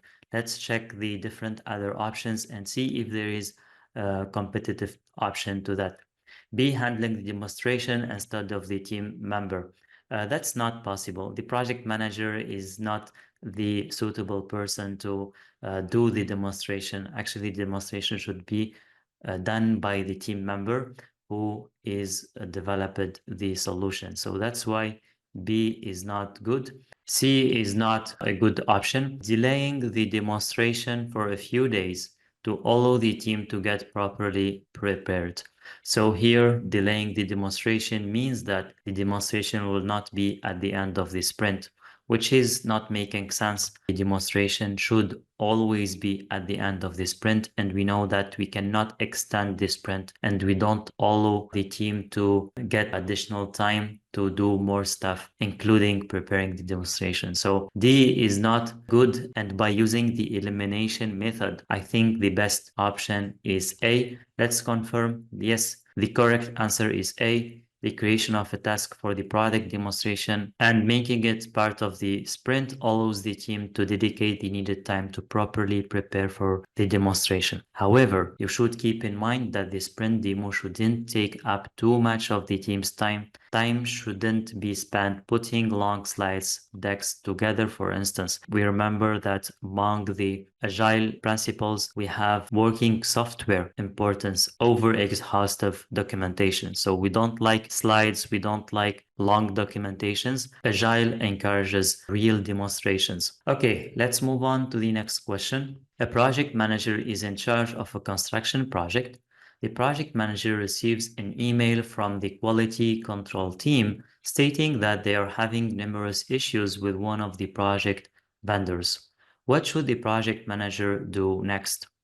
A, penalize the vendor. Here you have issues, and penalizing the vendor as a next step is not correct. So A is not a good option. Let's check B. Set up a meeting with the vendor and the control quality team. So setting up a meeting will be a good solution to let the two teams discuss together as a first step that the project manager could take. So B is good. Let's check C and D. Terminate the contract without continue reading. Just spare some time. It's even more extreme than penalizing the vendor. Terminate the contract as a first step is not correct. Raise the issue to the sponsor is also not correct because when having issues, the project manager should deal with these issues. Here, this issue is not beyond the project manager's responsibilities. That's why delegation is not appropriate. You only delegate when you don't have the power to make decisions. That's the only reason when you delegate. Or you find something catastrophic in the project, you find some information that could lead to the termination of the project by the sponsor. So you bring this information to the sponsor to make decisions because you find something very critical.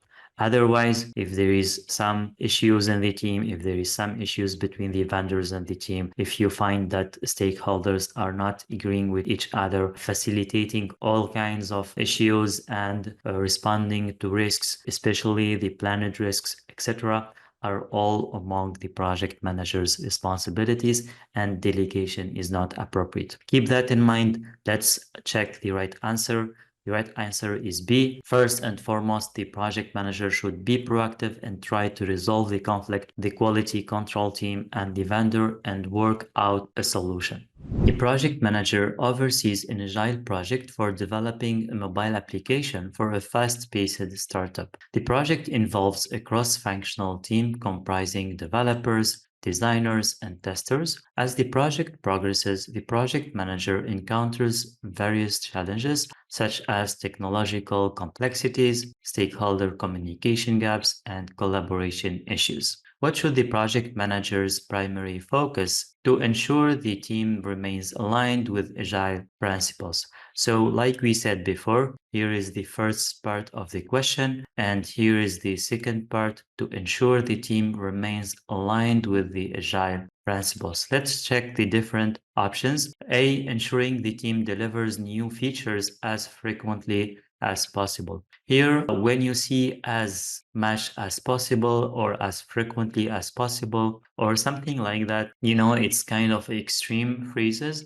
It's most likely a wrong option. So here, in addition to having this, I think the target is not only to deliver frequently, but also to deliver with values. So you need to deliver values at the end of each iteration and not just deliver as frequently as possible. That's why A is not an attractive as an option. So let's check B, establishing accurate and detailed plans. Here, when you see detailed plans, it recalls you with the predictive approach. And here we are talking about agile principles. So as a beginning, this is not a good option because it implies a predictive approach here to guide the team's work and minimize communication and quality issues, even though the second part tries to polish this option, but here established accurate and detailed plans is not appropriate, and B is a wrong option. C, implementing rigorous quality control measures to ensure the application meets the highest standards of performance and usability.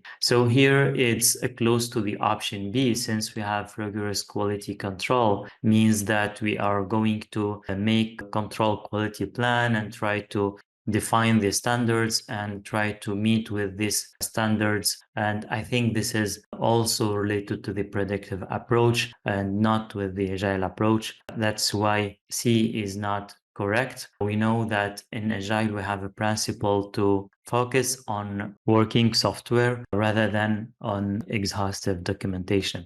So let's check D, prioritizing the delivery of features that directly contribute to the client's goals and provide tangible value to end users. This is very good as an option because it involves prioritizing of features. It involves delivering value to the client. That's why the best option is D. Let's check the right answer. Yes, delivering value should always be the Agile team's top priority, as it represents one of the Agile manifesto principles: working software over comprehensive documentation. Let's move on to the next question. Midway through the execution phase of a construction project, a key team member requests a 2-month leave for personal reasons. What should the project manager do first? A, find a replacement. Do you think that finding a replacement is a good first action? Of course not. That's why finding a replacement is not appropriate.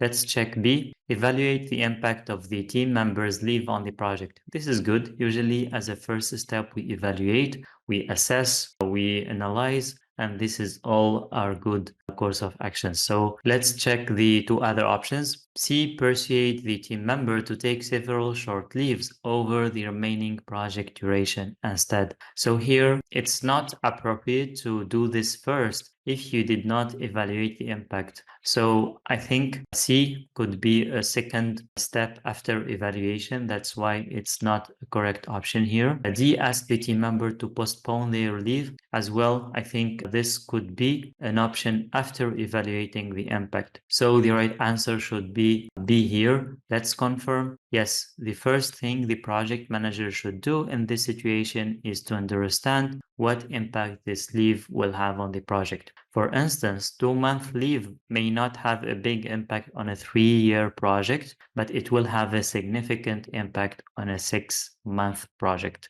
especially if this team member is a key player. Okay, good enough. Let's move to the next question. A project manager is about to subcontract the installation of the building's heating, ventilation, and air conditioning system. The project manager is currently looking into the payment structures and terms that will be used throughout the life of the contract. When should the project manager choose a time and material contract instead of a fixed price contract? Here we need to have an idea about these two types of contracts, the time and material and the fixed price. Let's check the different options. When the goal is to limit cost risks, we usually opt for fixed price contract. That's why this option is not correct. When the scope is barely defined, this is appropriate for time and material. That's why this is a good option. When the work duration is not determined, this is also related to time and material. That's why it's a good option. When the scope is precisely defined, in this case, we opt for fixed price. When the subcontractor requests its usage, usually the project manager is responsible for choosing an appropriate contract way in case the project manager is the buyer, like in this situation. So that's why E is not making sense. Let's check the right answer. Yes, the right answer is B and C. A time and material contract is an agreement in which the contractor is paid on the basis of the actual labor cost, hourly rates, man-hour, in addition to any materials and equipment usage. This contract type is used when there is no firm scope or the work duration is not determined. Okay, let's move on to the next question. A senior team member expresses his concerns to the project manager about a new member. The senior member believes that the new member lacks the technical proficiency to properly accomplish their assigned work. Having worked together for several years, the project manager has confidence in the senior team member's judgment. What should the project manager do? Okay, in the PMP exam, you will find a few situations where we have a new team member, like in this case. And usually in this case, the project manager should encourage training this team member, encourage coaching them, try to educate them, guide them through the different processes, etc. So let's check the different options and see if there is one of these alternatives. A, release the new team member. This is of course a wrong option. Don't think twice when you see release or remove or layoff. All these are wrong options. B, nothing should be done since the new team member has already been assigned. Also, when you see an option with nothing should be done or project manager should ignore the situation or continue doing what you're doing, that's most probably is a wrong option because we have a situation, we have an issue, we have something in which the project manager should intervene, and such options should be wrong. C, provide the new team member with training and mentoring. Excellent. That's what you are looking for. Providing a team member with training and mentoring, that's the best option the project manager can do. Let's check D, keep the new team member, but reassign their tasks to someone else. The first, reassigning the tasks of the team member is not a good option because the team member will be disappointed and they will not learn anything because you removed their tasks and give them to someone else. So they will lack an opportunity to learn. That's why this option is not good. And the right option should be C. Let's confirm. Yes, the right answer is C. The project manager should provide the new member with the needed training and mentoring. Let's move on to the next question. A project manager is leading an agile project through 2-week sprints. 1 week into the first sprint, the project manager got a request from the product owner to immediately cancel the sprint. What should the project manager do? Okay, here inform the product owner that the sprint is time boxed and should continue till its predefined end date. Here, as if the project manager is not willing to terminate the sprint according to the product owner decision. So that's why this is not a correct option. And we know that in Agile, the product owner is the only one responsible for canceling the sprint. And if they decide to do that, the project manager should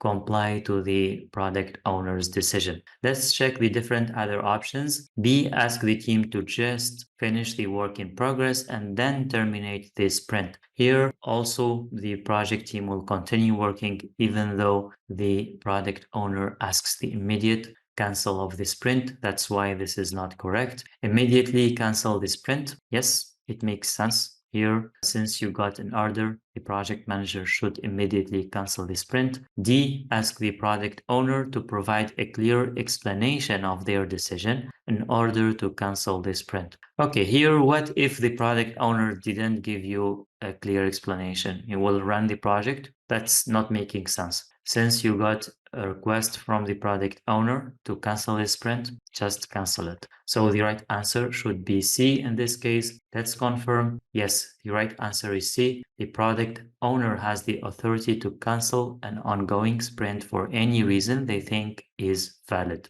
Let's continue with the next question. In order to promote adaptability and minimize disruptions, a project manager decides to adopt an agile development approach that allows the project team to work in a continuous flow rather than using iteration-based cycles. What should the project manager do? Here, what does this remind you? Continuous flow rather than iteration-based cycles. The iteration-based cycles is a Scrum kind of framework, and continuous workflow is a Kanban kind of framework. Let's check the different options. A, implement daily stand-up meetings to enhance communication and collaboration. Here, the situation is not about just enhancing communication and collaboration. It's about having a continuous flow rather than iteration-based. And daily stand-ups are also existing in iteration-based. So we are not resolving the issue or responding to the project manager concerns. That's why A is not a correct option. Let's check B, encourage self-organization and decision-making within the team. This is also not related to the issue at hand. That's why this is not a correct. C, break down project deliverables into smaller manageable increments. This is increments related to iteration-based cycles. That's why it's not going to respond to the project manager endeavor. Let's check D. Use a Kanban framework to optimize workflow and identify bottlenecks. That's exactly what the project manager is looking for. Let's confirm. Yes, the right answer is D. The Kanban method involves pulling work into the system only when the team is capable of handling it. The Kanban method prioritizes productivity and efficiency through its workflow approach. Okay, let's move on to the next question. While controlling the project execution, the project manager uncovers scope creep caused by a key stakeholder. When checking the stakeholder engagement assessment metrics, the project manager finds out that the stakeholder is classified as leading. Okay, do you remember what it means leading? It means someone who supports the project and helps the project achieves its goals. So let's check what should the project manager do in this case. A, nothing, since the scope creep was created by a key stakeholder. Okay, here we have a scope creep, whether it is created by a key stakeholder or not. We should correct the situation. And that's why doing nothing is a wrong course of action. B, reverse the scope change since the project manager didn't approve it. Okay, here reversing the scope change is a work, right? You will do some work. And doing that work is not part of the project scope as well. So reverting the scope change is also a scope creep. That's why in this case, if a scope creep took place, don't revert it until letting the change control board review it. Okay, that's why B is the wrong option. C, take the scope creep to the change control board. That's exactly what the project manager should do. And D, nothing, since changes made by leading stakeholders could only have a positive impact on the project. We know that the leading stakeholder have the intention to positively impact the project, but this doesn't mean that we will allow scope creep. Whenever D is wrong, then let's confirm. Yes, the right answer is C. The scope creep needs to go through the formal channel by reporting it to the change control board and decide with them on the appropriate course of action. Excellent. Let's move on to the next question. At the end of a sprint retrospective, a team member stated that the meeting output is almost the same as the previous ones and suggested canceling it or at least reducing its frequency. What should the project manager do? Here, sometimes the project manager didn't manage this retrospective meeting very well and it becomes boring meeting. In such a case, you need to listen to the attendees' feedback and try to take the right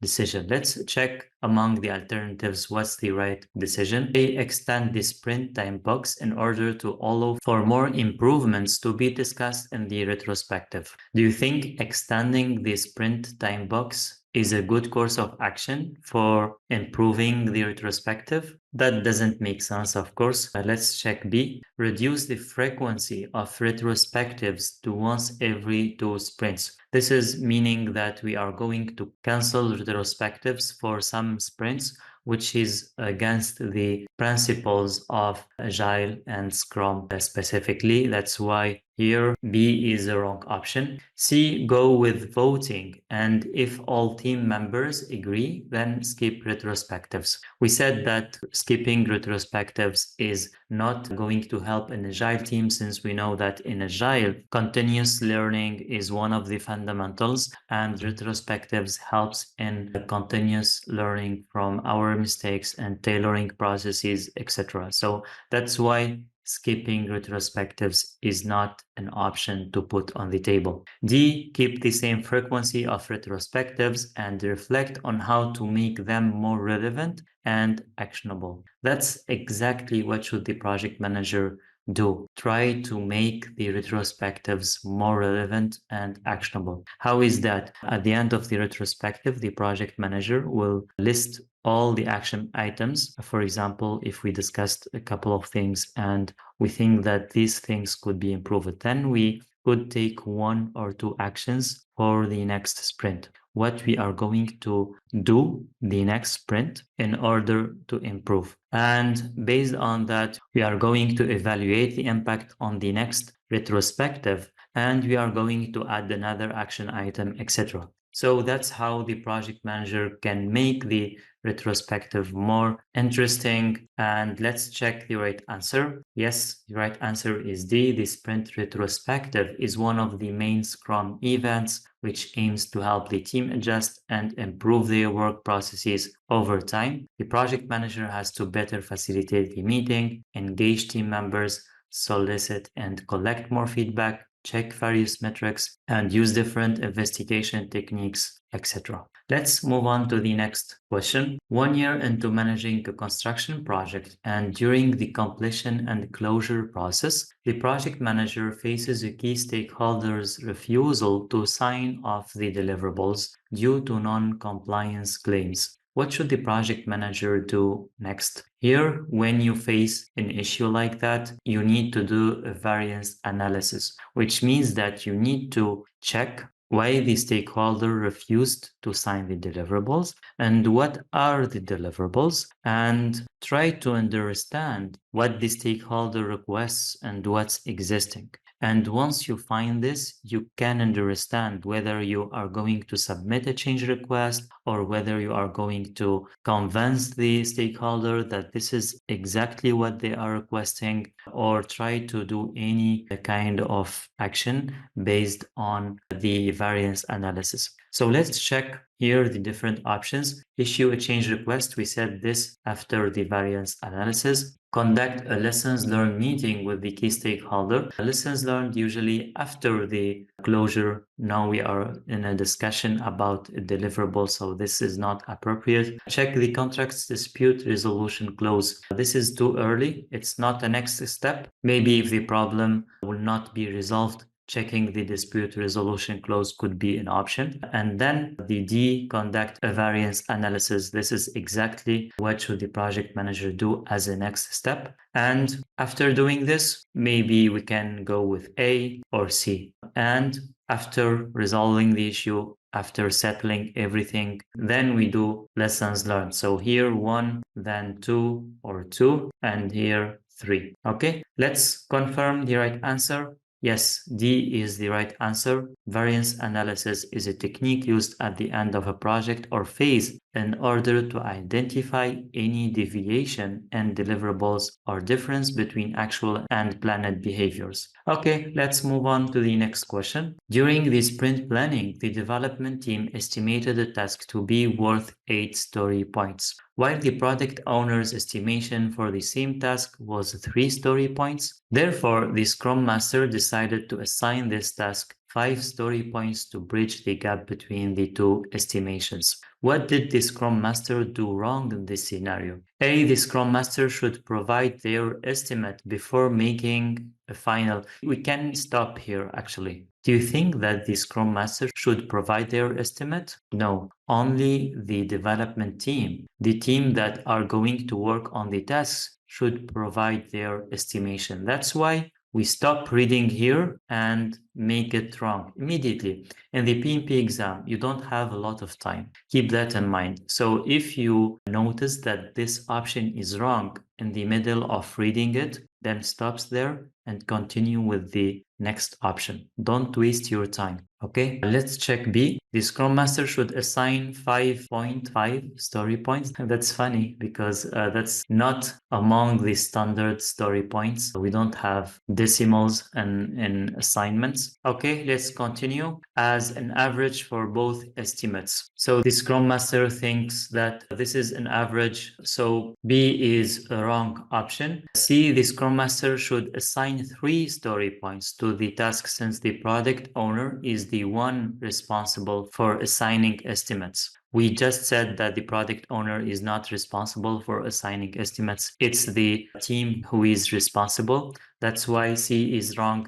And D, the Scrum Master should assign 8 story points since the development team is responsible for assigning estimates. That's the correct option. Let's confirm. Yes, the correct answer is D. Assigning estimates is the responsibility of the development team. He is going to execute the task. Since the team's estimation was 8, then the task should be assigned 8 story points. A project manager is assigned to a university complex project that consists of designing and producing 200 wayfinding and directional signs. These signs will be placed and installed near doors, exits, offices, elevators, etc. by another company. After getting the client's approval that the project scope is met, the project manager delivers the signs to the installation company. The latter asks the project manager to help them with the signs installation. What should the project manager do? Okay, here we have, in this case, this project in which the project manager is working, which is designing and producing this 200 wayfinding and directional. This is project 1. And we have another project 2, which is the installation of these wayfindings, indoors, exits, offices, etc. So we have 2 separate projects. And the second company asks the project manager of the first project to help them out. Let's check the different options. A, submit a change request to assist with the signs installation. Actually, this project is done once the 200 wayfinding and directional signs are delivered. So here, change request is not appropriate since the scope of project 1 is done, and it doesn't require change request to perform a work that is related to another project. So A is not appropriate. B, do a favor for the installation company and help them out. Okay, if you are going to help them out, the time that you are spending for project 2, is it countable? The answer is probably no. And in this case, you as a project manager, you don't have the permission to do a favor on the expenses of your first company or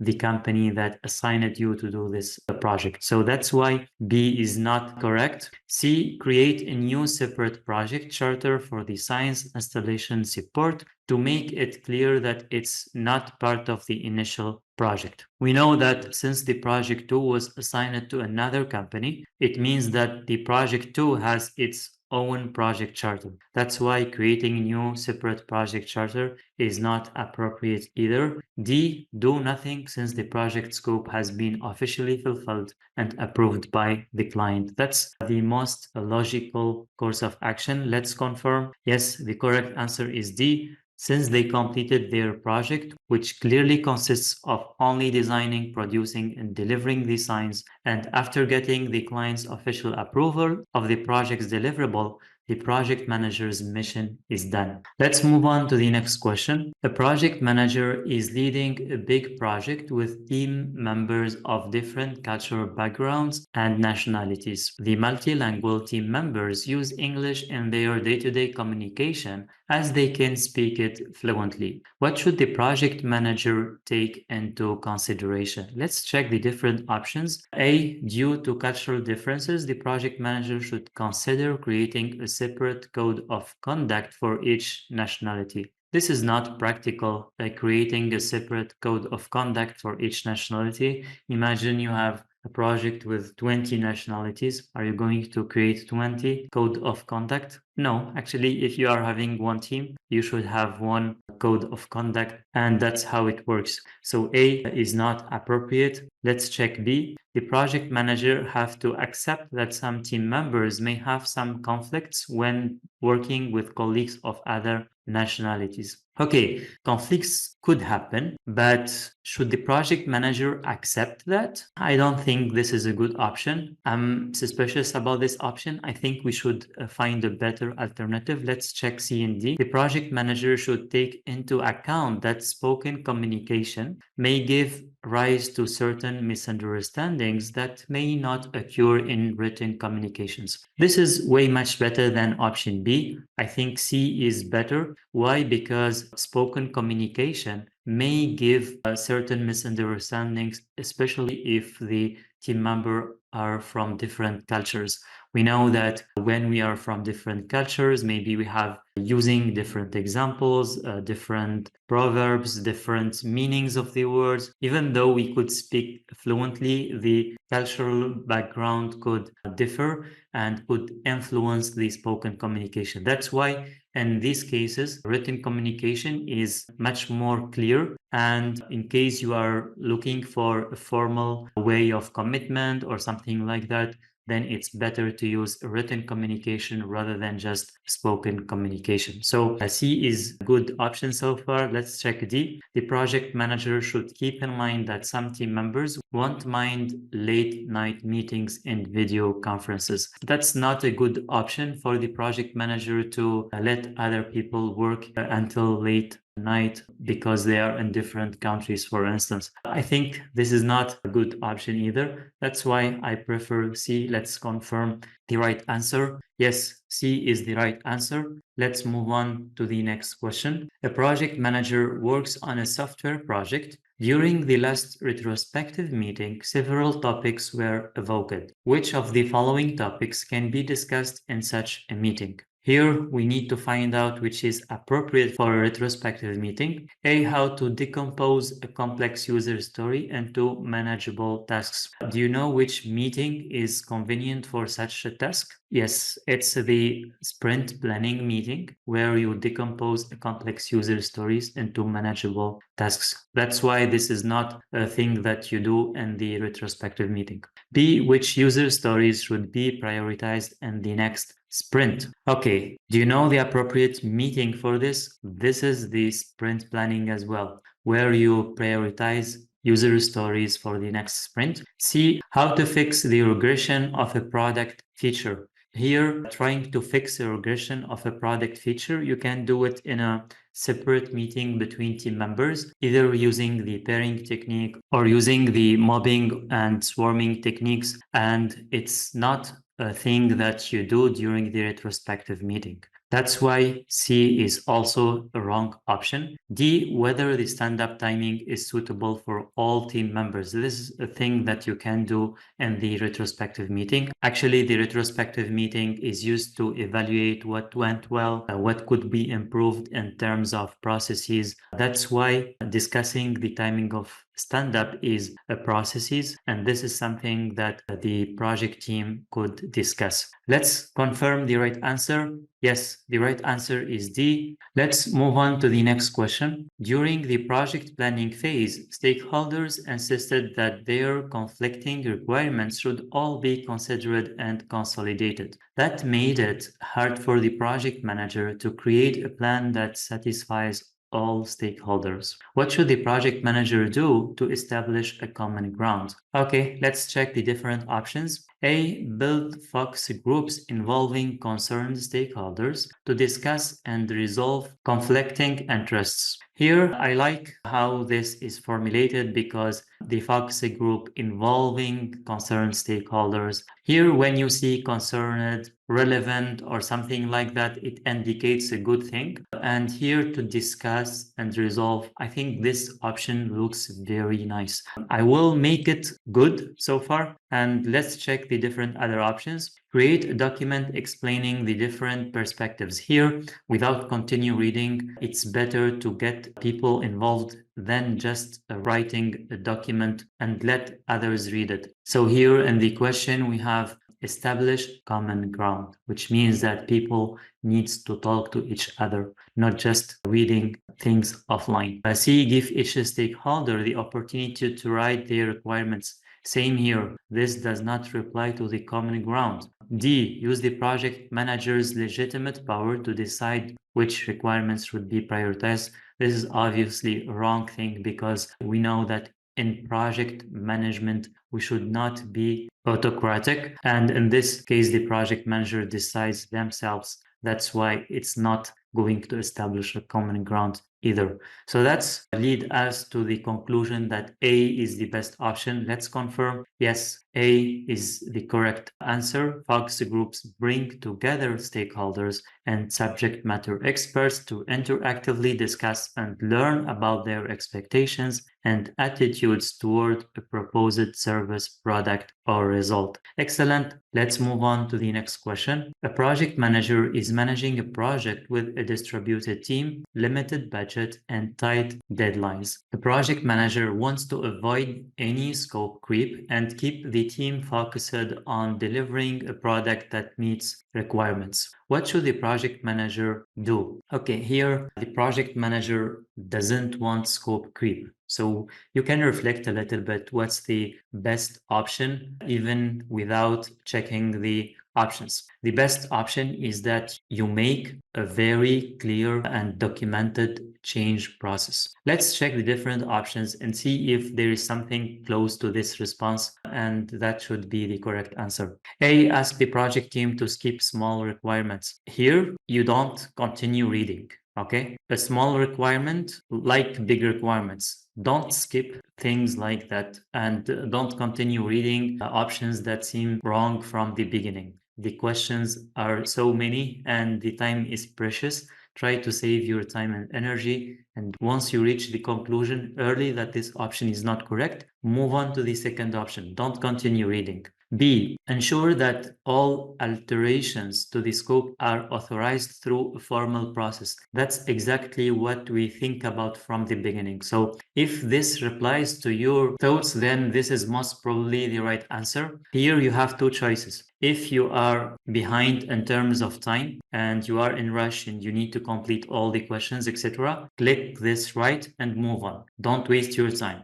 If you are comfortable in terms of time, you have more time and you'd like to check and confirm whether B is really correct or you need to check the other options, you can start reading the others one. Here, prevent stakeholders from directly interacting, then you skip.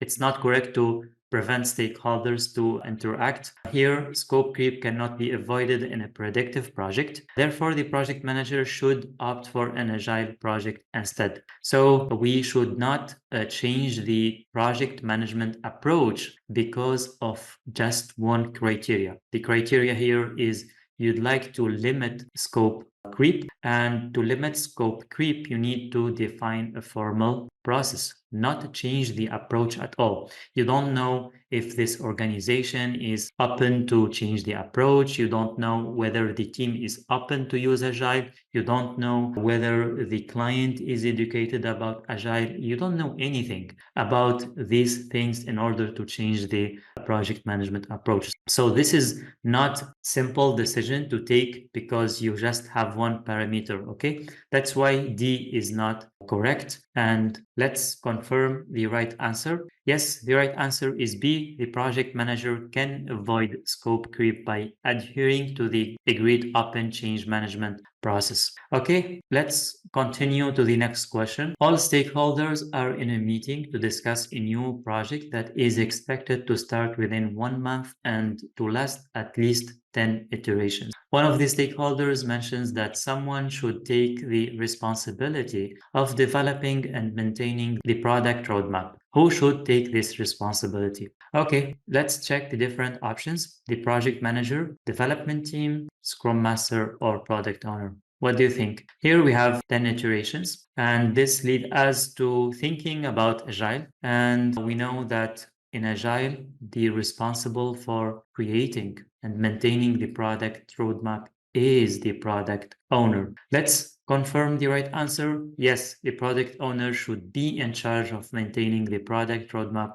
since they are responsible for the product's success. Let's move on to the next question. A project manager works for a company that does not have an official archiving procedure. The project manager has just finished the project and got the client's official approval of the final deliverables. What should the project manager do with all the associated paperwork? Let's check the different options. A, nothing, since the company doesn't require the archiving of performant projects. What does it mean, nothing? Okay, it could mean that the project manager will not save the project documents. Is this the best course of action? I don't think so. Let's check the different other options. B, archive the project documents following industry best practices. I think B is better than A. Even though the company doesn't have an official archiving procedure, you should not skip this step. You should archive them anyway and use your expertise as a project manager or your past experience to archive them according to what you know is best or what is the standard of the industry. So I think B is good so far.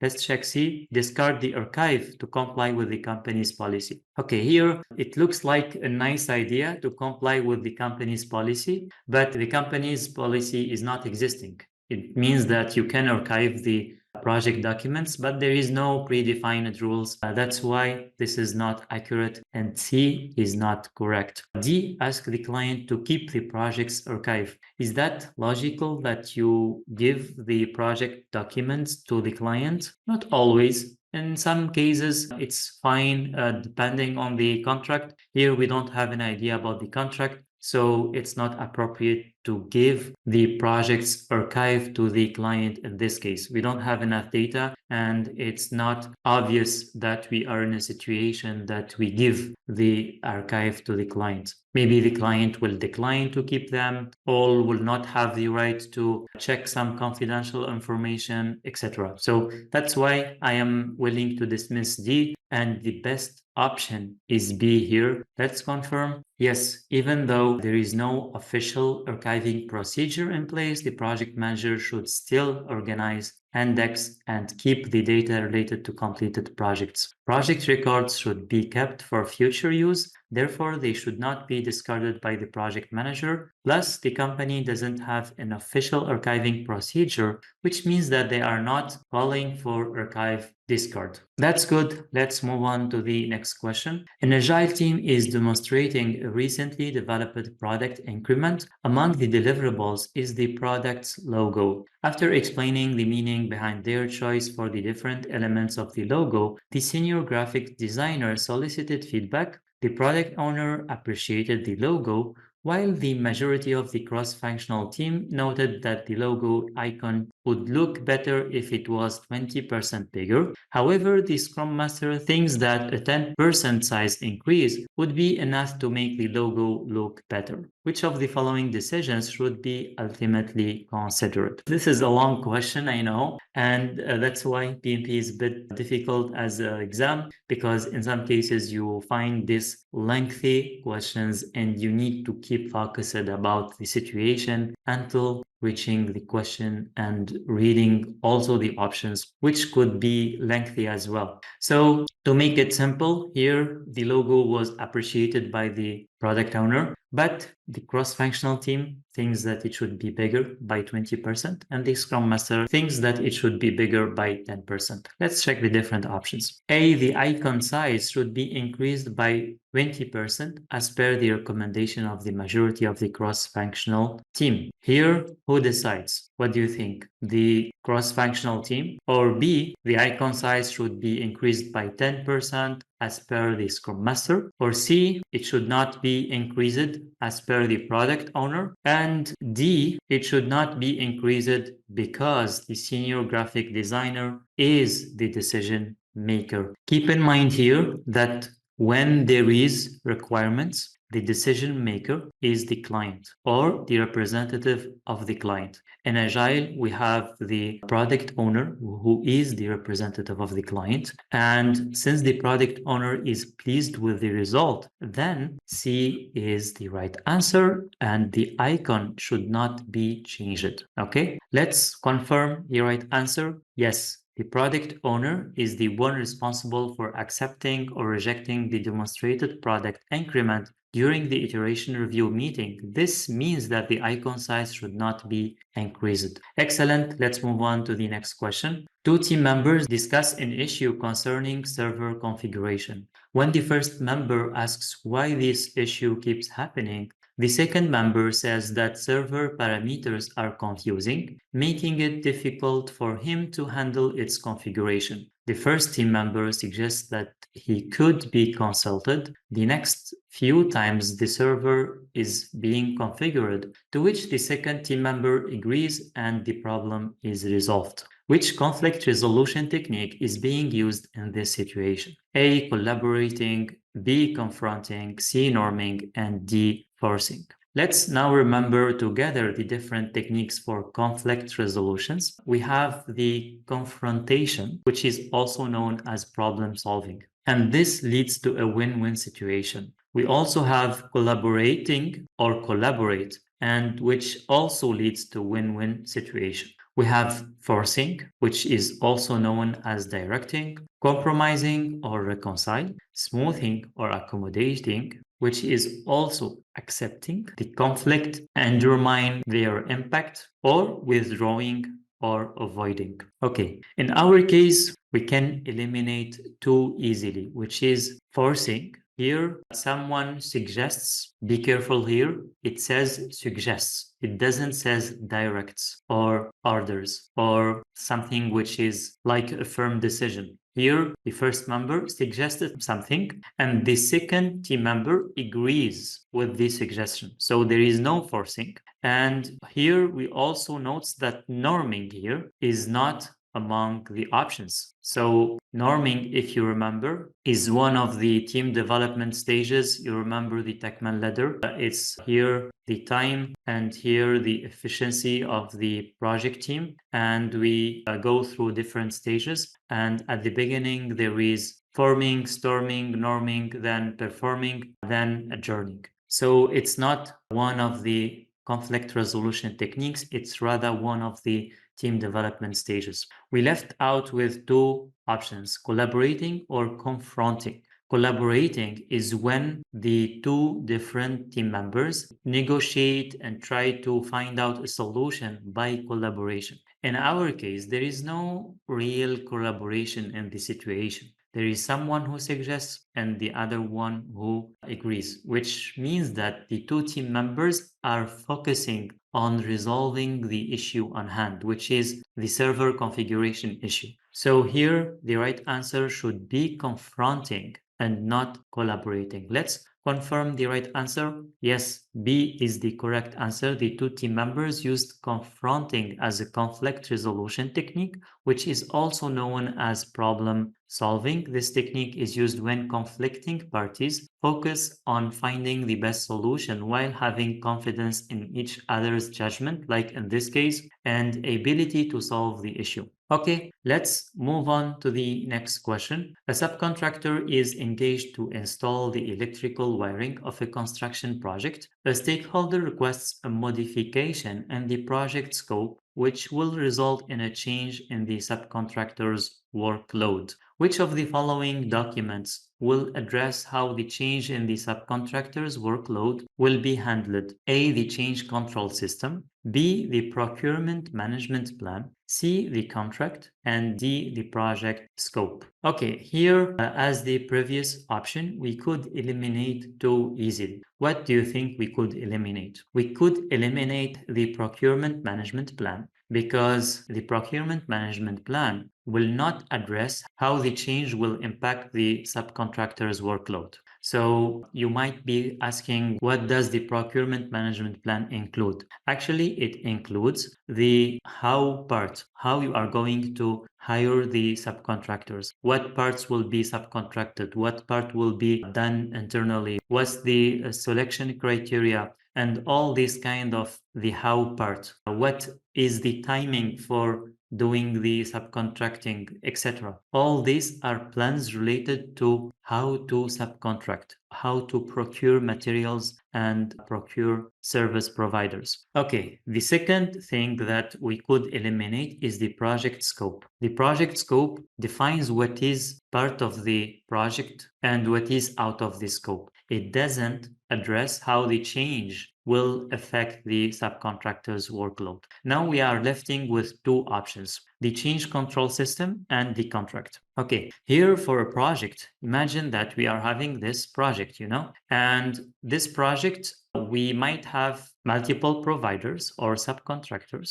Let's say that we are having 3 subcontractors and we are having work done by the internal team. We are having this internal team members working on the project, and these 3 parts are done by 3 subcontractors. Okay, the change control system is the document. Let's imagine this is the change control system, and if there is a change here, we are going to refer to this change control system. Okay, and imagine that the change is going to impact the work of this provider. Then in this case, we are going also to refer to the change control system. But for this part, we need to check the contract of that provider because the subcontractor is signed a contract with the project, and that contract defines their workload. The contract is the only document that defines the relationship between the subcontractor and the project manager. And in this case, the contract is the document that we could use to address how the change in the subcontractor's workload will be handled. More precisely, there is a clause in the contract which is called change clause, and this change clause defines exactly how the change is going to be performed and what's going to be the impact, how this will be negotiated, etc. It includes all the details. Usually, when the contract is elaborated, the change clause and the contract should also be aligned with the change control process of the whole project. Let's confirm the right answer. Yes, the correct answer is C. Any changes to any of the predetermined contract terms between the subcontractor and the project manager including the defined scope of work, should be addressed in the contract. The change control system describes how modifications to the project deliverables and documentation are managed and controlled. However, if the modifications impacts the work of a subcontractor, then the project manager should review the change clause of the corresponding contract. Since switching to the agile approach, the project manager has been encouraging their team to be self-organizing by allowing them to decide on how to execute their assigned work. What is the main aspect of a self-organizing team? So here we need to know among the options, what is the aspect of a self-organizing team? Let's check A. It gives more responsibility to the project manager. This doesn't make sense. The self-organizing team is not giving more responsibility to the project manager. However, here B, it gives more responsibility to the agile team, seems better than A. So a self-organizing team means that the team could make more decisions, especially when it comes on how to implement features, user stories during the sprint, and to sync together and try to make decisions what's the priority among the user stories already selected for the iteration. So B is making more sense. Let's check C and D. It allows the team to deliver a working product without external dependencies. What do you think this option could be? Correct. This is a cross-functional team, which means that the cross-functional team does not require external experts or team members to help them out. They all have the necessary skills to deliver the product. So C is the cross-functional, not the self-organizing aspect of a team. D gives team members higher visibility to the product. This is also not defining what a self-organizing team. Let's check the correct answer. Yes, B is the correct answer. A self-organizing team do not wait for their supervisors to assign them tasks. They determine which tasks must be accomplished, prioritize those tasks, and handle their schedules and deadlines on their own. Excellent. Let's continue to the next question. 1 month into the project, the sponsor contacts the project manager to express dissatisfaction with the project work. The sponsor says that the deliverables don't match neither the requirements nor the set expectations. What should the project manager do? A. Continue working on the next deliverable to finish the project on time. This reminds me of something. Let me show you. Here, this is a meme talking about people are too busy and do not like to listen to feedback or listen to advice. And here it's the same. Continue working on the next deliverables because you are feeling on rush. This is not going to solve the problem, and as if you are ignoring the stakeholder or the sponsor in this case, and that's not the correct action, of course. Let's check B. Talk to management to discuss the sponsor's concerns. Here, the escalation to the management is not appropriate as a next step. You need first to check the deliverables, talk to the stakeholders, try to compare what is delivered to what is expected, and then try to correct and fix the issue at this level. So here, escalation is not appropriate. Let's check C and D. Ensure that the next deliverables have enough features to meet the client's expectations. Here, you try to deliver more in the future. But how about the past? How about the already delivered work? And how is about the expectations of the sponsor? I think you need to first understand the root causes of the sponsor's frustration. And then based on that, you project on the future. You decide what you will do in the future. And I think the option D should reflect this. Let's confirm. Perform a scope control to verify if the deliverables meet the project objectives. Actually, that's a good option because it entails that you are going to verify the deliverables, doing a scope control to verify if the deliverables meets the expectations of the sponsor and if the deliverables also meets the requirements. So D is very good option among all the options we have. Let's confirm. Yes, the project scope verification or control involves reviewing deliverables to make sure that each is appropriately completed as per requirements. Any discovered inconsistency or dissimilarity should be rectified before seeking the sponsor formal approval through the validate scope process. So here, if I could resume, the scope verification or control is a process that is performed internally before moving on and trying to validate the scope with the sponsor or the representative of the sponsor.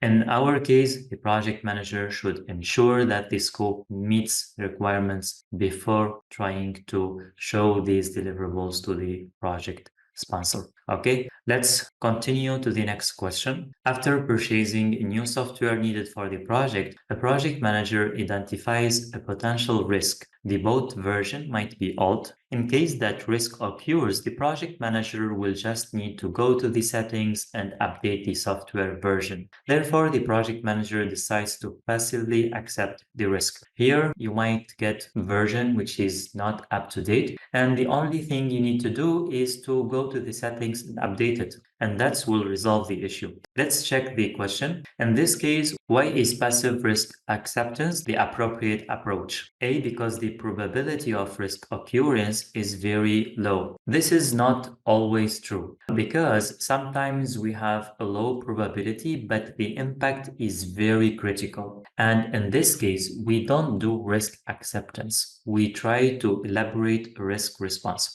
We know that passive risk acceptance is that you acknowledge the existing of the risk, but you don't prepare or elaborate a risk response. This is a passive risk acceptance. And we do that when the risk is not really important in terms of impact or in terms of frequency. And usually the impact is the main parameter we take into consideration. So in this case, A is not very relevant. Let's check B. Because the risk occurrence is difficult to identify. If the risk occurrence is difficult to identify, that's the nature definition of a risk, because a risk is something that could happen as it could not happen. So we have probability of the occurrence of a risk. And that's the definition of a risk. So B is not making any sense because a risk could happen as it could not happen. C, because it's better to deal with trivial risks when they occur. Here, trivial risks means that the risks are not having a lot of importance. Their impact is very low, and that's exactly when we use passive risk acceptance. And C seems a very good option. D, because the risk is not on the critical path. We talk about activities on the critical path, not risks. So here, maybe we could attach a risk to an activity. And in this case, we say that because the risk is attached to an activity which is not in the critical path. And actually, it doesn't matter if the activity is on the critical path or not. If a risk could impact the project, it could be even in other tasks that are not in the critical path, and these tasks could be critical. So that's why the best option here is C. Let's confirm. Yes, the correct answer is C. Let's move on to the next question. The project manager recently learned that one of the senior team members will be promoted to manage a new project within the organization. When this happens, the project manager will lose a valuable member in the team. What should the project manager do next? Let's check the different options. A, try to influence management to delay the team's members' promotion until the project is completed. Do you think this is the right option?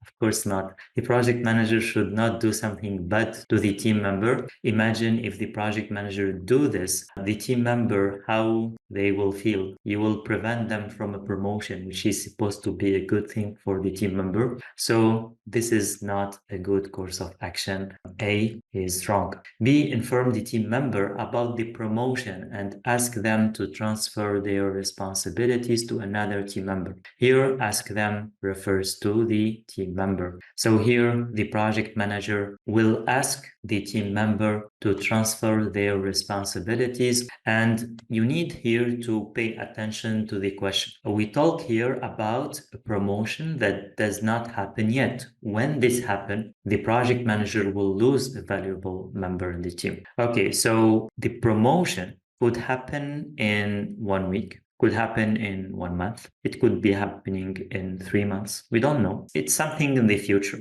So asking the team member to transfer their responsibilities based on something that is not taking place already is not appropriate. That's why I think B is not appropriate. Let's check C and D. C asks the team member to prepare a transition plan once they get officially promoted. This is actually very good. This is better than the option B because it confirms first that the promotion takes place, then the action of preparing a transition plan is launched. All right, so here C is a good option. Let's check D, acquire another resource to replace the team member. Here, of course, replacing a team member is too early because the promotion have not taken place yet. Let's check the right answer. Yes, C is the right answer. Transitions and the changes of roles are all common occurrences in a project. Therefore, creating a transition plan can ensure the smooth functioning of the project during times of change. A transition plan outlines the handoff process and defines all the priorities, goals, and strategies for a successful shift. However, the project manager can only ask the team member to prepare this plan when the promotion becomes official through a transfer order, for instance. Okay, let's move on to the next question. During a bidder conference, a supplier brought to the project manager's attention a missing requirement in the request for proposal. When checking the RFP, the project manager realized that the supplier was right.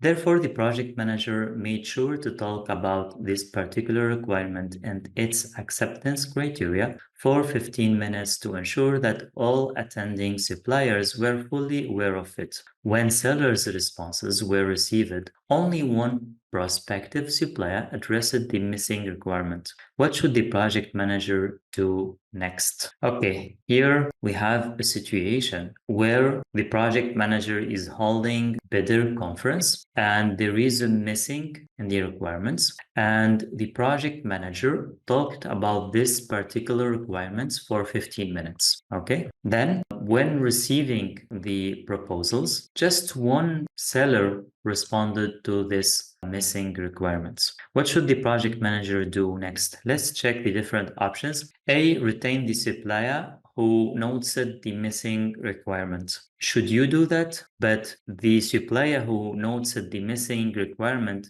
maybe did not respond to this requirement and their proposal. I don't like this A too much. Let's check B, retain the supplier who addressed the missing requirements and their response. Okay, if you are going to base your selection on this only, maybe you will not get the best supplier. You only be based on this missing requirement. How about the other requirements? How about all the selection source criteria? So A and B does not look very good. Let's check C. Extend the deadline to receive more proposals and have more choices. Okay, if you are going to extend the deadline, are you going to explain why? Because if you are going to extend the deadline, it means that you are not going to consider the first round of proposals and you need to explain. So I think that makes sense, but here in the option C, it does not explain what's beyond extending the deadline. So let's check D if it looks better or not. Send an adjusted RFP comprising the missing requirement to all suppliers and give them the opportunity to resubmit their proposals.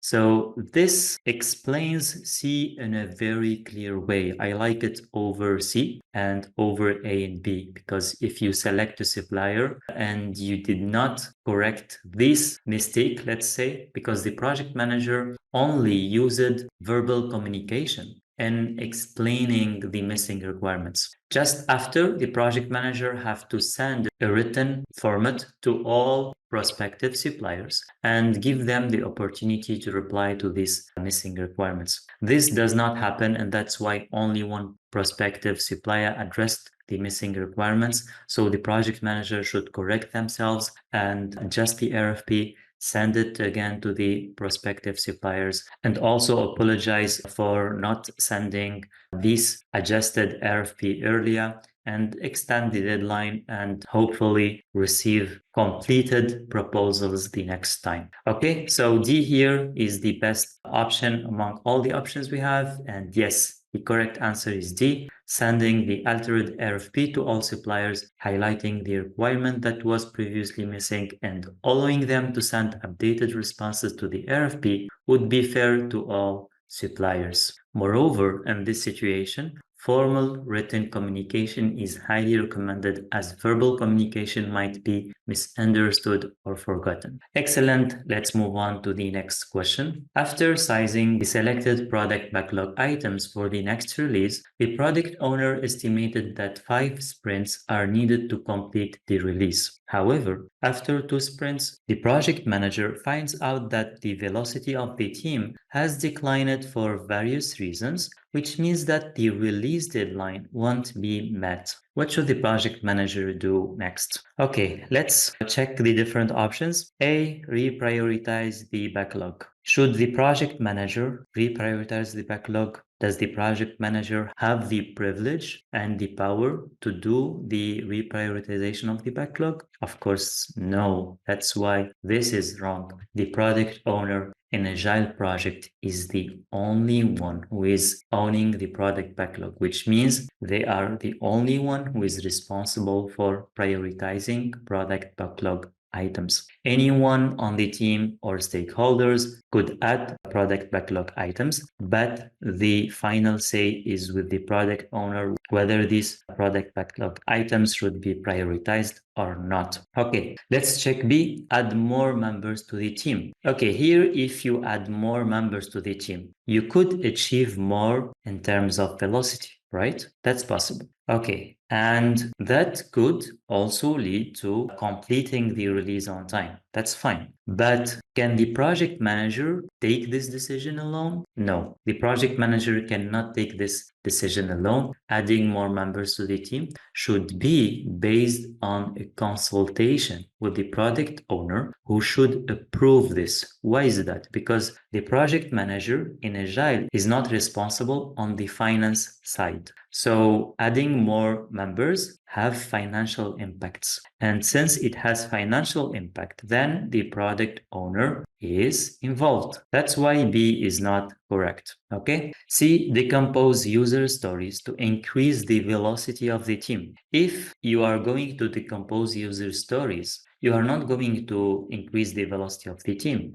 Example, you have this user story, and this user story is estimated at, let's say, 8 story points, and you decide, you know what, this is big and we don't like 8 user stories and we need to decompose it. And imagine that you come up with 2 user stories. Actually, these 2 user stories will not have estimations 8. Maybe this will be 5, maybe this will be 3. At the end of the day, the decomposition of user stories will not give you any gains in terms of velocity. Okay, that's why C is not correct. D, discuss the issue with the product owner to find the appropriate solution. That's exactly what the project manager should do. D is correct because you need to talk to the product owner. You inform them about the facts you have on hand, and based on that, the product owner will either accept that we need to decrease the expectations of the release, or we need to add more members, or whatever is the option they choose. So let's check the correct answer. Yes, D is the correct answer. Excellent. Let's move on to the next question. During a meeting with 15 stakeholders, the product owner was discussing and collecting ideas about the product requirements. Since there were a lot of suggested ideas, the product owner decided to vote. After voting, the product owner found a particular idea received 9 votes, So the project owner went with that option. What type of decision making does this depict? Unanimity, majority, plurality, or dictatorship? Okay, here we have 15 stakeholders and we get 9 votes. If it's unanimity, it should be 15 votes for a particular idea, but we only got 9 votes. That's why unanimity is not correct. Majority, on the other hand, is correct because we have 9 on this side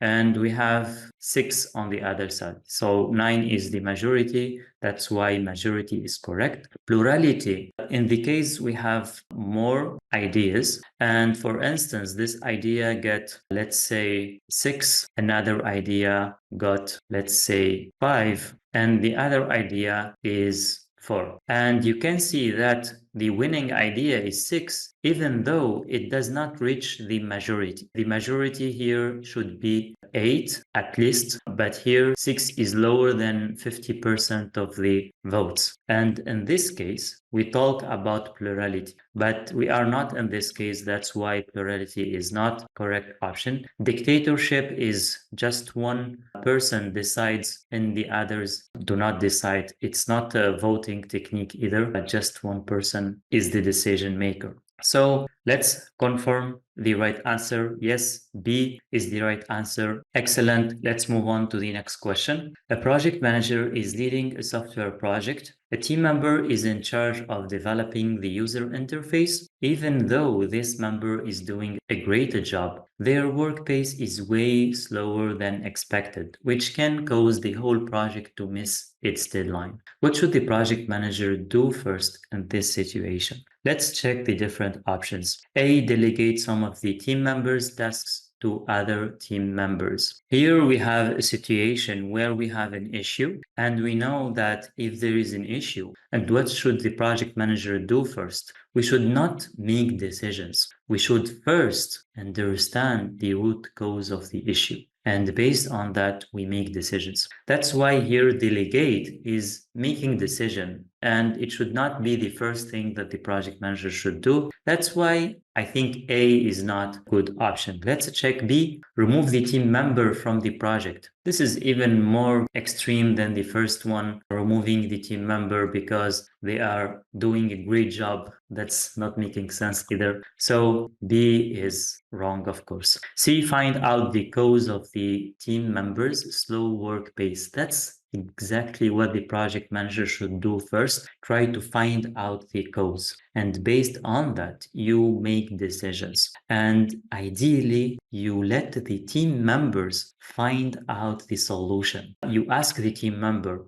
what's the best course of action we can do? You ask the team member why the pace is slow. What do you think we can do to improve the pace? So the team member tries to reflect and tries to give solutions. Don't jump right away on the conclusion and try to order and direct team members. C is the best option so far. Let's check D. Give the concerned team member other non-critical tasks. This is similar to delegating. This will only let the team member down, and you will give them a message that this team member is not reliable, and you remove their tasks and you give them another non-critical task. This is not a good course of action, of course. Let's confirm the right answer. Yes, C is the correct answer. Before taking any corrective measures, the project manager should determine the underlying cause of the problem. If it turns out that the concerned team member is over-allocated, it might be better to assign some of their work to another team members. Excellent. Let's move on to the next question. A stakeholder is pressuring the project team to make some changes to the product. The project manager informs the stakeholder that the changes cannot be implemented immediately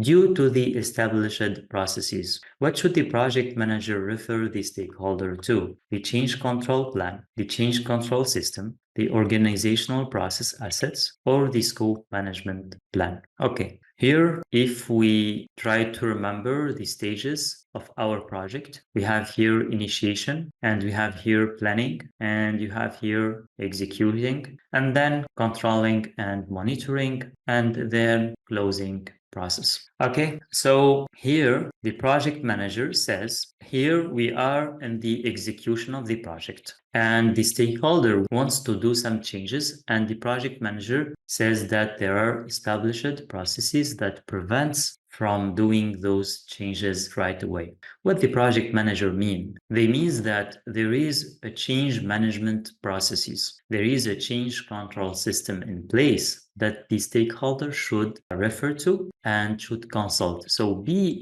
is the correct answer. Why A, C, and D are wrong then? Here, the change control plan informs how to establish the change control process. So if the stakeholder check this one, it will says in order to set up a change control system, you need to have a meeting with key stakeholders, including this one and this one. You need to establish the change control process. You need etc. etc. So it's a plan about how to form this one. So it doesn't have the change control system itself, just how to make it. That's why the change control plan is not the document that the project manager is talking about. The scope management plan is a plan established in the planning phase, and it defines how we are going to collect the scope, how we are going to manage the scope, etc. It's not a document that defines how we are going to implement changes.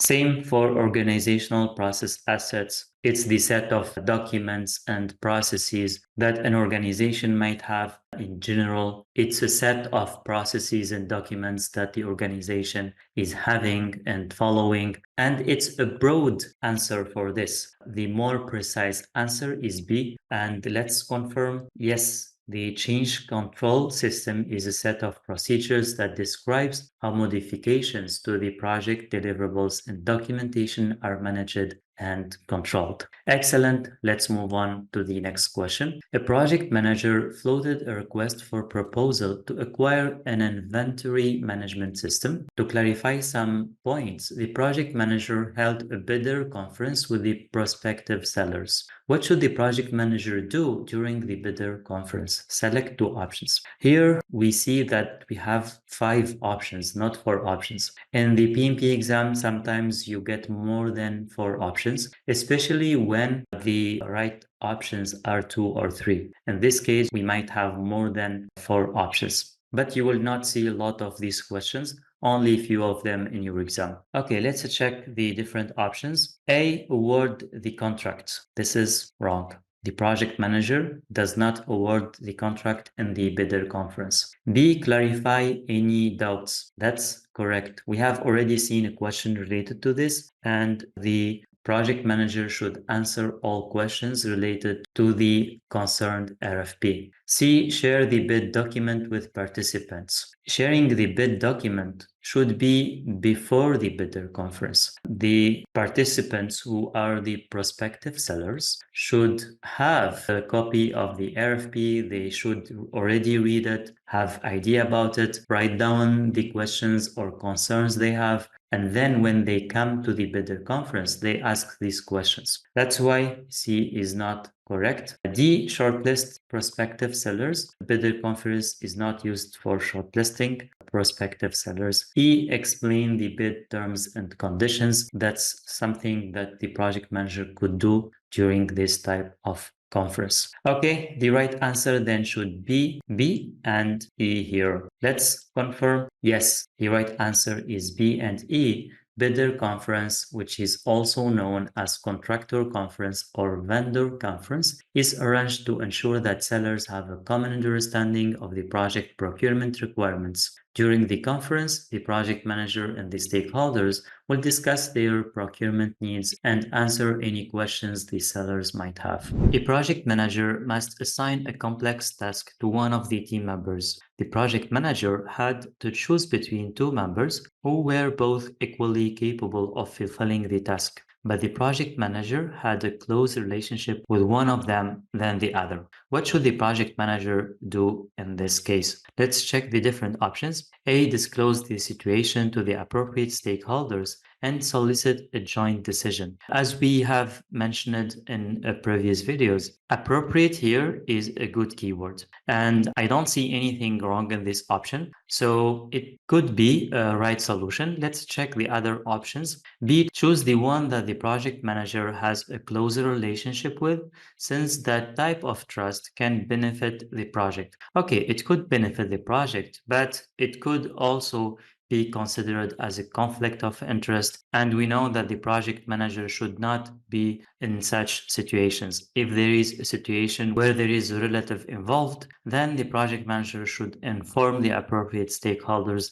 That would be better. Let's check C. Choose the member the project manager is not close to in order to avoid misunderstanding. Here, in this case, the project manager will miss the opportunity of having someone who has a close relationship with. So it's not ideal to do this or do the other. Maybe have a joint decision is better. Let's check D. Ask a third team member to take the decision in order to avoid a conflict of interest. Here, delegating the decision to someone else maybe is not appropriate in this case, because in this case you are going to completely rely on the third team member's decision and you will not have any control over the decision. So ideally the decision is not just based on the relationship, it should be based on factors which is more relevant to the task. So among all the options, I see that A is the best option. Let's confirm. Yes,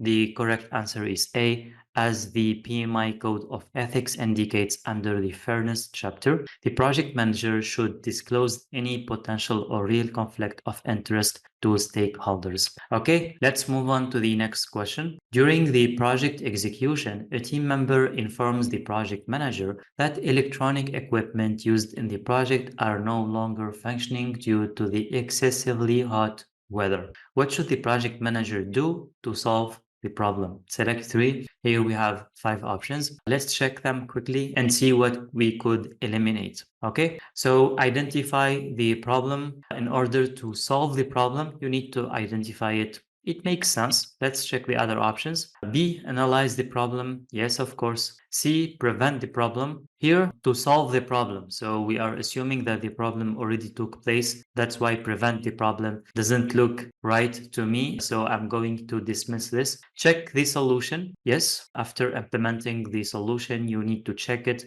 to verify if it's going to solve the problem completely or not. E, keep the solution. Here, not necessarily that you keep the solution. If you check the solution and you find that the solution is not that convenient, then you need to do another iteration and correct the solution and come up with a second, let's say, solution. So that's why keep the solution is not right. Okay, here the correct answer would be A, B, and D. Let's confirm. Yes, the correct answer is A, B, and D. Let's move on to the next question. While reviewing the latest report of the project team's performance, a project manager notices a major drop in their output. What should the project manager do to raise the team's productivity? Okay, let's check the different options. Increase the pressure on each. We can stop here. Increasing the pressure is not good term. Maybe this option, if it's paraphrased to create a sense of urgency or something like that, maybe it would be better, but just increasing the pressure is having a negative, let's say, sense. That's why I don't like this option very much. Let's check the other options. Maybe we can find something better.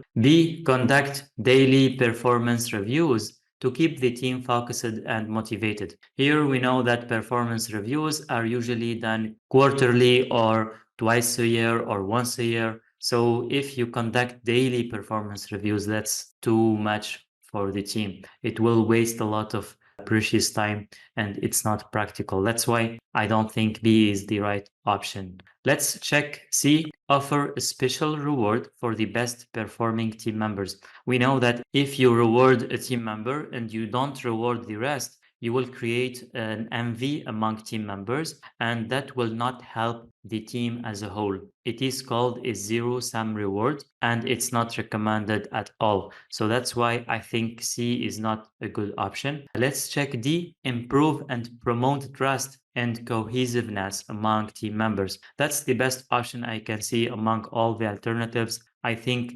obviously B is the best. Let's check the correct answer. Yes, D is the correct answer. Improving feelings of trust and cohesiveness among team members improves productivity. Excellent. Let's move on to the next question. During a meeting with the sponsor, the project manager is asked how much work is left and whether the team will be able to finish the project on time. Which of the following point in time measurements can the project manager use to answer the sponsor's questions? We need to select two options. Let's check the different options. Product backlog. Actually, the product backlog is answering the question of how much left, I think is here, how work is left. But it's not a measurement. We cannot say that product backlog is a measurement. That's why I don't think A making a lot of sense. Let's check B, feature burn up chart. This is a measurement, and this can show how much work is left. So usually a feature a burn down chart is looking like that, and we can see over sprints how many features we have done and how many feature remains, and that's would answer the sponsor's question. B is a correct answer in this case. Let's check C, sprint burn down chart. Here the burn down chart is related to the sprint, so it will not show the sponsor how work is left in the project. So this only shows how work is left in the sprint. It doesn't show on project level. That's why this C is not correct. D, lead time. Lead time is correct in this sense. Why? Because lead time we usually use an cumulative flow diagram like you can see here, and we can find out the lead time, which gives us the information. How much time does the team usually need in order to reach the completed work? We know the definition of lead time is the time where task is created until the time it is delivered. So we know approximately using lead time how much time do the project team needs to complete the project. So this will help us respond to this second part. So to conclude, the right answer is B and D. Let's confirm. Yes, the right answer is B and D. Feature burn up and burn down charts, lead time and cycle time provide in the moment measurements, giving insight into the team's capacity and the schedule's predictability. Perfect. Let's move on to the next question. A project manager is leading a software development project using an agile framework. In the current iteration, the team encounters a technical challenge related to integrating a third-party API into the system. To address this challenge, the team decided to allocate time for a spike to look into the issue. Based on the below iteration burn down chart, at which period of the iteration did the team take the spike? A, B, C, or D? Okay, here we have this sprint. We have 10 days, and we know that if we are having a spike, usually the team is focusing on doing research. They are not progressing on the project. And if we can see here the burn down chart, we can obviously see that this period B, there is no progress for the team. The team is not progressing on the project, and most probably because they are working on a spike. So the right answer should be B in this case. Let's confirm. Yes, B is the correct answer. A spike is a time-boxed activity aimed at addressing a technical challenge or mitigating risks. Excellent. Let's move on to the next question. A project manager is leading the development of a new software project. The project manager wants to adopt an approach that produces key deliverables at various stages of the project. What should the project manager do? Here we have an approach that have key deliverables in various stages. So if we have this timeline for the project, we might have a deliverable here, one here, another here, maybe another one here, etc. So let's check the different options. Create a detailed project schedule with key milestones to track progress against the plan. This reminds us with the predictive approach, and we can see here key milestones but no deliverables. We can have different milestones without having deliverables. That's possible with the predictive approach, but here in this option there is no indication that we have multiple deliverables like we have in this scenario. That's why I'm going to dismiss A. Let's check B. Deliver incremental results that can be added to the subsequent results. That's exactly what the project manager is looking for, because there is here incremental and there is here delivery of incremental results. And these results are added to the other results at the end to give the final deliverable. So we have here intermediate deliverables. I think B is the right answer. Here, if you are in a rush, you can move on to the next question. If you are having time, you can check the other options. Here, the other options, we can check them quickly. Organize frequent review meetings with project stakeholders to gather feedback and adjust project direction. This is an iterative approach. And we know with the iterative approach is not necessarily that you have multiple deliveries. Usually you have one delivery at the end and you have multiple iterations where there is a non-completed product and there is improvements and stuff like that. That's why C is not correct, because it doesn't have many deliverables. D, adopt an iterative approach. This is the same as C, but this is more direct in order to deliver the highest business value earlier. Actually, the iterative approach focuses on the correctness, not on delivering higher business value earlier. That's the purpose of the incremental approach. Let's check the right answer. Yes, the right answer is B. Delivering partial results at various intervals refers to the incremental approach. Excellent. Let's move to the next question. By the end of the third iteration, a project manager delivered the website to the customer and signed a maintenance contract to fix any issues that might occur. On the first day of the maintenance contract period, the customer reported an error on the contact page when using a smartphone. After verifying the issue with the project team, the project manager realizes that testing the contact feature on mobile was omitted. What should the project manager do next? Here, to summarize the scenario, we have a project manager who delivered the website, the project is closed, and another maintenance project is started. But on the first day, an error occurs because there is an omission that took place in the main project. Let's check the different options. A, reopen the project and fix the error since testing the contract feature on mobile was omitted. Here, reopening the project is not an option that you need to put on the table, because once the project is closed, it's over, it's closed, especially that here we have a maintenance contract. And usually in the maintenance contract, we fix issues that are post-delivery. And in this case, we have an issue that appears post-delivery. So that's why reopening the project is not appropriate. You need to deal with this issue with the new maintenance project, and A is wrong. B, ask the sponsor to submit a formal change request with an anterior date in order to be considered as part of the project. Here, what the project manager is asking is not ethical actually. How you are going to submit a change request with an anterior date. That's not a good course of action. Don't do this if you are project manager. Take my advice. Okay, so B here is wrong. Let's check C. Request from the project team to fix the issue according to the maintenance contract. That's exactly what should be done. Actually, I like this option C. That's the correct course of action. D, do nothing since the error is discovered after the formal closure of the project. How you do nothing and you have a maintenance contract? You need to fix the issue, right? So since you have a maintenance contract, you need to fix the issue according to the maintenance contract.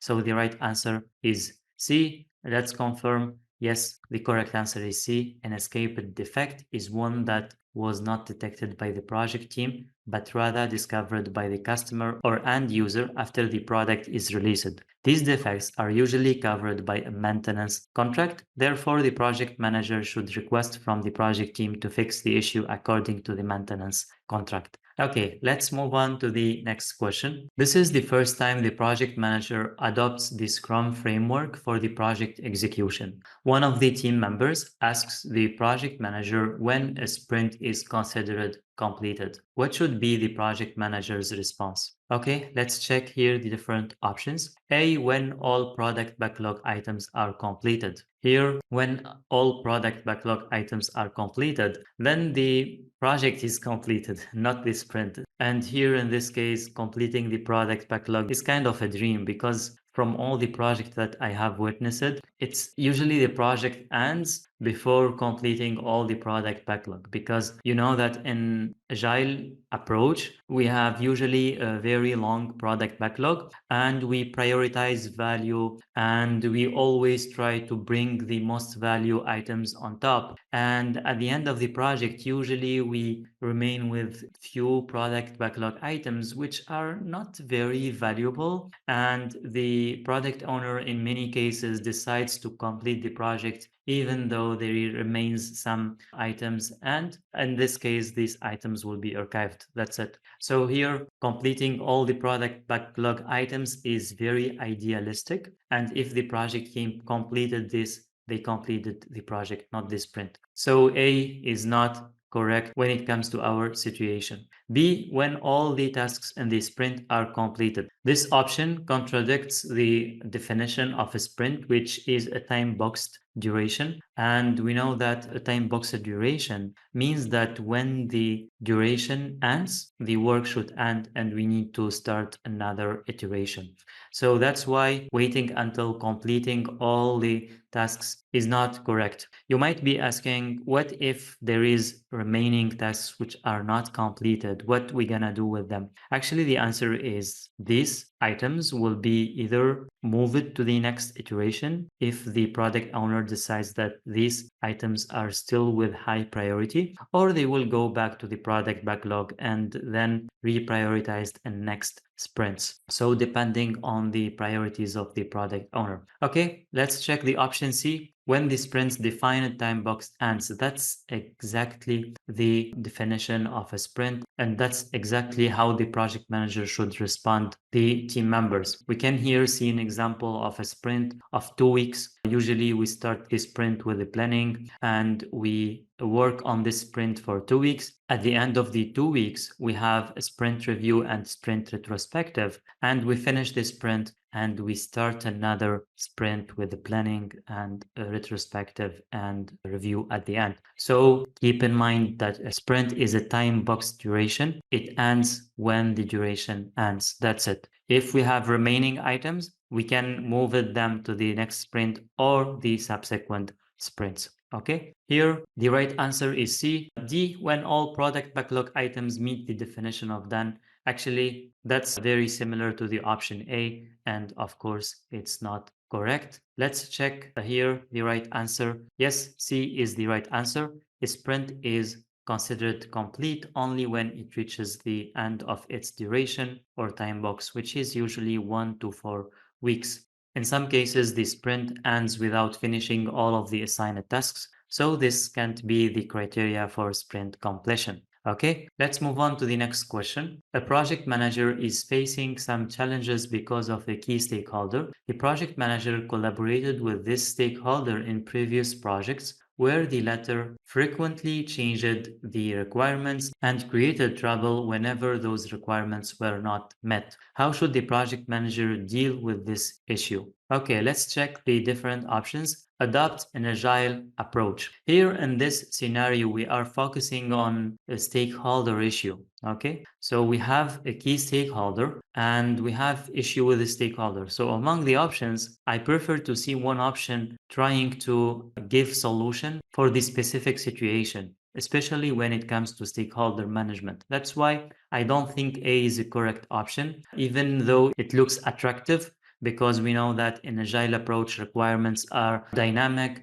and agile could fit very well with the key stakeholder. But here we don't know whether all the stakeholders are similar to this stakeholder. Maybe we have just one key stakeholder like that and so many other stakeholders who are not like them. So changing the development approach based on this stakeholder is not making sense. Also, we don't have any information about the other things. We don't have any information about the different approaches. And the question either doesn't talk about the development approaches. It's not like what should the project manager adopt as an approach or something like that. So the question is specific to stakeholder management. So sometimes you need to be very careful when reading the question, because the way how the question is written, the way how the situation is crafted could give you an indication of the right answer and could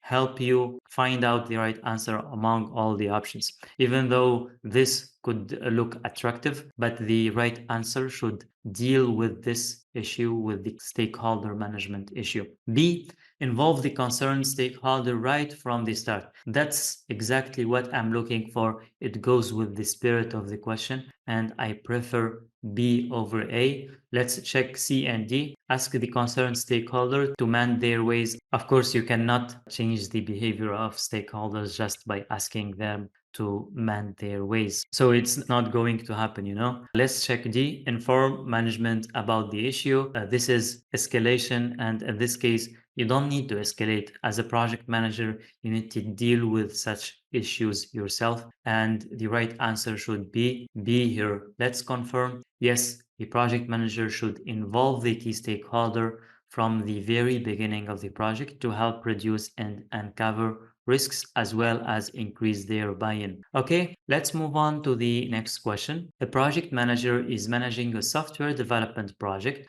which was planned to last 3 months. Throughout the entire project, progress aligned with the planned schedule. However, one day before the delivery deadline, a team member discovered a bug that could cause a 1-week delay. What should the project manager do next? That's not the ideal case. Okay, let's check the different options. Inform the stakeholders that there is a bug that requires 2 to 3 days to fix. Okay, here you need to stop here right away, no? Here in the scenario we said 1 week, and here we are going to communicate 2 or 3 days. This is not ethical, okay? That's very simple, and you need to dismiss right away. You need to be ethical and only report things which are real. Don't alter informations to gain support. The project manager should not lie under any circumstances. Okay, let's check B. Inform the stakeholders about the situation. That's a good start. And that it may take a week to resolve the bug. That's very cool. I don't think anything wrong on this option. So that's fine. I mark it as correct, and let's check the 2 other options. Update the lessons learned and add them here. Are you going to update the lessons learned without fixing the issue first? What you should do next is fixing the issue, then do the lessons learned. So useless to continue reading. The lessons learned update should be after everything settles down. So I think C is wrong because of this reason. D, close the project since the project end date is reached. Here, the project end date is reached, okay, but here we are 1 day before delivery. So discovering the bug took place before the end of the project. That's 1. 2, from the scenario, this seems a predictive project because this planned for 3 months, and throughout the entire project, progress aligned with the planned schedule. So we are here in a predictive approach. And we know that in a predictive approach, the project is over once the scope is completed. And since we have a bug, it means that the scope is not completed. So you need to complete all the scope, fix all the issues, then close the project. That's why here closing the project is not a correct option, and the right answer is B in our case. Let's confirm. Yes, the correct answer is B. As soon as it becomes obvious that the project will be delayed, the project manager should notify the client and present them with the new alternatives. The project manager should be honest and transparent about delays. Under the responsibility section of the PMI's Code of Ethics and Professional Conduct, page 3, when the project manager discovers errors or omissions caused by others, they should communicate them to the appropriate body as soon as they are discovered. An organization decided to conduct a personality test. A team member is confident that the quiz results will reveal their pragmatic personality, as they only believe in facts and never rely on intuition. What should the team member's personality type be? Sensing, thinking, judging, or perceiving?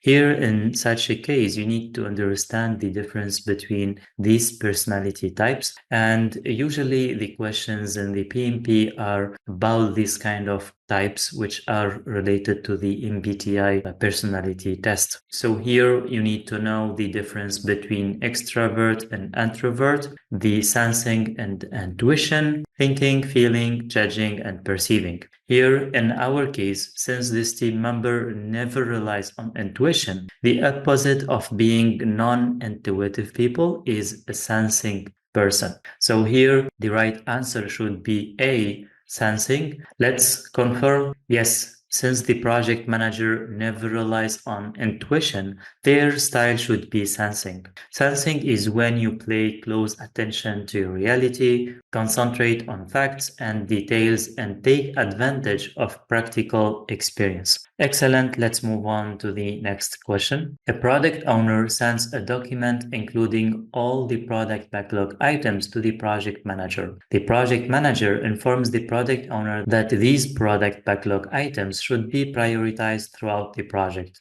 What should the project manager recommend? Okay, let's check the different options about prioritizing these project backlog items. A, the business analyst and project manager collaborate to define the priorities of the product backlog items. Actually, we know that in Agile, the product owner is responsible for prioritizing the product backlog items. That's why here having the business analyst and the project manager without involving the product owner seems a little bit odd. So this looks wrong. Let's check option B. The team prioritized the product backlog items based on their size. Okay, we can stop here. The team does not prioritize the product backlog items. It's one of the responsibilities of the product owner. Let's check C. The product owner places the most valuable items at the top. That's excellent. Actually, I don't see anything wrong in this. Let's check D. The sponsor decides the priority of product backlog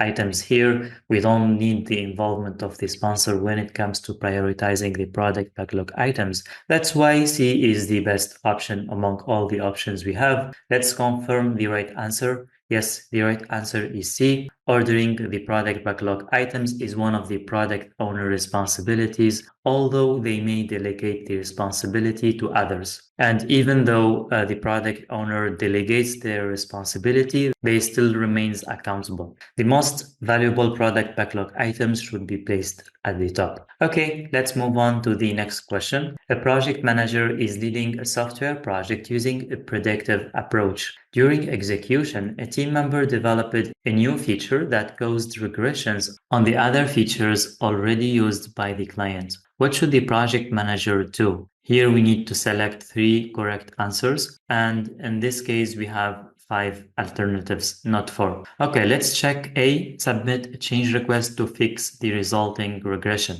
Since we are operating under a predictive approach, then submitting a change request is a correct course of action. That's why A is good. Let's check B. Inform the concerned stakeholders about the regressions, their impact, and the proposed solutions. This is also seems very good. So I'm going to mark it right. Let's check C. Set up a lessons learned meeting to avoid similar issues in the future. Yes, this is also good. So I think C is also correct. We already selected 3. Let's check D and E. Since it's an internal problem, try to fix it without the customer's notes. This is absolutely a wrong thing to do. Try always to be authentic and don't hide anything. If there is an error, a regression, an issue, or anything, you need to communicate that to stakeholders. I know it's a little bit intimidating to share bad news, but this is one of your responsibilities as a project manager. If you have any new piece of information, whether it's bad or good, you need to share that. Okay, so D is wrong. Let's check E, ignore the regressions. Here, when you see ignore, most probably it's wrong option. So ignoring the regression and focus on completing the project as scheduled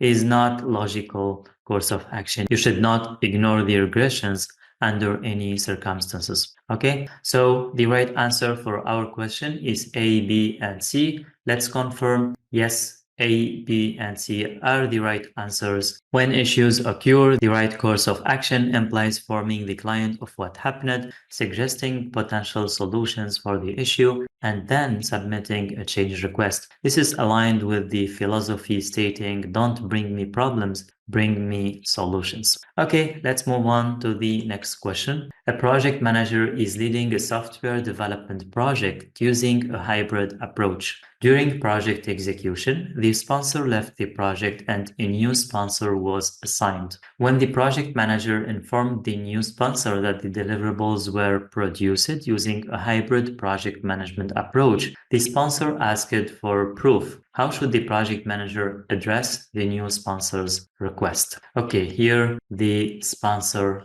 or the new sponsor is asking for a proof that the project manager is using a hybrid approach. Let's check the different options. A, explain the hybrid approach to the new sponsor. Actually, the sponsor asked an a proof, did not ask for an explanation of the hybrid approach. That's why A is not aligned with the scenario and it should be wrong option. Let's check B, ask the new sponsor to reach out to the project team in order to get a clear explanation of how the product is being developed. It's same here. You are going to forward the sponsor to the team, and this will not address the sponsor's concern because the sponsor wants a proof, and most probably this should be formal. So asking the project team, and the project team will explain to them how the product is being developed. I guess this is not the right option. So I'm going to check C and D and check if there is any better alternative.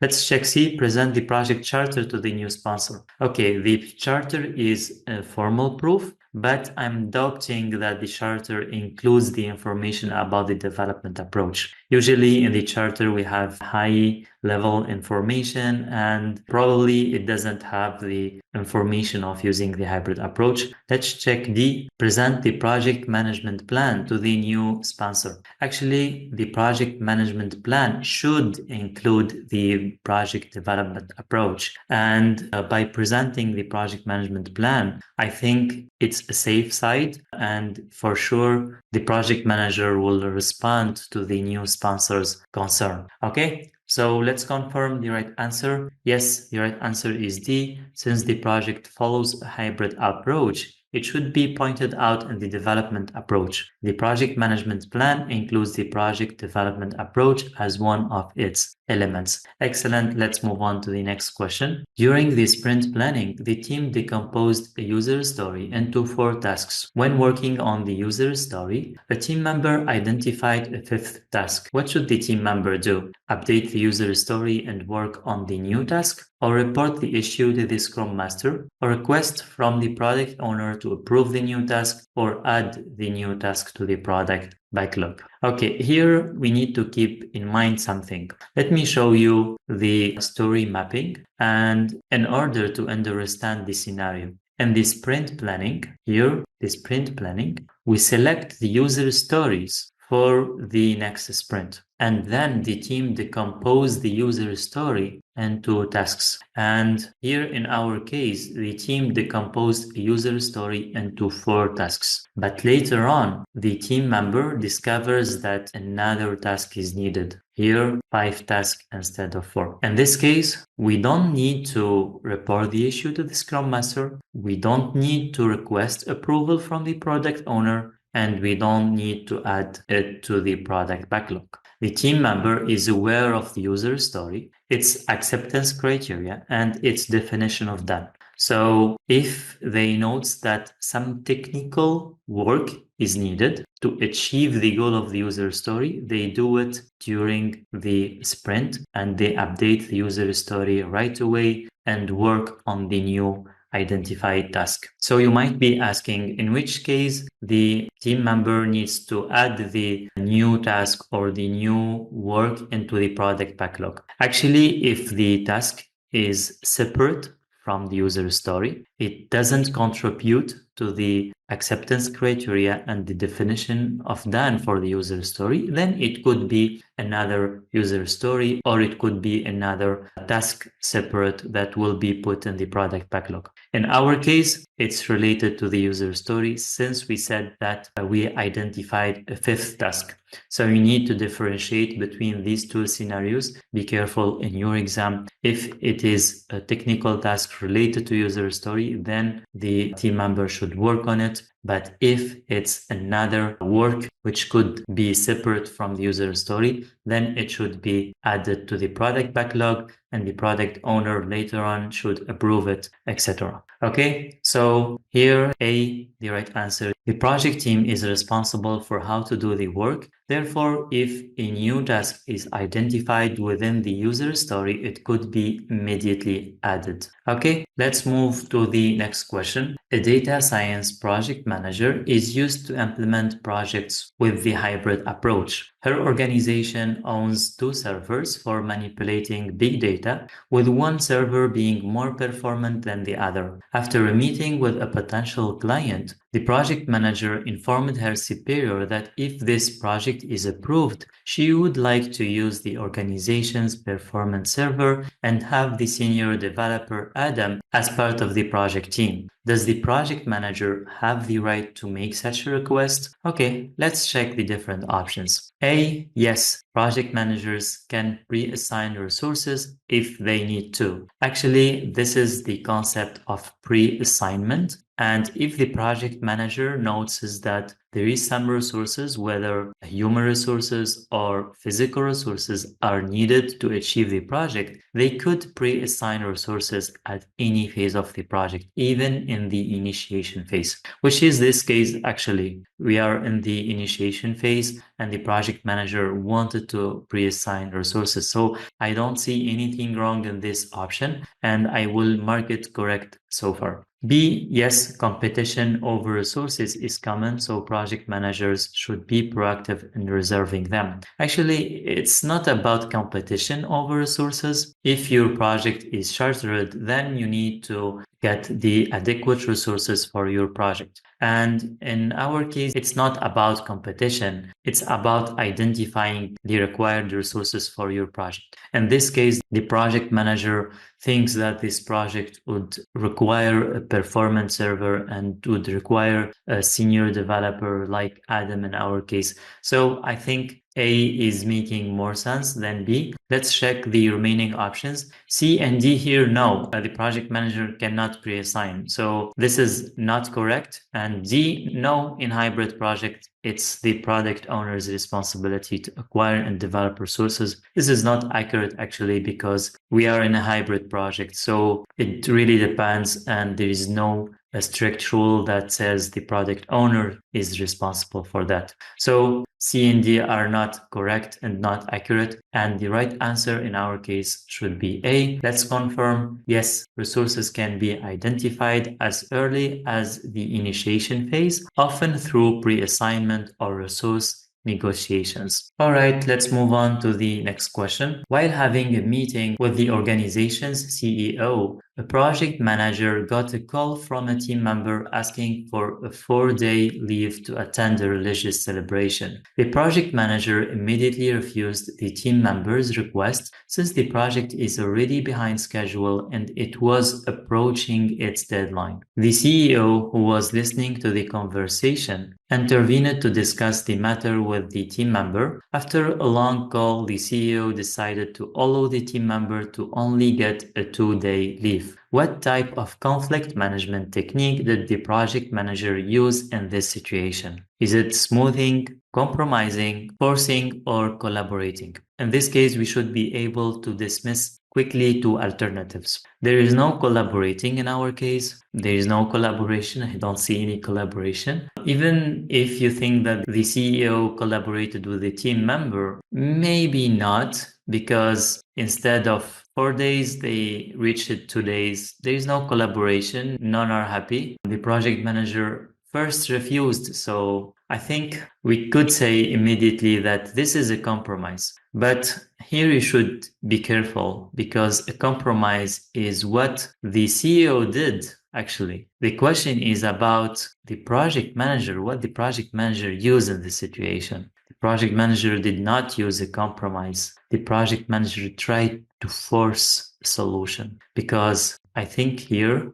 you can see the project manager immediately refused the request and tried to use their formal position and coercive power to impose the decision of not getting any leave. Then the CEO used the compromising. So consequently, the right answer should be C in our case. Let's confirm, yes, the project manager used the forcing resolution technique since they firmly refused the project member's request. This is a win-lose situation. The CEO used the compromising technique since they tried to partially satisfy the two parties, which usually results in a lose-lose situation. So we don't have a lot of these kind of questions in PMP, but if you have one, then be careful who is addressed in the situation, because in such a case it will be misleading because you right away jump on compromising because you think of the CEO decision, but the question is about the project manager decision. So here in some cases, as I said, it's not a lot, but in some cases the scenario and the question are not like direct. You need to focus on the question. The question is key. You need to answer the question, not just answering what goes in your mind when you read the scenario. Okay, that's a precious advice when it comes to the PMP exam. Let's move on to the next question. During the first sprint of a new project, a Scrum Master had an important business meeting at the same time as the daily stand-up meeting. What should the Scrum Master do in this situation? A. Skip the stand-up meeting and attend the business meeting instead. Or B. Ask the cross-functional team to postpone the stand-up meeting. And C. Cancel the stand-up meeting. We can here not considering C. You should not cancel the stand-up meeting because you are not available. Okay, so here we can eliminate C very easily. D. Ask the cross-functional team to record the stand-up meeting in order to watch it later. Okay, the first piece of information that you need to keep in mind is that the Scrum Master is not required to attend the stand-up meeting all the time. It means that if the project manager or the Scrum Master is not available, that's fine. They can skip the stand-up meeting and already know that the stand-up meeting is for the team members to sync their work, assess their progress, etc. So the project manager or the Scrum Master should not always be there, and that's fine. If they have something else, they can skip it in some cases. So I see here that A is the right option. And if you ask the team members either to postpone or to record the meeting, it entails that as a Scrum Master, you should not miss any stand-up. And that's not good. So if you are a Scrum Master or if you are a project manager in Agile context,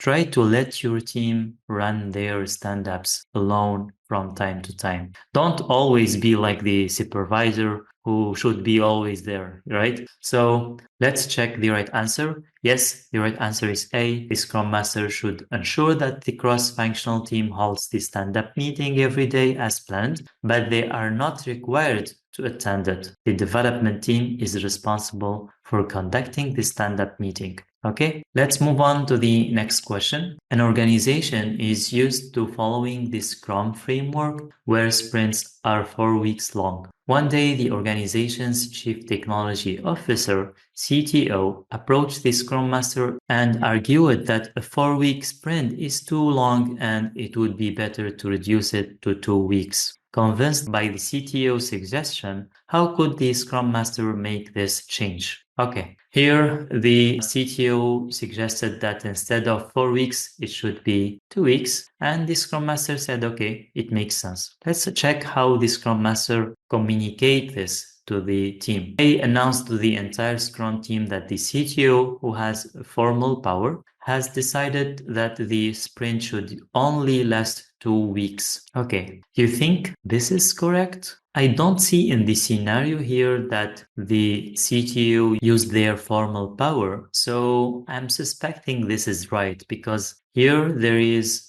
it would be better and here suggestion, so there is no order or direction to change from 4 weeks to 2 weeks. So that's why I think A is not a very good option. Let's check B. Let the product owner and the team members know about the intention to reduce the sprint length and involve them in the decision. That's very good. I like this very much, involving them in the decision, and the product owner and the team members are composing the whole Scrum team with the Scrum Master. So here B is making sense and much more better than option A. Let's check C. Inform the team of the sprint length change during the sprint retrospective and provide them with arguments. Here, there is no consulting of the team. It's an order from the Scrum Master. It doesn't work like that. What if the product owner doesn't like this change? Or what if the team also doesn't support this change?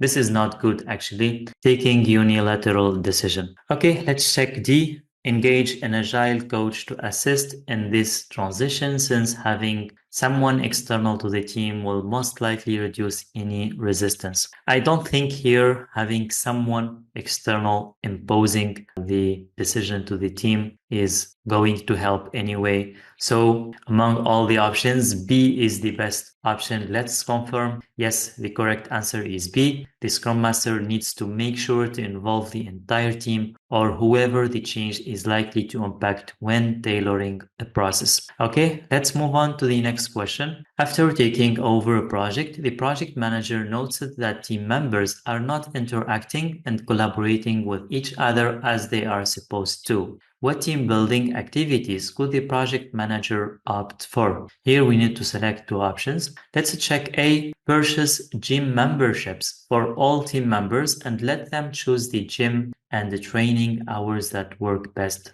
for them. If you do that, is there any interactions between team members? I don't think so, because every team member will go to the gym next to their house and they will not meet each other or do the gym with each other. So there is no team building activities here. That's why A, I don't think it's considered as a team building. Let's check B. Buy a ping pong table and allow the team to use it during breaks. So here ping pong requires two players and these two players need to interact with each other. That's why I think this is good. C. Go hiking with the project team. This is also considered as a team building, since going as a team is going to foster the relationship with the team. D. Offer them tickets to watch new movies. This is also could be individual activities and they will not improve team bonds. So here D is not correct, and the right answer in our case should be B and C. Let's confirm. Yes, buying a ping pong table or going on a hike are both considered team building activities. Team building enhances the team's social relations and builds a collaborative and cooperative working environment. If team members go separately to the gym or to the movies, there will be no interaction between them. Thus, interpersonal relationships will not be improved. These activities are just considered motivational factors, not team building activities.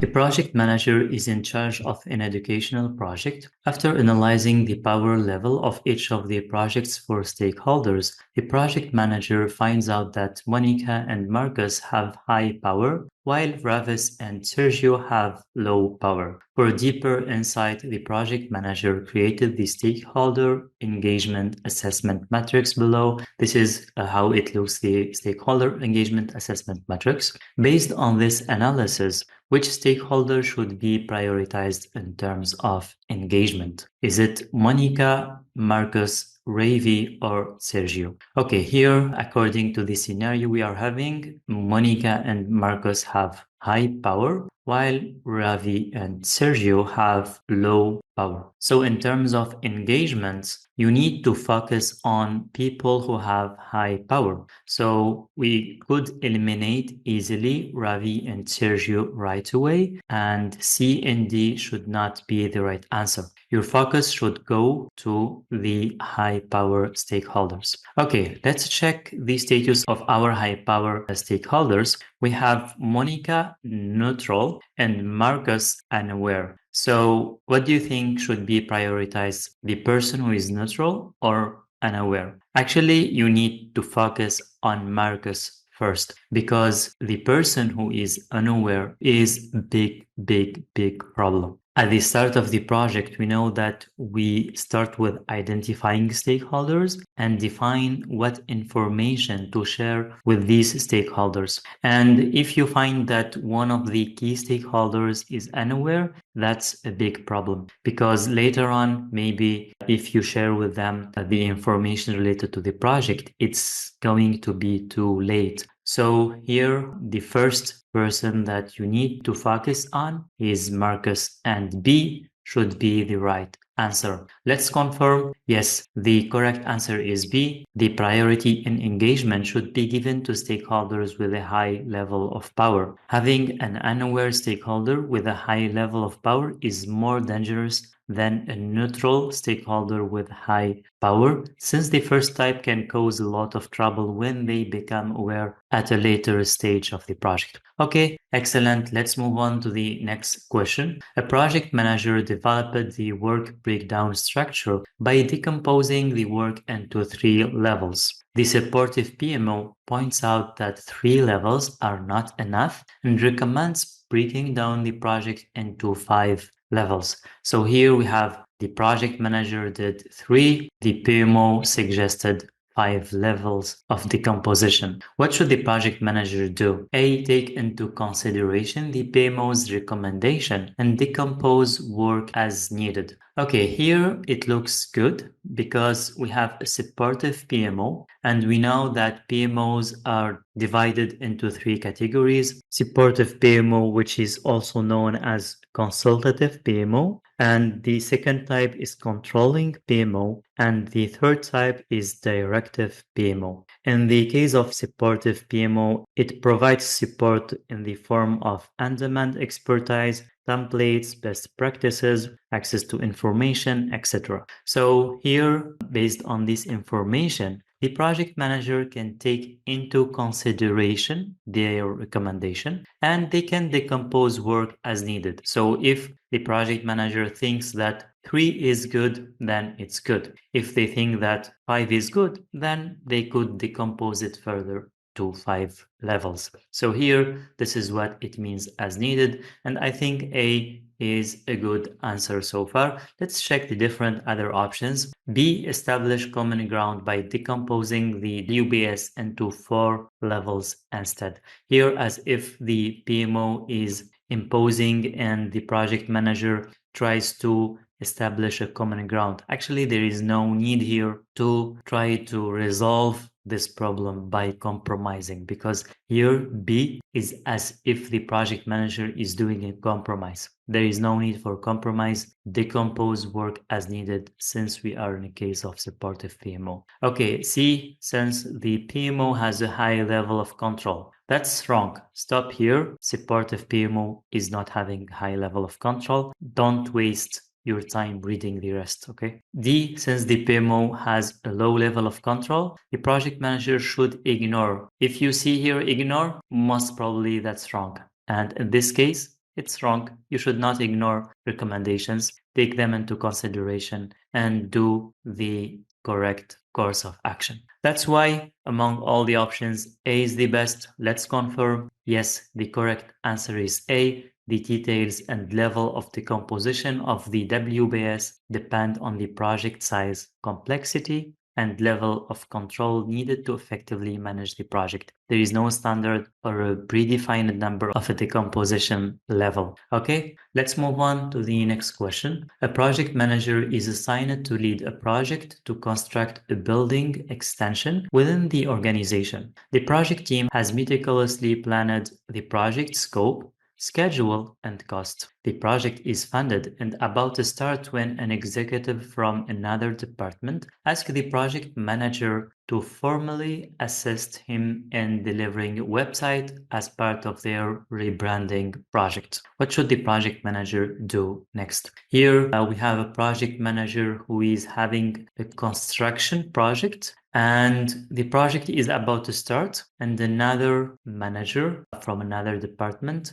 asks him to formally assist in delivering a website, which is another project, rebranding project. Here, A explained to the executive that the website work is out of the project's scope because you are working on a construction and this is a new project. So explaining to the executive that this is out of the project's scope is fine. It's correct. Nothing wrong with it. So let's check the other options. B, review the impact of the new task on the project schedule and cost. The new task is part of the rebranding project. How you going to add it to your project and try to make it part of your project? I think this is not making any sense. So B should be wrong. C, ask the executive to submit a change request for the added scope. Similar to B, this is not an added scope. This is not of the project you are having, the construction project. So C is not making sense either. D, assign a team member to help the executive create the website.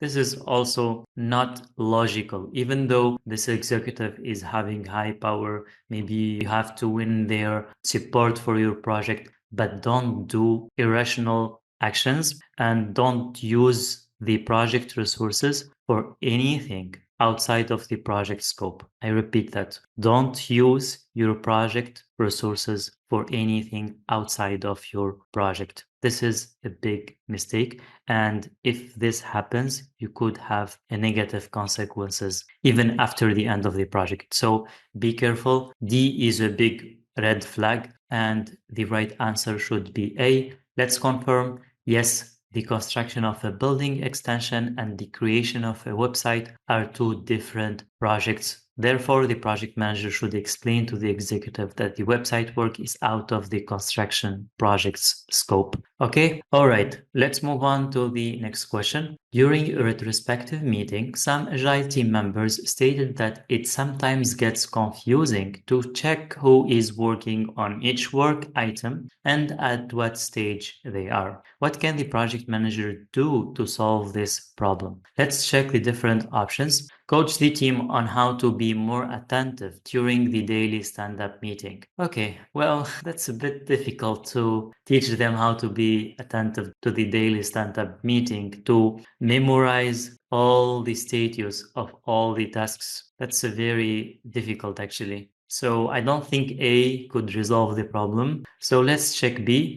Guide the team on how to use the Kanban board and update it regularly. This is making more sense actually, because we know that if we are having a Kanban board like that, maybe this is to do, this is doing, this is testing, for example, this is done, and you have a long list here, etc. So you cannot memorize all the status of all these tasks. But if you teach the team members to use the Kanban board correctly and update it regularly, then they will know for sure what stage these items, and they will also know who is working on these tasks. So I think it's better to guide the team on how to use the Kanban board, how to assign themselves to the work that they are working on. And once they finish, they move it to the other stage and start and all this stuff. This is actually making more sense.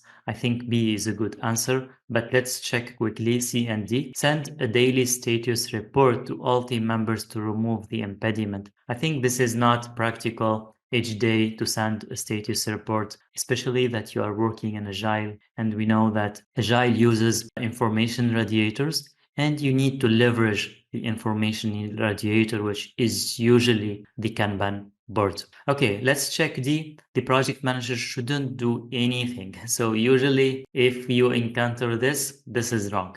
because you are in a face of a situation and you need to resolve it. So how you should do nothing. So since agile team are self-organizing, even though they are self-organizing, the project manager should remove impediments. So you need to act, you need not just watch. Okay, so based on all of this, I think B is the best option. Let's check the right answer. Yes, the correct answer is B. In the case of unclear work assignments or work progress, the project manager should help their team by using a Kanban board to display the flow of work. Okay, excellent. Let's move on to the next question. In order to ensure that the agile team is cross-functional, the project manager hires a new team member who is more inclined towards testing tasks. After a few days, the new member informs the project manager that he is unable to do his work properly because he doesn't have the necessary permission to access part of the code. What should the project manager do next? Okay, here, if we analyze this issue, we find out that the team member is having a blocker, is having an impediment. And we already know that the project manager, when overhearing such cases, they should act to remove impediments. So let's check among all the options what the project manager could do. A, ask the team member to raise the issue during the retrospective meeting. Okay, the retrospective meeting, what we do in it? We check what went well, what we could improve, etc. We should not postpone issues until having the retrospective meeting. Retrospective is just to reflect on what has been done, not to make it a meeting for resolving problems. When problems occur, we need to fix them right away. Okay, please remember this. This is a key when encountering such situations. In Agile, when there is an issue, we need to fix right away. Don't wait for the retrospective. Retrospectives is lessons learned, and you need to keep in mind that if you face problems, don't postpone them. Okay, so here A is wrong for this reason. B, tell the team member to adjust the acceptance criteria of the pending tasks. Okay, here we can stop here. Okay, who sets the acceptance criteria? The product owner, right? Is it legitimate for the team member to adjust the acceptance criteria? No, the team member should not adjust the acceptance criteria by their own. Okay, here in the second part, and then inform the product owner. This is as if the product owner, hey, you know what? I have done this. I just let you know. No, it doesn't work like that. You should not touch the acceptance criteria. If you have anything related to the acceptance criteria, you need to inform the product owner first. Ask for their permission to adjust the acceptance criteria, and the product owner should say yes or no. Okay, so that's why B is wrong. Let's check C. Explain to the team member that he cannot access the whole code due to security restrictions. Okay, if the policy of the company says that, then that's fine. This could be an answer. Here, we don't have any information about this policy. So let's check D. Maybe D could be better than C. Reach out to the appropriate stakeholder to either confirm or update the team's members' privilege. This is way much better because here you are taking a proactive action, try to resolve the problem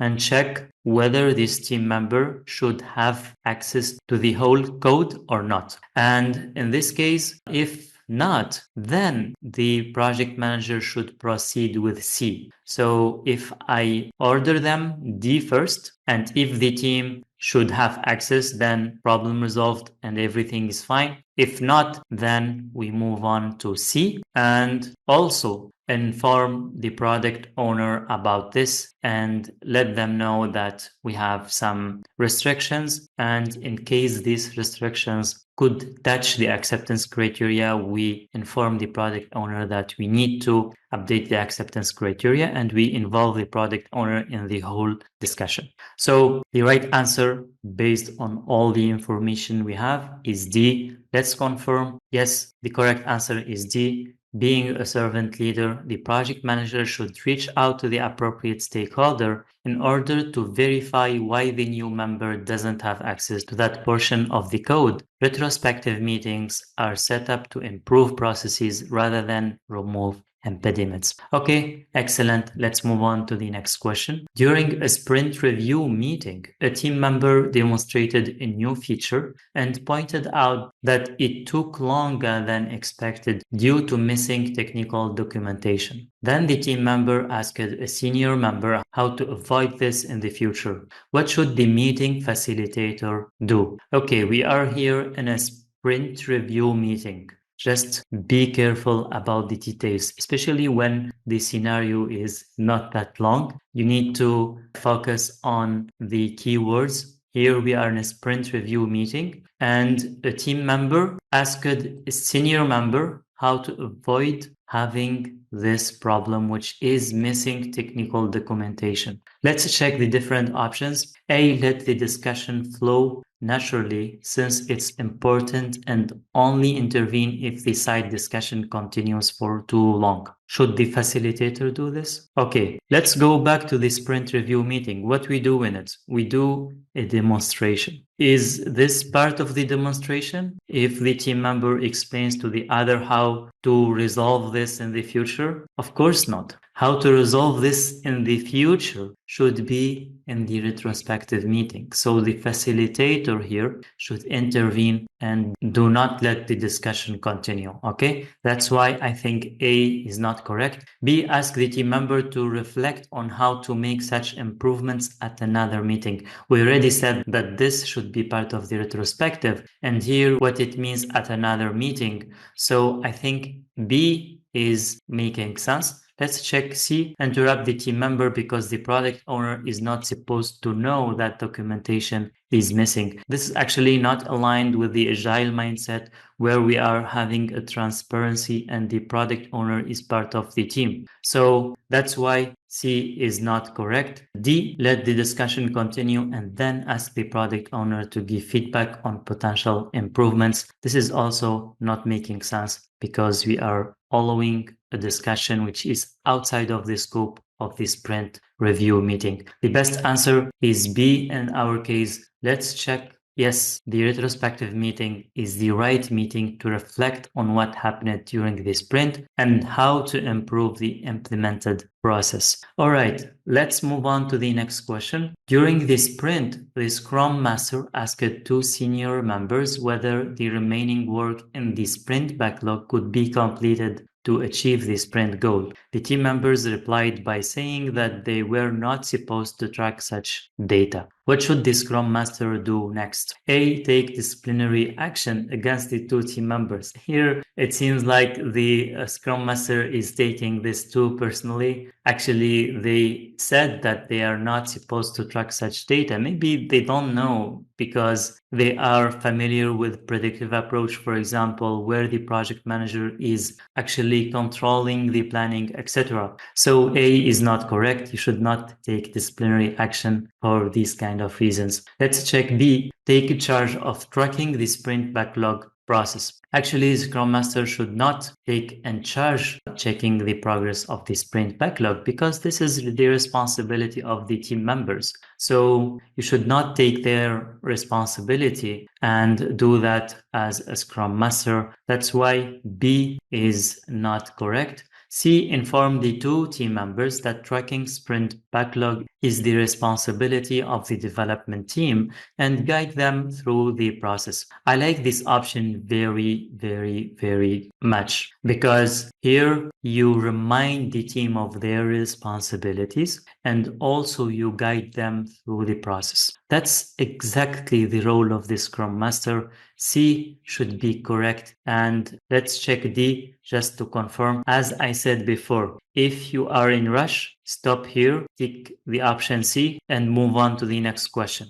But if you still have time, maybe you can check. Ask the two team members about the sprint backlog progress during the next stand-up instead. So here doesn't resolve the issue on hand because the two team members are not aware of their responsibilities. So useless to wait until the next stand-up and ask them again. So the right answer should be C. Let's confirm. Yes, the correct answer is C. The Scrum Master needs to coach the two senior team members and bring to their attention that the Scrum team is responsible for tracking the total work remaining in the sprint backlog as an indicator of whether or not they will achieve the sprint goal. All right, excellent. Let's move on to the next question. A stakeholder added a user story to the product backlog. The user story seemed clear to the Scrum team. However, during execution, the assigned member gets confused about one of its implementation scenarios. What should the team member do in this case? Let's check the different options. Ask the stakeholder for clarification.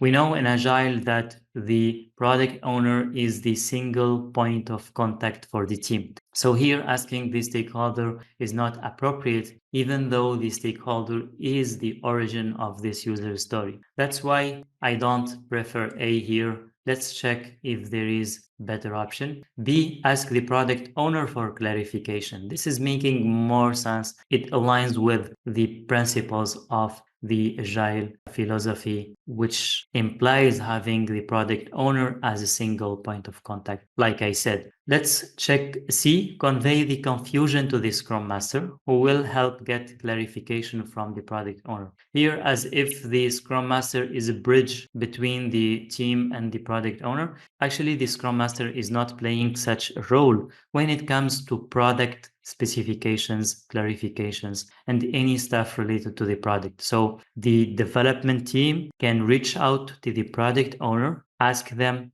directly without needing the Scrum Master help. Okay, the Scrum Master help usually intervene when it comes to processes, not to product items. All right, let's check D. Wait for the next stand-up meeting to report the issue. Here, usually when you find wait for something, it is most probably wrong option. Okay, so if you are in a hurry and you'd like to check answers quickly and you find this, try to avoid it as an advice. In this case, wait for the next stand-up meeting to report the issue. Actually, we said that the stand-up is for syncing between the team. It's not problem-solving issue. That's why stand-up meeting is not the only meeting or the only way to resolve problems. If there is a problem, we should not wait to resolve them until some dates or some meetings. We need to resolve them right away as soon as possible. Keep that in mind,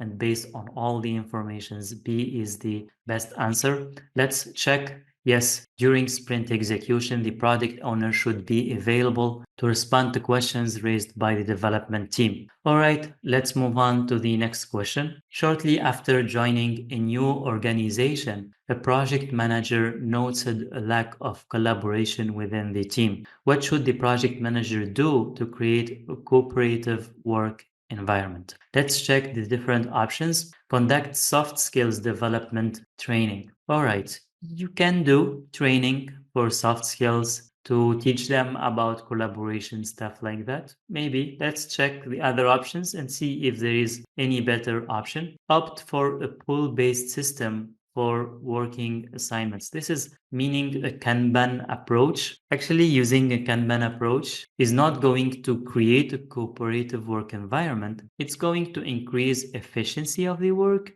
but it's not really responding to the situation we have. Let's check C, organize team building activities. This is way much better than A and B. I think team building could increase the cooperation between team members. Let's check D, adopt an agile work approach. Actually, we have seen this before. We should not change the project development approach based on a single criteria.